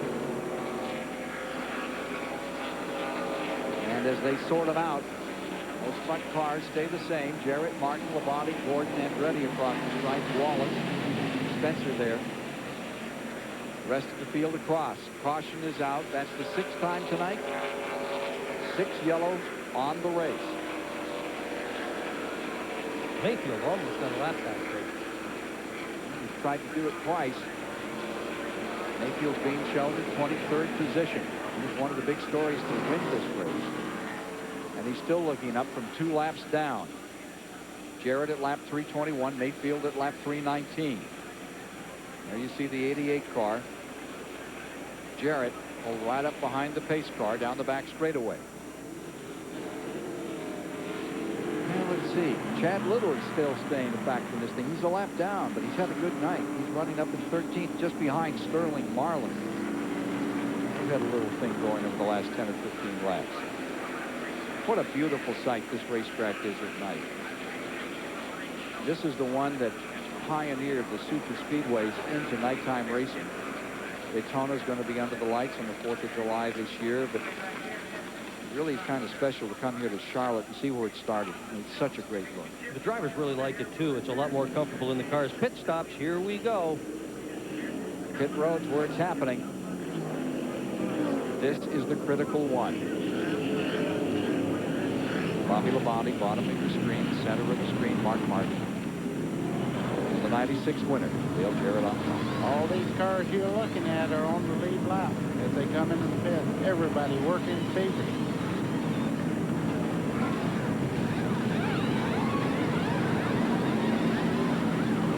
Everybody taking 4 tires so far as opposed to 2. Everybody's going for rubber as opposed to track position.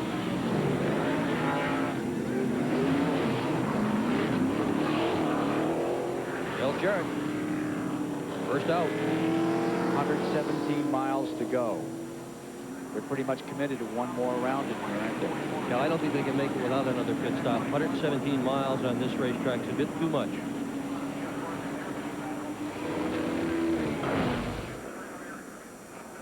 Todd Bodine's incident here. Lost it coming off turn 2. Boom, there he goes into the outside wall as the cars all scatter. Wonder what it looks like from Todd Bodine's point of view.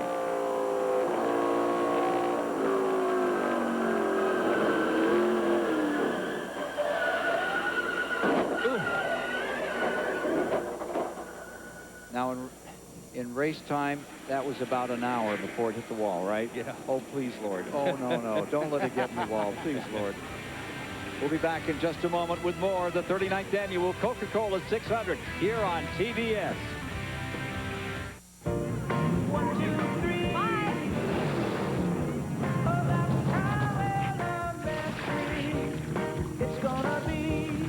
Eagle One A to Z all-wheel cleaner.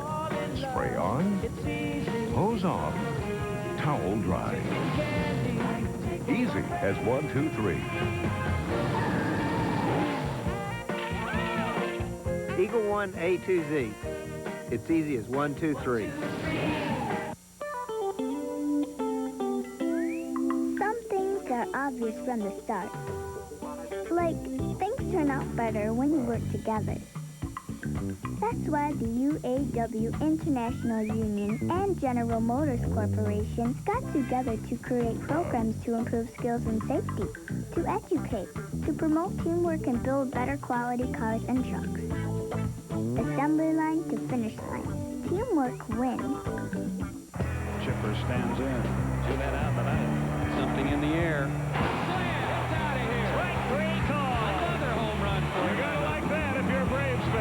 The 1998 Atlanta Braves, all season on the Superstation. This summer, only on the Superstation. Join me, Michael Johnson. Jackie Johnny Kersey. Mike McCarthy. Dominique Dodds. At the 1998 Goodwill Games in New York. The world's best athletes. The world's biggest stage. The 1998 Goodwill Games. 1,500 athletes. 60 countries. The 1998 Goodwill Games are coming to New York. We're the world's best. Prove it. Only on the Superstation. Every week on the Superstation, there's a storm. Live thunder. Last week, Luger was preparing to rack the Giant when an imposter invaded the ring. That can't be Sting! Thunder, Wednesday night, 8:05 Eastern, only on the Superstation. Coming to you live from Charlotte Motor Speedway. What a beautiful sight there. Well, not such a beautiful sight here. Oh, my heart. Nice to have you with us, folks. I'm Ken Squire, and that guy over there is Dr. Dick Berggren, and this fellow in the middle is 3-time winner of this race. And we were talking a moment about getting tight. I mean by that out on the track. Don't go there. No. But let's talk about that for just a moment. A lot of new folks are watching the race, buddy. How about giving them some insight into what it means we talk about these cars getting into this race, and they do tighten up? Okay, the front of the car is free rolling. So when you turn in the corner, naturally the hottest tire on the car is the right front. As the tire gets hot, it loses grip. And the rear tires are getting better traction because of the cooler racetrack. 740 horsepower pushing the nose, and that makes them push. That's why they keep loosening the car up, trying to get the back balanced with the front so you don't burn the right front tire and make it wash up the racetrack. You almost took Berggren's nose off with that Too bad prescription. about that. I love that hat, Doctor. Don't lose the hat, whatever. But you know, that's really the story, and the mechanics' challenge here today is really to get the cars dialed in so they don't push so much as the race unfolds. But by the same tokens, the drivers have a responsibility too.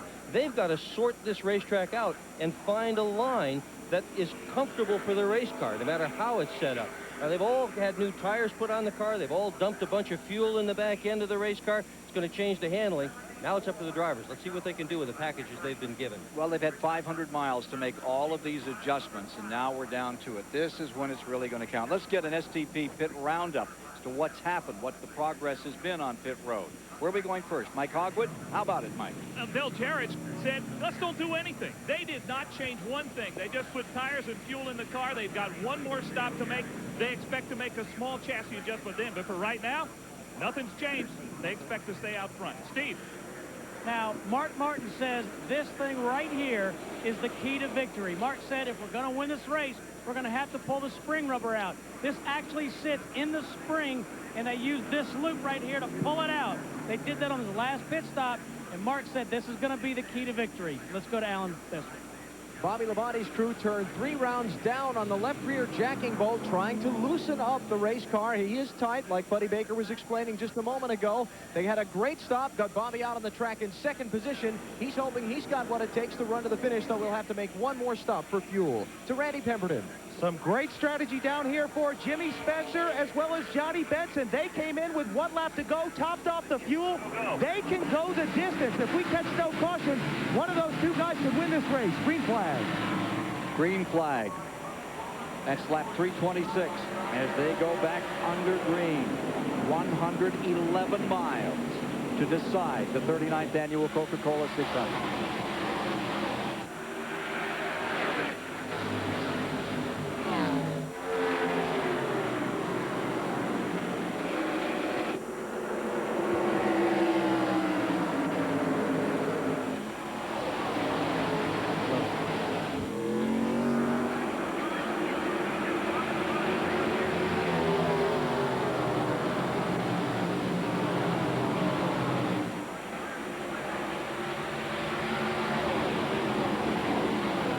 Bodine pulling back on the speedway. Battle up in front. New leader, Pontiac. It is Bobby Labonte showing the way for just a moment. Dale Jarrett is there, but he's got his hands full. Here comes Rusty Wallace on the inside. As you look out the back, live action pictures from the Charlotte Motor Speedway with 11 competitors still on the lead lap, still at a chance at winning this one. Labonte and Wallace going for the million. That $1 million bonus will be decided here. Bobby Labonte's doing what he does in most of the long races. He's bided his time. Like I said, you never know he's in the race. Right now, he's got a good commanding lead of about 7 or 8 car lengths. But behind him, Rusty Wallace also going for the $1 million bonus. And just behind him, Dale Jarrett's hung up with a car trying to make up a lap, Jeremy Mayfield. From 2 laps down, Mayfield running back in 22nd position. Car number 12. Mayfield as strong as any of these leaders, but he got down early, ran out of gas, got down laps early, and he's been struggling for this entire event, trying to make them up. Still trying to win that first Winston Cup victory. Bobby Labonte, what history he could make. Pontiac, back in the early days, that was a real formidable mark in this race. When the 62 and 60 Fireball Roberts, the great Fireball Roberts, lost his life here in 1964 in a crash off the 2nd turn. Set on the pole for this event. Smokey Munich, guy who had so much to do with Fireball's career, down here tonight, celebrating a birthday today. Always good to see. The fellow who used to advertise proudly at Indianapolis and here, the best damn garage in town. And the best cowboy hat. You can always tell where he's at. You bet. Well, this is quite the struggle. Look at this.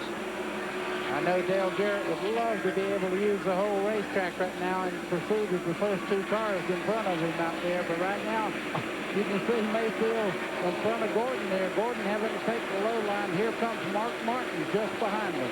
Gordon, defending 600 champion, 4th place. Trying to move back under Mayfield, and here comes Mark Martin with him.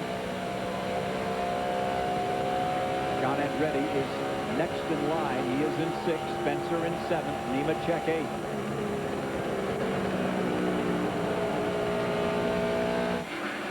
$175 miles an hour that last lap on Bobby Labonte. Fresh tires and turning up the wind. And the incredible part of that, I think Rusty Wallace is catching him in 2nd place. As we look back in the field here, Schrader and Chad Little are fighting it out through the corners here. That's the 13th spot. Coming up on lap 333, 100 miles to go. Into the final 100 to decide it all tonight. Will one of those no bull guys get a chance at $1 million bonus? We'll find out shortly. This Memorial Day, the Superstation salutes a different kind of hero. It's the complete story of Rocky Balboa with Rocky 1 through 5.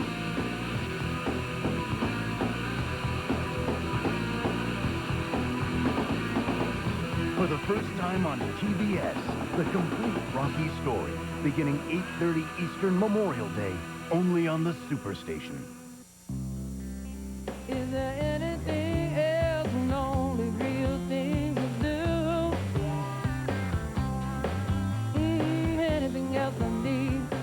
except Coke and you.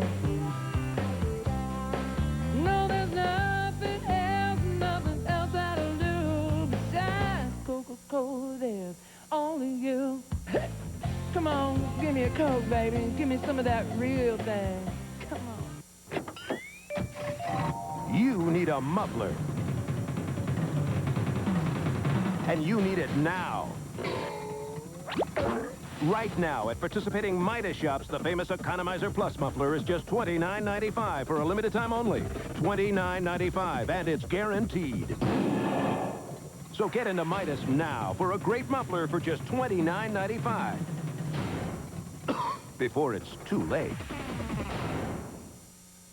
No multi-million-dollar contracts.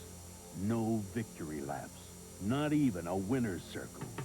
But if you think these weekend warriors who run the Score Desert Championship Series take anything for granted, think again. Which is exactly why they run with the Duralast battery from AutoZone. A battery so tough, so dependable, we back it with a 2-year free replacement guarantee. The next time you hit the road, don't settle for anything less. A promotional fee and considerations have been paid by the following. By Simpson, the 1998 Team Simpson Racing Catalog is now available.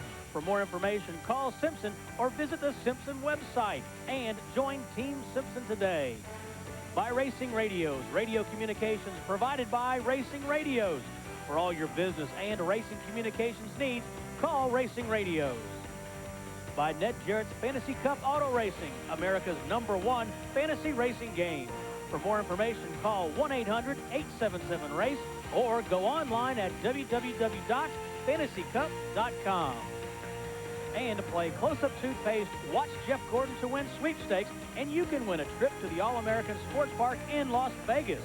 Match the special PIN number inside close-up toothpaste Jeff Gordon packages to any of the numbers broadcast here on July 26th, and you win. Just inside of the final 100 miles. And you're seeing Dale Earnhardt leaning into Randy LaJoie's car after both have crashed up here in turn 4. Hard crash into the wall. Here is Earnhardt clutching his side as he steps away from number 3. It has been a hard hit. LaJoie is still in there. Here he is clambering out. Up against the wall backwards. Earnhardt wearing that cloth as a result of burns he suffered in the Talladega accident. But he also is going to pit now. This will make it all even across. Benson had a chance of going the whole distance, as did Spencer, if there had been no more cautions. But now it's everybody together. Replay as to what happened to Earnhardt. See him on the outside of LaJoie there as they start off the corner. The back of LaJoie's car starts to wiggle just a little bit right there. He loses control into the outside wall. You see Earnhardt had nowhere to go. LaJoie lost the back of the car coming off turn 4. And it's a good thing we didn't have a microphone in LaJoie's car when Earnhardt stuck his head in there, I'm sure. It was a very short speech.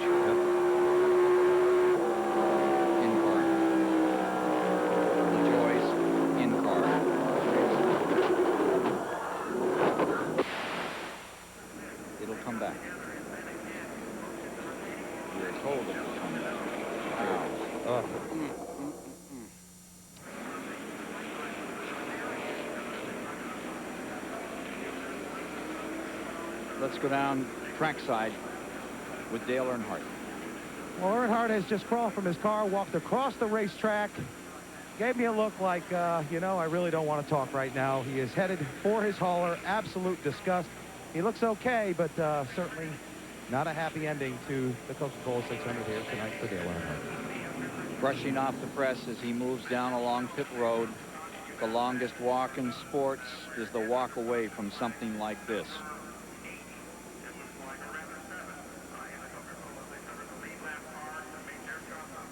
This year in Talladega, Dale Earnhardt found his share of bad luck. Into the wall with Bill Elliott. Hard hit. Elliott upside down. And the Earnhardt car up on top of it. Last week here in the Winston. Boy, when you see the driver's side of the car hit hard, you see him favoring his left shoulder there. You never see Earnhardt fake an entry. I guarantee you when he clutches his arm, he is in great pain. Larry McReynolds said yesterday on our broadcast, he said that Earnhardt could run this race, but he couldn't take another lick, and he's just taken a hard one. A big disadvantage compared to before.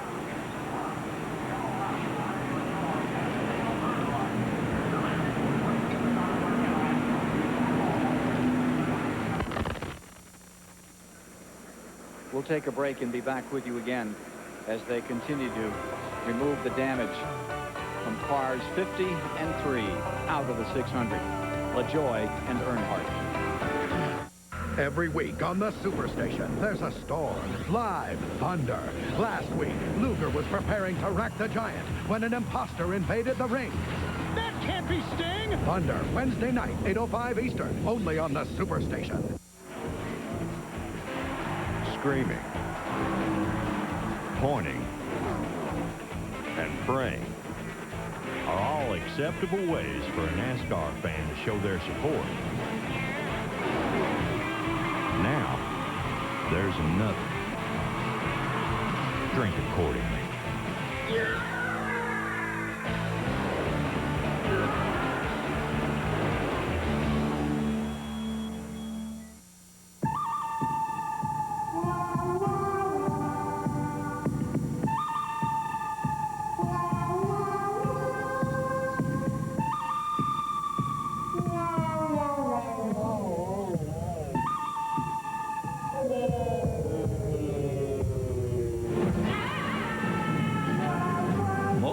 Synthetic motor oil.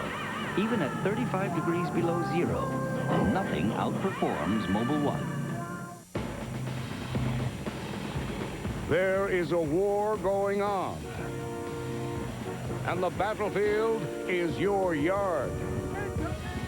To win this war, you'll need the most powerful equipment.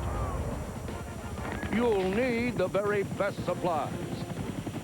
You'll need guaranteed low prices. Who has the power to bail out the troops? The Home Depot. Bamboleo, bamboleo, porque mi vida yo la prefiero vivir así.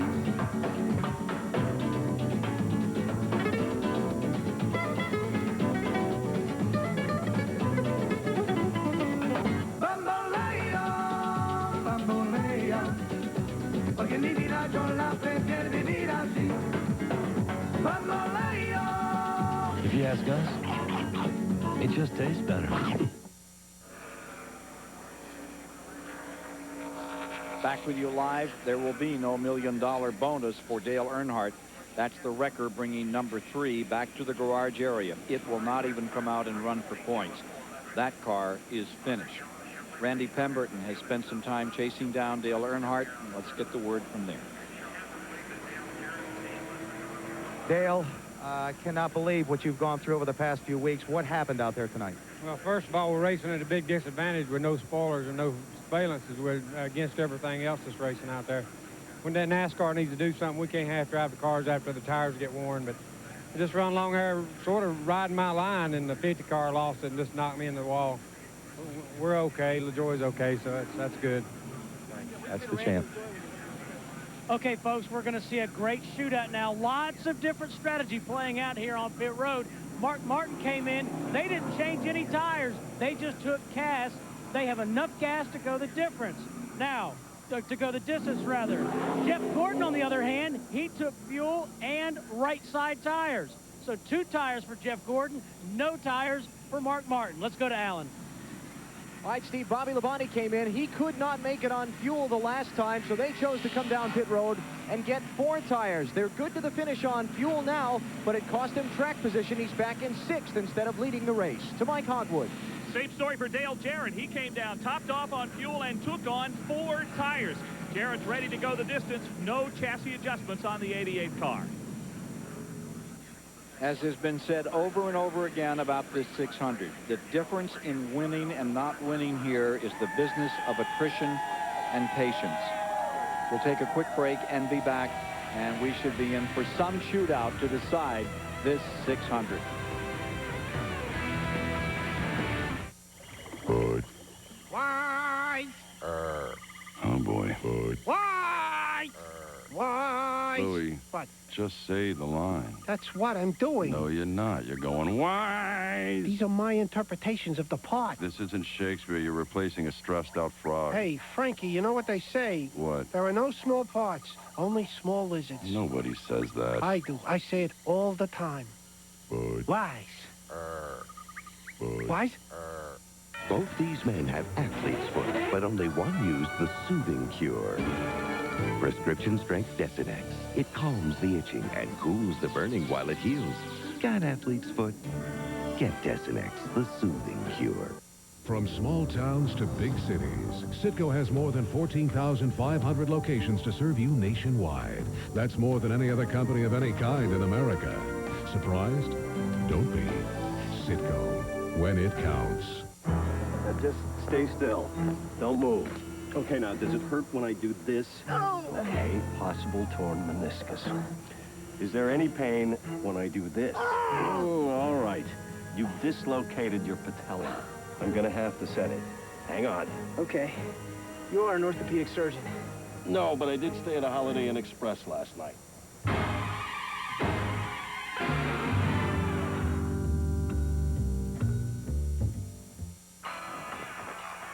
Mark, if you're at the airport before my 8 o'clock flight, maybe we can talk. Otherwise, it's over. Come on. Oh, sorry. Oh, no. That battery. No matter what my customers drive, they depend on AC Delco batteries. They last up to 30% longer. I'm sure they do. Just give me the generic equivalent, okay? AC Delco. If you're not asking for it, you're asking for it. The Coca Cola 600 on TBS is brought to you by Circuit City. Answers in every department. Low prices all over the store. And by Napa Auto Parts. We keep America running.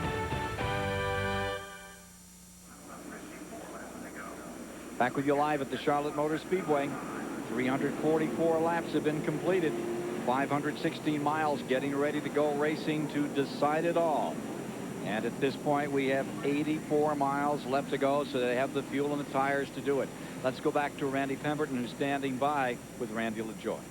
Randy, obviously you've come from the Infield Care Center. You're okay. What happened in the accident? Well, I just got real loose getting into turn 3 there. Running pretty hard with Earnhardt, and 16 cars behind me, and the car we made a chassis adjustment right before that and freed it up a little bit, and just got in there and got in a little too hot and run out of racetrack. Too bad for the Budweiser team here. You guys worked real hard, and too bad for the 3-car. I hate I did it with Earnhardt, and they just run out of racetrack. And just one of those racing deals. We were both racing hard, and 16 cars right behind us, and nowhere to go. We wrecked. That's the story from Randy LaJoy. One more update on cars down at my end of pit road. Jimmy Spencer, who still has a shot at this thing, took on right side tires only and raised the track bar a half around. Johnny Benson, who is now up to third, gassed only, and that's it. So we're set to go the distance now.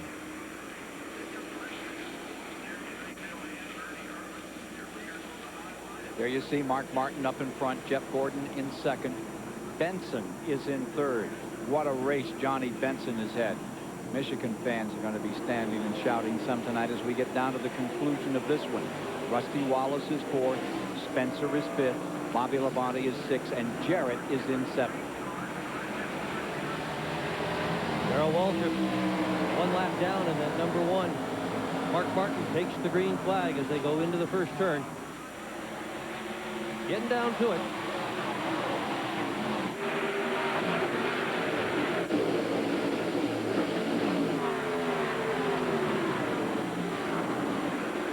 The field rolls down to 3 and 4. Chad Little is on pit road with number 97. Something is amiss on that Jack Roush car. Such a good day, and now he goes a lap down. Boy, I saw the dust cloud turn 4 up there. Somebody got into the outside wall pretty hard. It made the dust just fly up as they come off turn 4. Wallace around Benson. Wallace attacking, looking for that $1 million bonus.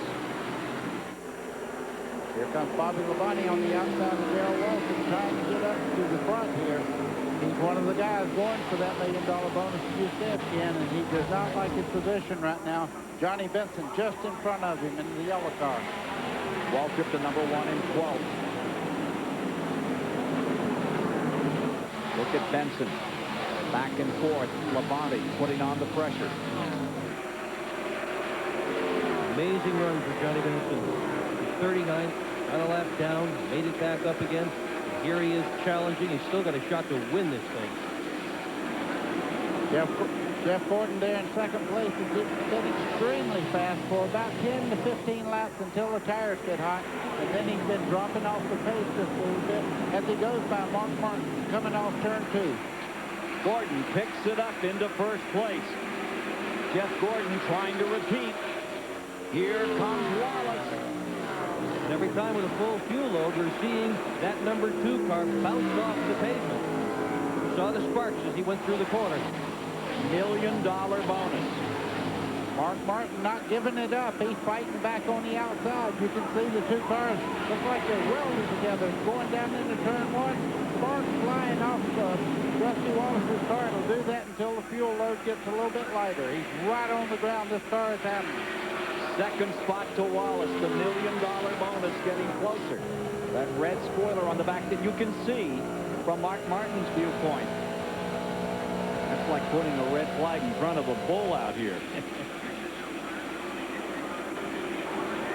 Ray Evernham, crew chief for Jeff Gordon, on the strategy, how it works and doesn't work in the Coca Cola 600. Well, I think the best strategy that we ever had in the 600 was the night we took the 2 tires and beat Rusty, won our first ever Winston Cup. Probably the thing that backfired is 1995 when we had that wheel come off and I ended up with a huge fine. So those were probably the best and worst moments for us at Charlotte ever. I was on pit road that night, and I stood with Rusty Wallace at the gas pumps as he kept staring at victory lane, saying, I can't believe he beat me taking only 2 tires. And we have a similar scenario playing out tonight because on that last round of pit stops, Mark Martin took none, Gordon took 2, Labonte took 4, Dale Jarrett took 4. What will the smart strategy be? 47 laps to go and they come by. Boy, I tell you what, Rusty Wallace looks awfully strong in the corner. Ran off the racetrack is sticking so well, getting into turn 1 a while ago. The sparks just flew, as you can see, right on the white line. The left side tires actually went down on the flat part of the racetrack just then, getting into turn 1. 2 cars handling extremely well late in the event. The crews have adjusted them all night long. They started out pretty close. They're real close now as Rusty heads to the high side. Coming off turn 4, Rusty Wallace on the outside, Jeff Gordon on the inside, Mark Martin just behind them there. Chevy down low, Ford up high. This is what every seat has been sold to see, and what a show they're getting. Did you see the 2-car Rusty Wallace sideways getting into turn 1? He took the lead. That's what he's good at. Boy, can he catch them. He pitches them in there, and he does his own catching so beautifully. Coming out of 2. Makes the move. And here comes Bobby Labonte into the picture for 3rd. I think that's what Rusty Wallace looked in the mirror and saw this 18 car. Bobby Labonte coming like a freight train behind him. He said, I better put some distance on him. I bet car owner Roger Penske said thanks a million when Rusty Wallace caught hold of that car and didn't spin it out. Wallace now holding on at 1st. Gordon in 2nd. Gordon, the 2nd driver to win the Winston Million back in '97. He took that Southern 500 over Jeff Burton. Now he's, Spencer's off the pace. Jimmy Spencer slowing down. He's going to pit. Tire? Looks like... Yep, right rear. Oh, wow. Oh. Barely able to control the car. Not the right rear. No, it's not. Apparently... They're not sure what it is. The Jackman thought it was on the right side. Randy Pemberton. It's definitely a left rear tire. They're going to change 2 on left side tires. What a disappointment for Jimmy Spencer, having an excellent run down to the way. Oh, look at Labonte coming out of there. I told you, he was coming like a freight train. You could see him wiggling that steering wheel a little bit loose up off the corner. Mark Martin comes with him. I thought he was going to turn the thing around there. He was right on the edge of the envelope. Well, this has happened all night. Jeff Gordon's very, very strong for 15 or 20 laps. But after the tires get hot, these cars begin to boogie. These Fords are really hooked up right now. But you know, the Pontiac of Bobby Labonte showing amazing strength. Take a look at Wallace. There's the interval between first and fourth. Back to car 24. 8/10 of a second lead. Rusty Wallace over Labonte. Here comes Dale Jarrett battling with Benson. They were 11. Now they are 10. 10 cars left in the lead lap to decide the 39th annual Coca Cola 600 live here on TBS. Don't go away. Not even Jesus could save them all. Mickey Rourke and Dan Futterman star in a powerful new film about a boy living on the edge, thicker than blood. See it for the first time 1 week from tonight at 8 on TNT, the best movie studio on television. On today's rough roads, if you ever need to stop quickly, consider replacing your worn shock absorbers. It can be like getting an extra 10 feet of road when you need it most. Replace your worn shocks with new Monroe Sensatrack, now with SafeTech. Unlike worn shocks, Sensatrack helps hold your tire to the road. Tests show you can stop an average of 10 feet sooner, and that can make a big difference. Monroe Sensatrack, making the road a safer place. Turtle wax. Some people say clear coat cars don't need wax. Clear coat's thinner than the piece of paper. So what protects the clear coat? New Turtle Wax Emerald Series car wax. Waxing with Emerald Series puts down 4 times the Carnauba wax as the #1 brand, with no powdery residue. Do your best wax job ever. Turtle Wax Emerald Series. Emerald Series is the best hard shell finish. Turtle Wax. And come down hard on grease with new Turtle Wax Purple Muscle Heavy Duty Cleaner. I'm on an all-night flight when suddenly, terrible heartburn. The guy in the next seat says, here, try this, Zantac 75. Thanks, I say. You know, maybe I ought to see a doctor about this heartburn. He says, you just did. The medicine in Zantac 75 is the #1 doctor-prescribed acid reducer. It relieves even your toughest heartburn, controlling acid for up to 12 hours. Thanks, doctor, wherever you are. Zantac 75, the final word in heartburn relief. Morning. Canyon County road crews have been working round the clock removing fallen trees that knock down power lines as thunderstorms rip through the region. And it looks like the worst is...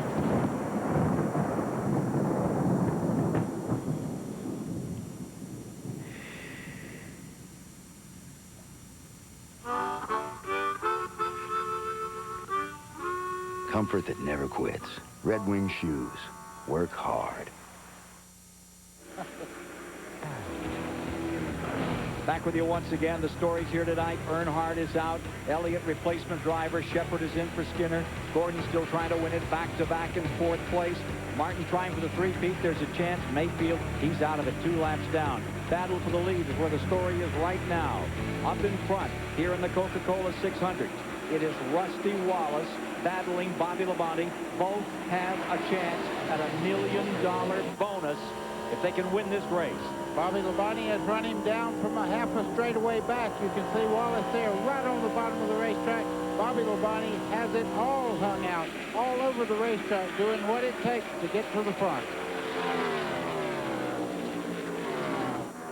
Still a lot of time. 34 laps left to go. Bobby Labonte has another problem. Mark Martin picked up the pace, and he's right on his back bumper now. Never seen him push it harder than we saw Bobby Labonte these last laps. He's been just standing that car up on those 2 right tires. The whole side of that thing just seems... Ah, look at this. Here comes Jarrett. Back around Gordon. This is for 4th. Gordon slipping back. Unable to keep the car running real fast into the corner. Gordon gives up a little bit of track there. You can tell that the car is not sticking to suiting going into the corner. Gordon's going to need another pit stop. He's going to be able to do anything with these guys. Rusty Wallace qualified for the No Bull Million in the Daytona 500 when he finished 5th. Here he is, leading at the moment. But right behind him is the 18, the Pontiac, trying to become only the 3rd Pontiac driver to win the 600. Bobby Labonte from Corpus Christi, Texas. I think Bobby Labonte leaned on those tires pretty hard. He had to run a couple of laps there to cool them back down. While he was doing that, Mark Martin picked up on the draft and moved right on his back bumper. That 5th place finish by Rusty Wallace at Daytona, that was his best down there. Wouldn't that have been something if it's the springboard to this $1 million bonus? Look at Mark Martin coming back another time. Down towards the end. 368 of 400 laps have been completed. Wallace in front. Can he stay there? We'll see.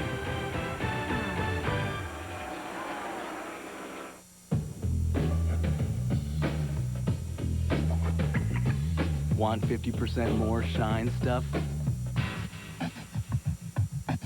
Get new Ultra Shine Protectant from Armor All. It's the ultimate shine. 4 tires, fuel, and out the door. We asked the hottest guys in the pits to switch anti-perspirant. Ultra Dry Degree, body heat activated. When your body heat rises degrees, new Ultra Dry form releases extra protection. Worked better than my old stick. It kept me dry. Ultra Dry. New from Degree.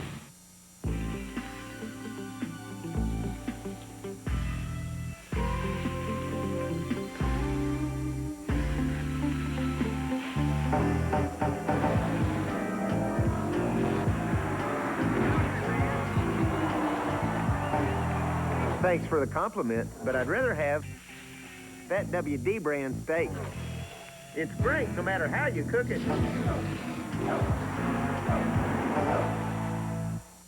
Hungry for good television?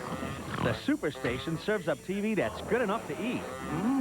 We take one popular movie. Give me ham on 5, hold the mail. Add 2 spicy hosts. We got talk dirty in front of the people. Throw in some delicious theme-inspired dishes. Hey, that looks pretty good. And mix it all together for a hot helping of satisfying entertainment. Well, I know the best place in town. Dinner and a movie. Television that really sticks to your ribs. Cut, please. This is delicious. Over 2 million kids benefit from the Boys and Girls Clubs of America every year. My club makes me feel strong. This is where we want to be. This is my place to play. The clubs need your help. We need your time. Take the Super Challenge. Call 1-800-854-CLUB. Find out what you can do. You've got to call this number. So we can keep playing. Make the call. 42 miles to go. Wallace leading, Labonte second. Martin Weiss third and Jarrett fourth. If you were to pick right now, where would you go, buddy? I'm watching Rusty Wallace. Just a minute ago, Bobby Labonte ran him down, but right now it looks like Rusty, he may be just saving a little bit on the race car because he lets Bobby Labonte get right up behind him, and then he seems to have a little surge, so he may have a little in reserve. If he does, he's probably going to have to use it because I think that Mark Martin's going to enter into this thing before it's over. Bobby Labonte, $1 million just in front of him. Rusty Wallace, both of them going for the $1 million bonus tonight. This could be one of the great finishes of all time in the Coca-Cola 600. Right up there with that Waltrip finish with Benny Parsons, which was one of the all-time best. But look at this struggle. Here comes Bobby Labonte, just easing back up to within 2 car lengths. You know, it's the old story of the cream rising to the top. It has risen. There is Wallace. There is Labonte. There is Martin. There is Jarrett. There is Gordon, front 5. And just outside of that, Benson, who's had such a marvelous night. Boy, Grand Rapids, Michigan must be on its toes for Johnny Benson. For Rusty Wallace, the Missouri driver, it's a question of $1 million. Same question for Bobby Labonte. They both had such great runs in the top 5 at Daytona. They're both eligible. Now this is the interval as you look a little further back. There's Dale Jarrett right there. A little over 2 seconds behind. That don't sound like much, 2 seconds, but when you look at it from that perspective, it's quite a ways back there. He's got a ways to go. Here's the top three, though. Lap traffic now. Rusty Wallace having to go low through the dog leg there. See Jeff Gordon in the picture. Gordon is running in 5th spot. He's 3.2 seconds behind the leader. It's like a timpani roll. You can feel it building. Quick whip around down in the pits. Gentlemen, what's the story? Late news? Rusty Wallace, the race leader, has not said a word on his radio since we went back racing. He's doing all he can to try and win this race. A lot of the crew guys are shaking their heads saying, I can't bear to watch this. Let's go to Steve Burns. And let's review the pit strategy on that last pit stop. Jeff Gordon took 2 tires in the 24 car. Bobby Labonte took 4. And Allen likewise down here in the 18 pits. Joe Gibbs, Jimmy Makar, nobody's saying a word, intently watching the monitor. Let's go to Mike Hogwood. Same story in the Mark Martin pit. The crew anxiously awaits any move from their driver. They know they have done everything they can to give him a good race car. Got a car in the wall. Oh, boy. Bradbury has crashed the 78. This makes a whole different race now. That brings everybody back into contention on the lead lap. 22 laps to go. Well, what do? Do you stay out there and keep your track position? Do you pit and take tires? Well, if you're out back, no question. Yeah, you surely I'm pit. sure you're going to see Benson make that move. Nemechek, Andretti all come in here to try to muddy the slipstream up in front. You know, Bradbury hit very, very hard up there in turn 4. That car was sandwiched up against the outside wall there. A very hard lift. 8th caution. Wallace comes across leading. Just exactly what he didn't want to see, nor Bobby Labonte. They both had their game face on, their strategy plan for the end of this race. One was perhaps saving just a little to work on the other. You see the screen come out of the driver's side window. That means I'm okay. You don't have to hurry across traffic. I'm okay. Take a look at what happened. Turn 4. That's Bradbury in the 78. You see him veer off like a right front might be flat. He gets into the outside wall. He gets back into the wall and runs right against the wall. That's probably the best thing that could happen. But right there, he's probably not turning the steering wheel. The car is stuck into that wall, and his right front is turned to the right there. You can see the sparks underneath the car. Very good chance that he lost a right front tire or there was a suspension failure of some kind. He definitely had mechanical help into that wall. Started in 8th position and had run the distance, was having a very good race. And this came to place, shown as 35th, a few laps down, but he'd been there through the evening. Well, we're getting down to the finish. We're showing 380 complete when they roll them by the start-finish line on this 1.5-mile track. Leaders are coming in. Here they come. Pits are open. And they're all coming. Yep, they sure are. Well, now what do you do? Take 2, take 4. Randy? Johnny Benson's strategy was dictated by the leader, Rusty Wallace. If he pitted, he was to come in. They're in. Around the wedge out, Johnny Benson, 2 right side tires, Alan Bestwick down on the way.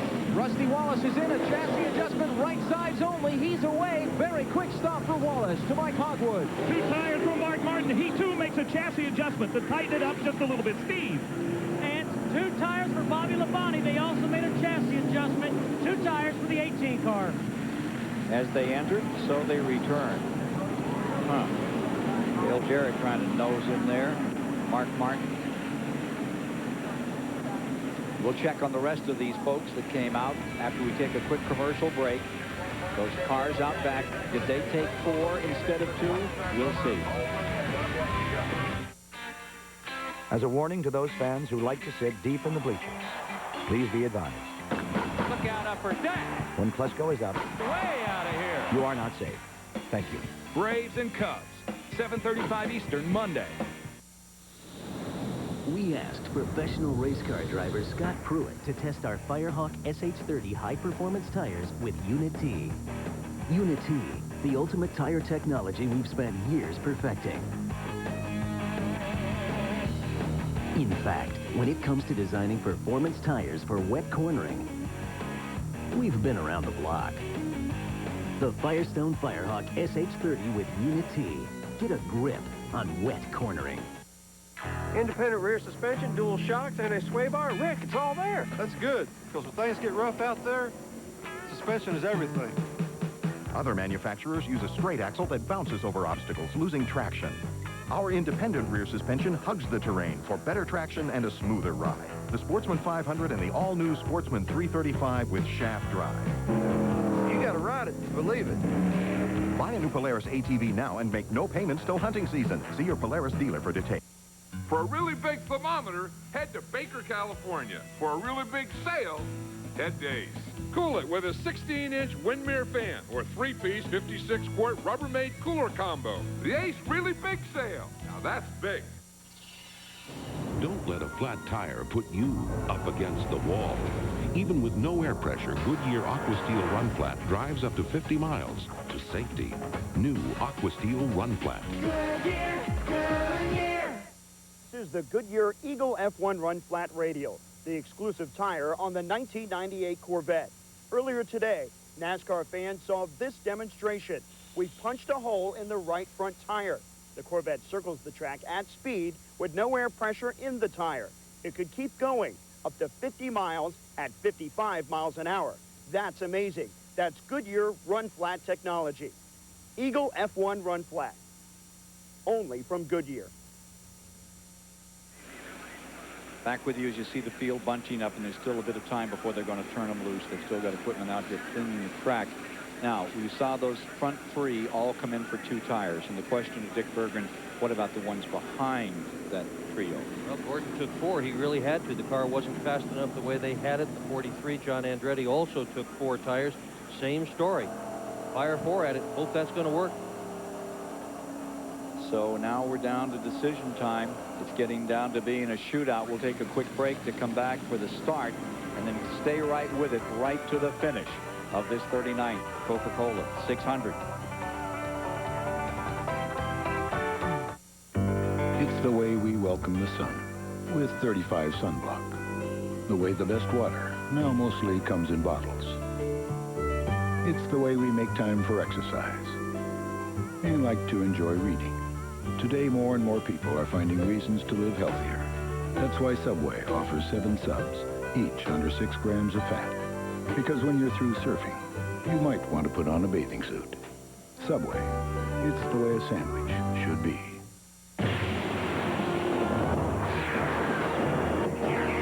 Let's say this is Castrol Syntec motor oil. And this is a harmful particle in your engine. Get the point? You see, Syntec's patented stabilizers seek out and neutralize harmful particles, protecting in ways other oils can't. Castrol Syntec, the active lubricant. Scott's is a name you can trust. They've been around for years. Now they've got mowers. You can get a multi-mower, you can get a rear bagger, you can get a side discharge. You're going to have an easy pull start. All you got to do is push the button once, pull it. Power propelled, you know, you're going to stand behind one and the mower just goes. All you got to do is hold it and just walk for a while. Then from there, you can go all the way up to the tractors. The front end is a solid cast iron piece of material. You have a great cup holder back here to drink soda while you're lawn mowing here. They are a beautiful color, just like Home Depot orange. Okay, guys, who's turning 50? Do I look 50? Hey, I just turned 40. Not me. He's the older one. Older but faster. Yeah, right. Well, who is turning 50? NASCAR is. And Excite NASCAR Select is celebrating with the Big 50 celebration. Win NASCAR race tickets or the grand prize. And him being a mascot worth $50,000. Thanks, I'll be right back. Hey, thanks for finished. The Big 50 celebration. Enter wherever Excite NASCAR Select is sold. Oh, well. Maybe it's because their frames are welded instead of bolted. Or because their decks are stamped from a single piece of steel. Or maybe it's the fact that they have the highest resale value in the industry. Oh, hey, I always wanted one of these. Thanks, guys. But the truth is, when people are asked what kind of lawn tractor they'd like as a gift, most say the same thing. Happy birthday, Dad. And with these new prices, the LX has never been easier to buy.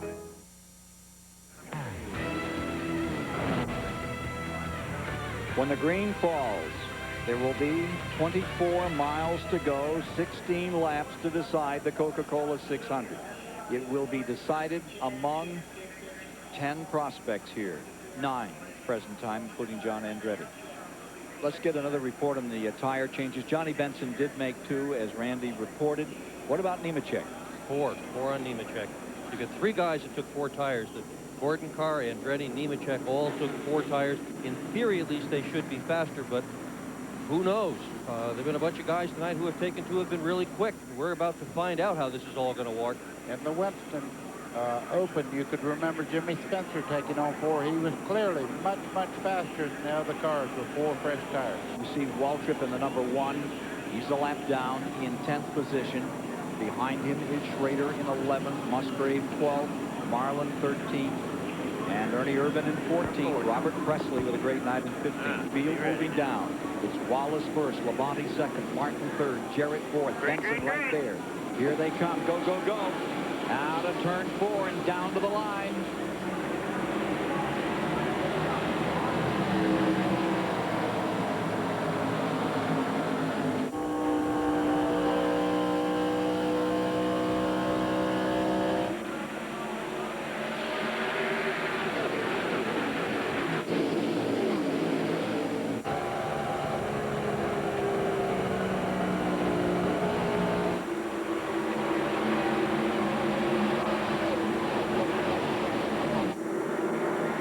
Flashing under the lights, back to the stripe. Mark Martin digging on the inside. Dale Jarrett on the outside, makes his move, and here comes Gordon. Gordon with 4 fresh tires on the Chevrolet has been lightning quick on all these starts tonight. You see him right now digging for every inch of real estate that he can get as the 2 Fords run side by side. They have him bottled up right now. In the box, the 24. Trying to squeeze through. That's as good as we have seen that car run all night. He is right on Jarrett's bumper. Outside, inside move. And that maneuver by number 24 makes Gordon a real prospect again to win this race. 3rd spot, and right now is the fastest racetrack car on the racetrack. He came out of the pits in 6th. He is now 3rd. 2 to go. He's got 2 more guys to pass. These 2 guys, I'm going to tell you right now, going at it, you can see Rusty Wallace in the 2-car lead. Bobby Labonte down into turn 1, just behind him, Jeff Gordon, closing ever so fast. Yeah, they got a million reasons to keep Jeff Gordon back there. 1st and 2nd are all contenders to take that $1 million bonus. The No Bull $1 million bonus. Top 5 from Daytona. Bonus does not count right now to Jeff Gordon. All he wants is to win the 600. He's within 1 car left now. Bobby Labonte in 2nd. Labonte has also closed on Rusty Wallace, the leader. Here we go. Gordon outside. Gordon on the outside. As they come off turn 2, it looks like Gordon with the 4 fresh tires really has the momentum. Chevrolet goes into 2nd. Pontiac dropped to 3rd. Ford still leading. Rusty Wallace, that number 2 Ford.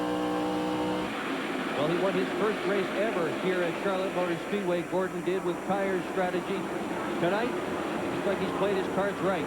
Rusty Wallace needs to use up a lot of racetrack right now. You see Jeff Gordon less than a car length back in 2nd place. I'm not sure he can hold him off. Gordon's looking around right now, trying to get racing room. I guarantee you that right now, Rusty Wallace has 1 eye in the mirror, 1 on where he's going. I don't need incentive to race hard every lap, says Rusty Wallace, but $1 million could make a little difference. He's given it everything he's got.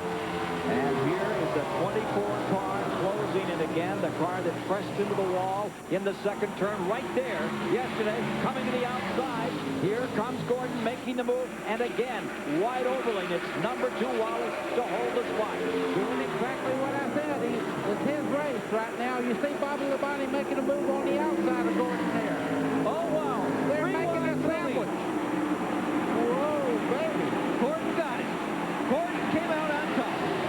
Unbelievable. Jeff Gordon trying to win it back-to-back to win his 3rd 600. It's not done yet. Just in 4th place there. Dale Jarrett making a move now, trying to move up. Like a bandit in the night. Pickpocketing.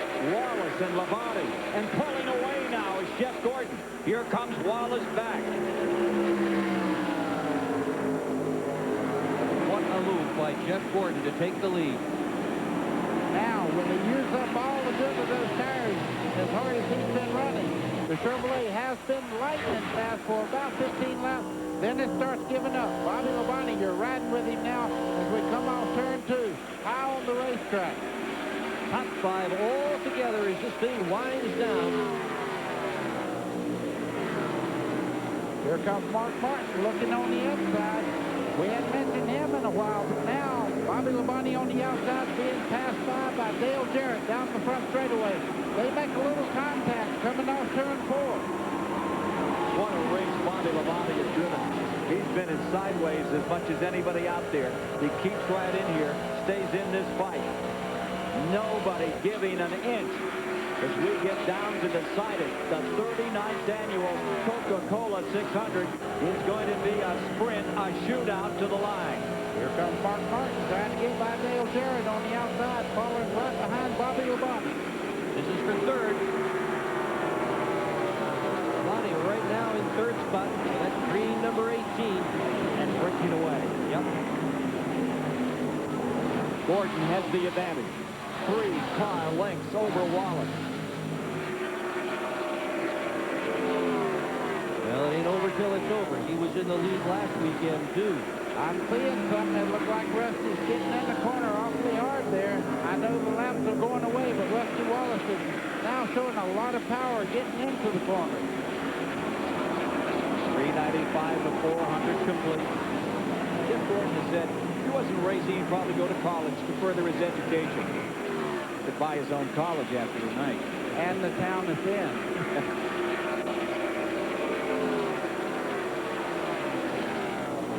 Well, what about it? Can Wallace muster one more challenge to take this back and take the $1 million bonus? Ray Evernham looking on, pacing, as Jeff Gordon gets ever closer to becoming a 3-time winner of the 600. Well, I'll tell 5 you times what. he's been on the pole. Yep, the tires haven't started going away yet. You can see Gordon clearly in the lead right now, and the car does not show any ill effect in the corner. Nice and smooth, running his own line. No problems whatsoever with the handling on that race car. Opening distance between himself and Rusty Wallace.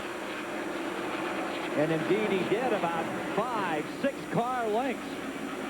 Going for his third win of 1998. He wanted Bristol. He wanted Rockingham. Is Gordon going to stay with it and do it tonight? Here he is. Charging out of turn number 2. We know for a fact he has enough fuel to make it this time, so it's not going to be like the Western. He's not going to run out of fuel.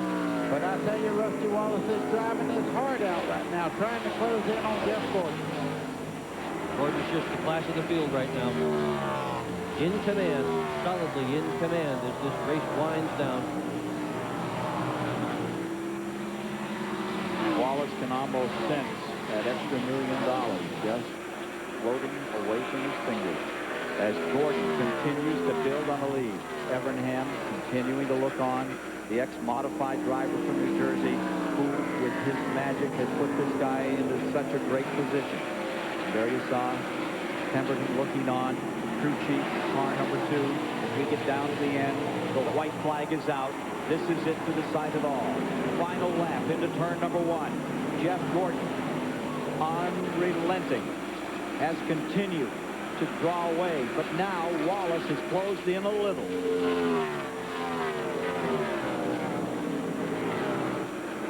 Mark Martin moves to the inside of the 18 of Bobby Labonte. All for naught as far as the victory is concerned.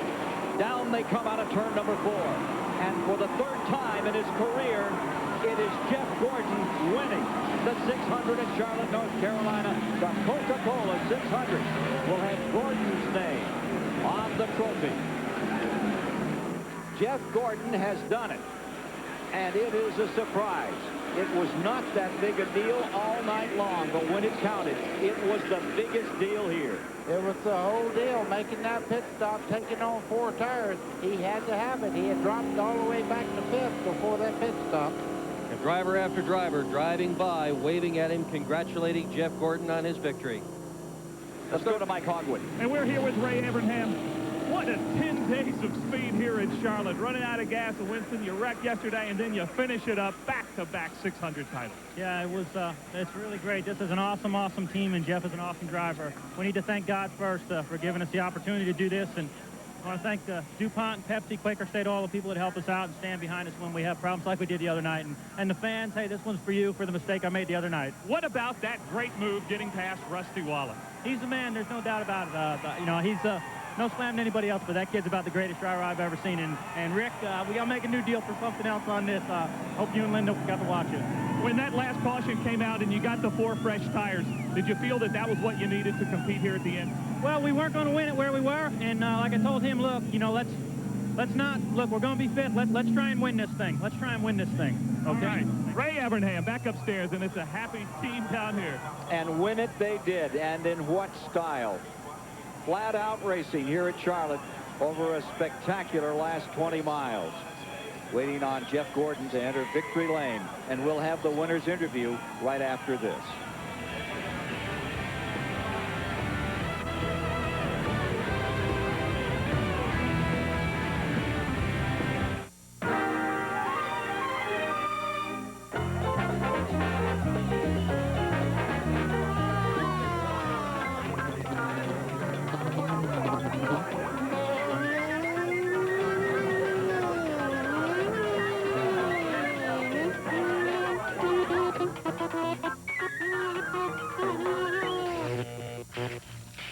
Please, don't drive drunk.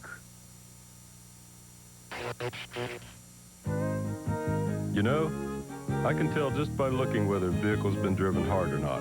This guy's one of my regular customers. Scorched brake rotors, beat up oil pan, probably never takes his foot off the gas. And he trusts me to make sure it performs when he needs it most. So there's only one brand of auto parts I trust, CarQuest. I mean, you never know. Someday, he might need to give me a ride. CarQuest, the professional choice.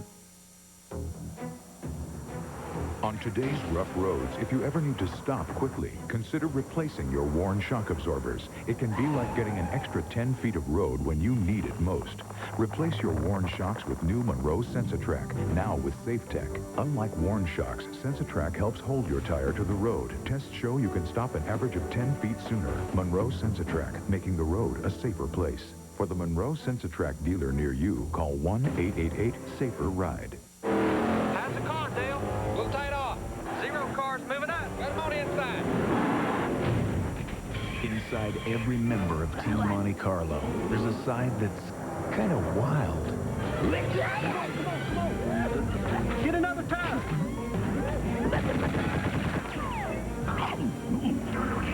Team Monte Carlo. Animal. Pardon me. This year, they're hungrier than ever. He was his own human fireball tonight as the fireworks finally got off the ground. Here is Jeff Gordon out of the car and in victory lane. Let's get down there right now and meet the champion. Well, Jeff, we've seen some impressive victories by Jeff Gordon and the Rainbow Warriors, but that was one of the tops. That was a Rainbow Warrior win right there, man. That was awesome. Tell you what, all it took was 4 tires. As other guys came in and took 2. I mean, they couldn't take the gamble, you know, to take 2, and we didn't have anything to lose, so we took 4. Great call. I felt like if we had 4 tires to their 2, we might be able to beat them then. But I want to thank DuPont Automotive Finishes. This Chevrolet was awesome today. Goodyear tires did a heck of a job. But this one's for Pepsi, man.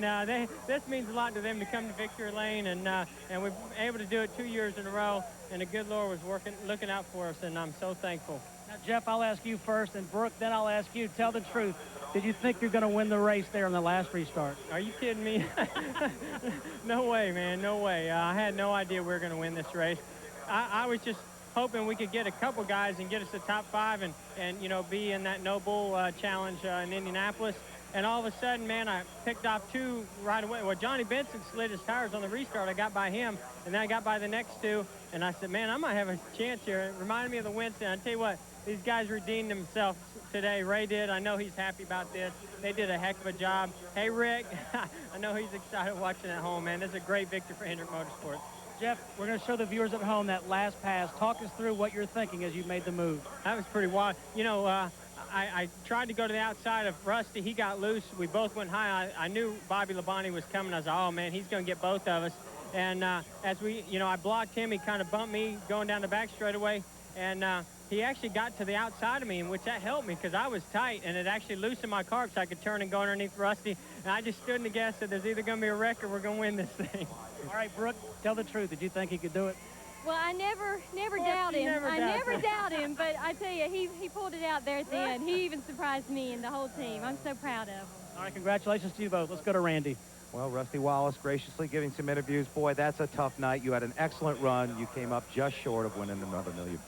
Yeah, it was a tough night, and I'm real happy with all the guys in the motors department and everybody because we were sitting right there and had it, and right there at the end it was a tough choice. Do you do 4 tires? Do you do two tires? We elected to do 2 tires and came down and looked in the rearview mirror, and everybody behind me did 2 tires and said, man, it's the right decision. The only guy that didn't do it was Gordon, and I guess we underestimated how good those 4 tires would run because I really thought we had it. I really did. And but, hey, we did good, finished second. We gained a bunch of points, and I'm happy. Wish I could have got to $1 million, but at least I got another chance for it. Okay, that's the truth. You got another shot at it coming up. Back upstairs. Unofficially from 4th up to 3rd spot in the points, and Gordon takes the point lead by some 32 over Jeremy. Well, we'll be back with more of the story and meet some more of the superstars in this great 600 at Charlotte, North Carolina.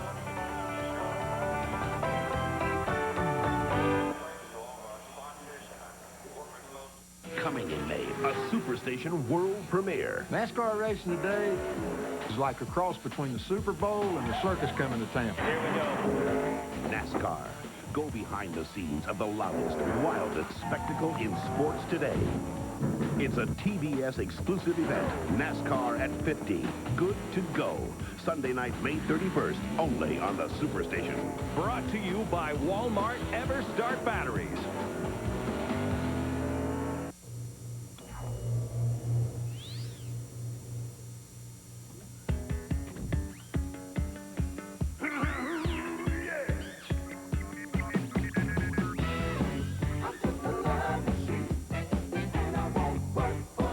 Announcing the arrival of the Coca Cola ATM MasterCard. Redeemable at any consenting MasterCard ATM. I'm just a love machine. Both these men have athlete's foot. But only one used Desinex, the soothing cure. Desinex has a dual-action formula that calms the itching and cools the burning. And Desinex is clinically proven to kill the fungus dead. So your feet feel good while they heal. Got athlete's foot? Get dual-action Desinex, the soothing cure. There's nothing like the feeling of a new car.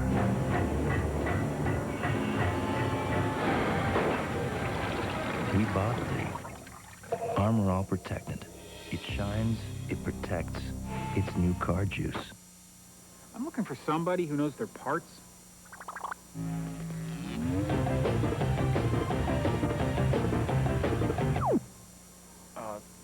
That'll work. For expert advice, go to the pros. Back with you live, Charlotte, North Carolina. It's over, and unbelievably, back-to-back, Jeff Gordon has won this 600, and he gets a $110,000 bonus because he started on the pole. And if you start on the pole and win, it's worth a bonus. And he keeps building, race after race. First time it's been done this year. Let's go to Mike Hogwood. Well, Mark Martin is here taking a little breather. Mark, you led a good portion of this day today, and I think you'd say it's a pretty good night. It's a real good run for us. Some of these guys really picked up the pace when it got nighttime. My car worked great during the day. Deeper into the night we got, the car got a little tight, but not that much. You know, I don't know. It just was hooked up better on the slick racetrack, and some of these guys just came alive. And it's a great run for us, and maybe we'll be a contender next week. You've won a number of these races, including the beginning race of Speed Week here at Charlotte, the Winston, in a pretty good couple of weeks. it's been awesome. You know, I can't thank the Valvoline team enough and everything that they've done to put me in great race cars. And we had a shot at this thing tonight. It just kind of slipped through our fingers later on in the night. We didn't manage to get the car freed up as much as we needed to, I guess. All right, Mark Martin, now to Alan Bestwick. Well, the Noble 5 will roll over once again to the Indianapolis race later this year, and some of the drivers who are eligible to try and win the bonus tonight will get another crack at it. I'm with one of them now, Bobby Labonte. Gave it a good run, Bobby. What happened there at the end? Your car looked like it came on better as the race went on. Yeah, it did for the most part. Sometimes it didn't, sometimes it did, but we worked hard throughout the race. All the guys did, and we kept adjusting on the car, whether it was loosening it up or tightening it up throughout the race. And before that last caution, I thought the caution before the last one, thought we were looking really good. And then the last caution, we probably would have run out of gas. But anyway, the last caution, we were right on Rusty, and we had even tires, and it looked like we were going to be okay. And we came in and got 2, and Jeff got 4. And I knew about third lap into that thing when he got by some guys, I said, we're in trouble. So, but the Interstate Pontiac did a great job, and all the guys did a great job, Joe Gibbs and everybody. And, you know, it's just one of those deals. We gave it all we had. And we've had a feast or famine year this year, and, you know, we had a DNF in California, so a third place right now is not too good, but it's not too bad either. Yeah, they can feast a little bit on third place tonight. Bobby Labonte, let's go back upstairs. $1 million was so close, and the third win in the 600 for Pontiac. Not to be. Bobby Labonte winds up in third as you look at the standings and look at the entire field as to how they came across. Racing writer Gary Long has said if Nike were to embrace motorsports as it has golf, Jeff Gordon would be its Tiger Woods, and the comparisons may be presumptuous but inevitable nonetheless. Like the guy who drives Titleist, the guy who drives Chevys has been programmed from birth and groomed for glory. He's attained at a ridiculously early age. At 21, he won a 125-miler at Daytona. He was asked exactly when he became serious about racing. He said, I was serious about racing when I was 5. We'll be back to wrap things up here tonight after these messages. This summer, the world's best athletes, the world's biggest stage, the 1998 Round of American Stock Car Racing, the Charlotte Motor Speedway, sold out tonight. And what a glorious chapter has been written here as Jeff Gordon wins for the 3rd time and now leads in points. Jeff Gordon has now won this race 3 times. Rusty Wallace has finished second to him in this race 3 times. Anybody better than this guy, Gordon? I don't know. When it comes right down to it and the tires are hooked up, I don't think anybody drives any harder. 32nd career win. He's now won 32 of his last 126 Winston Cup races.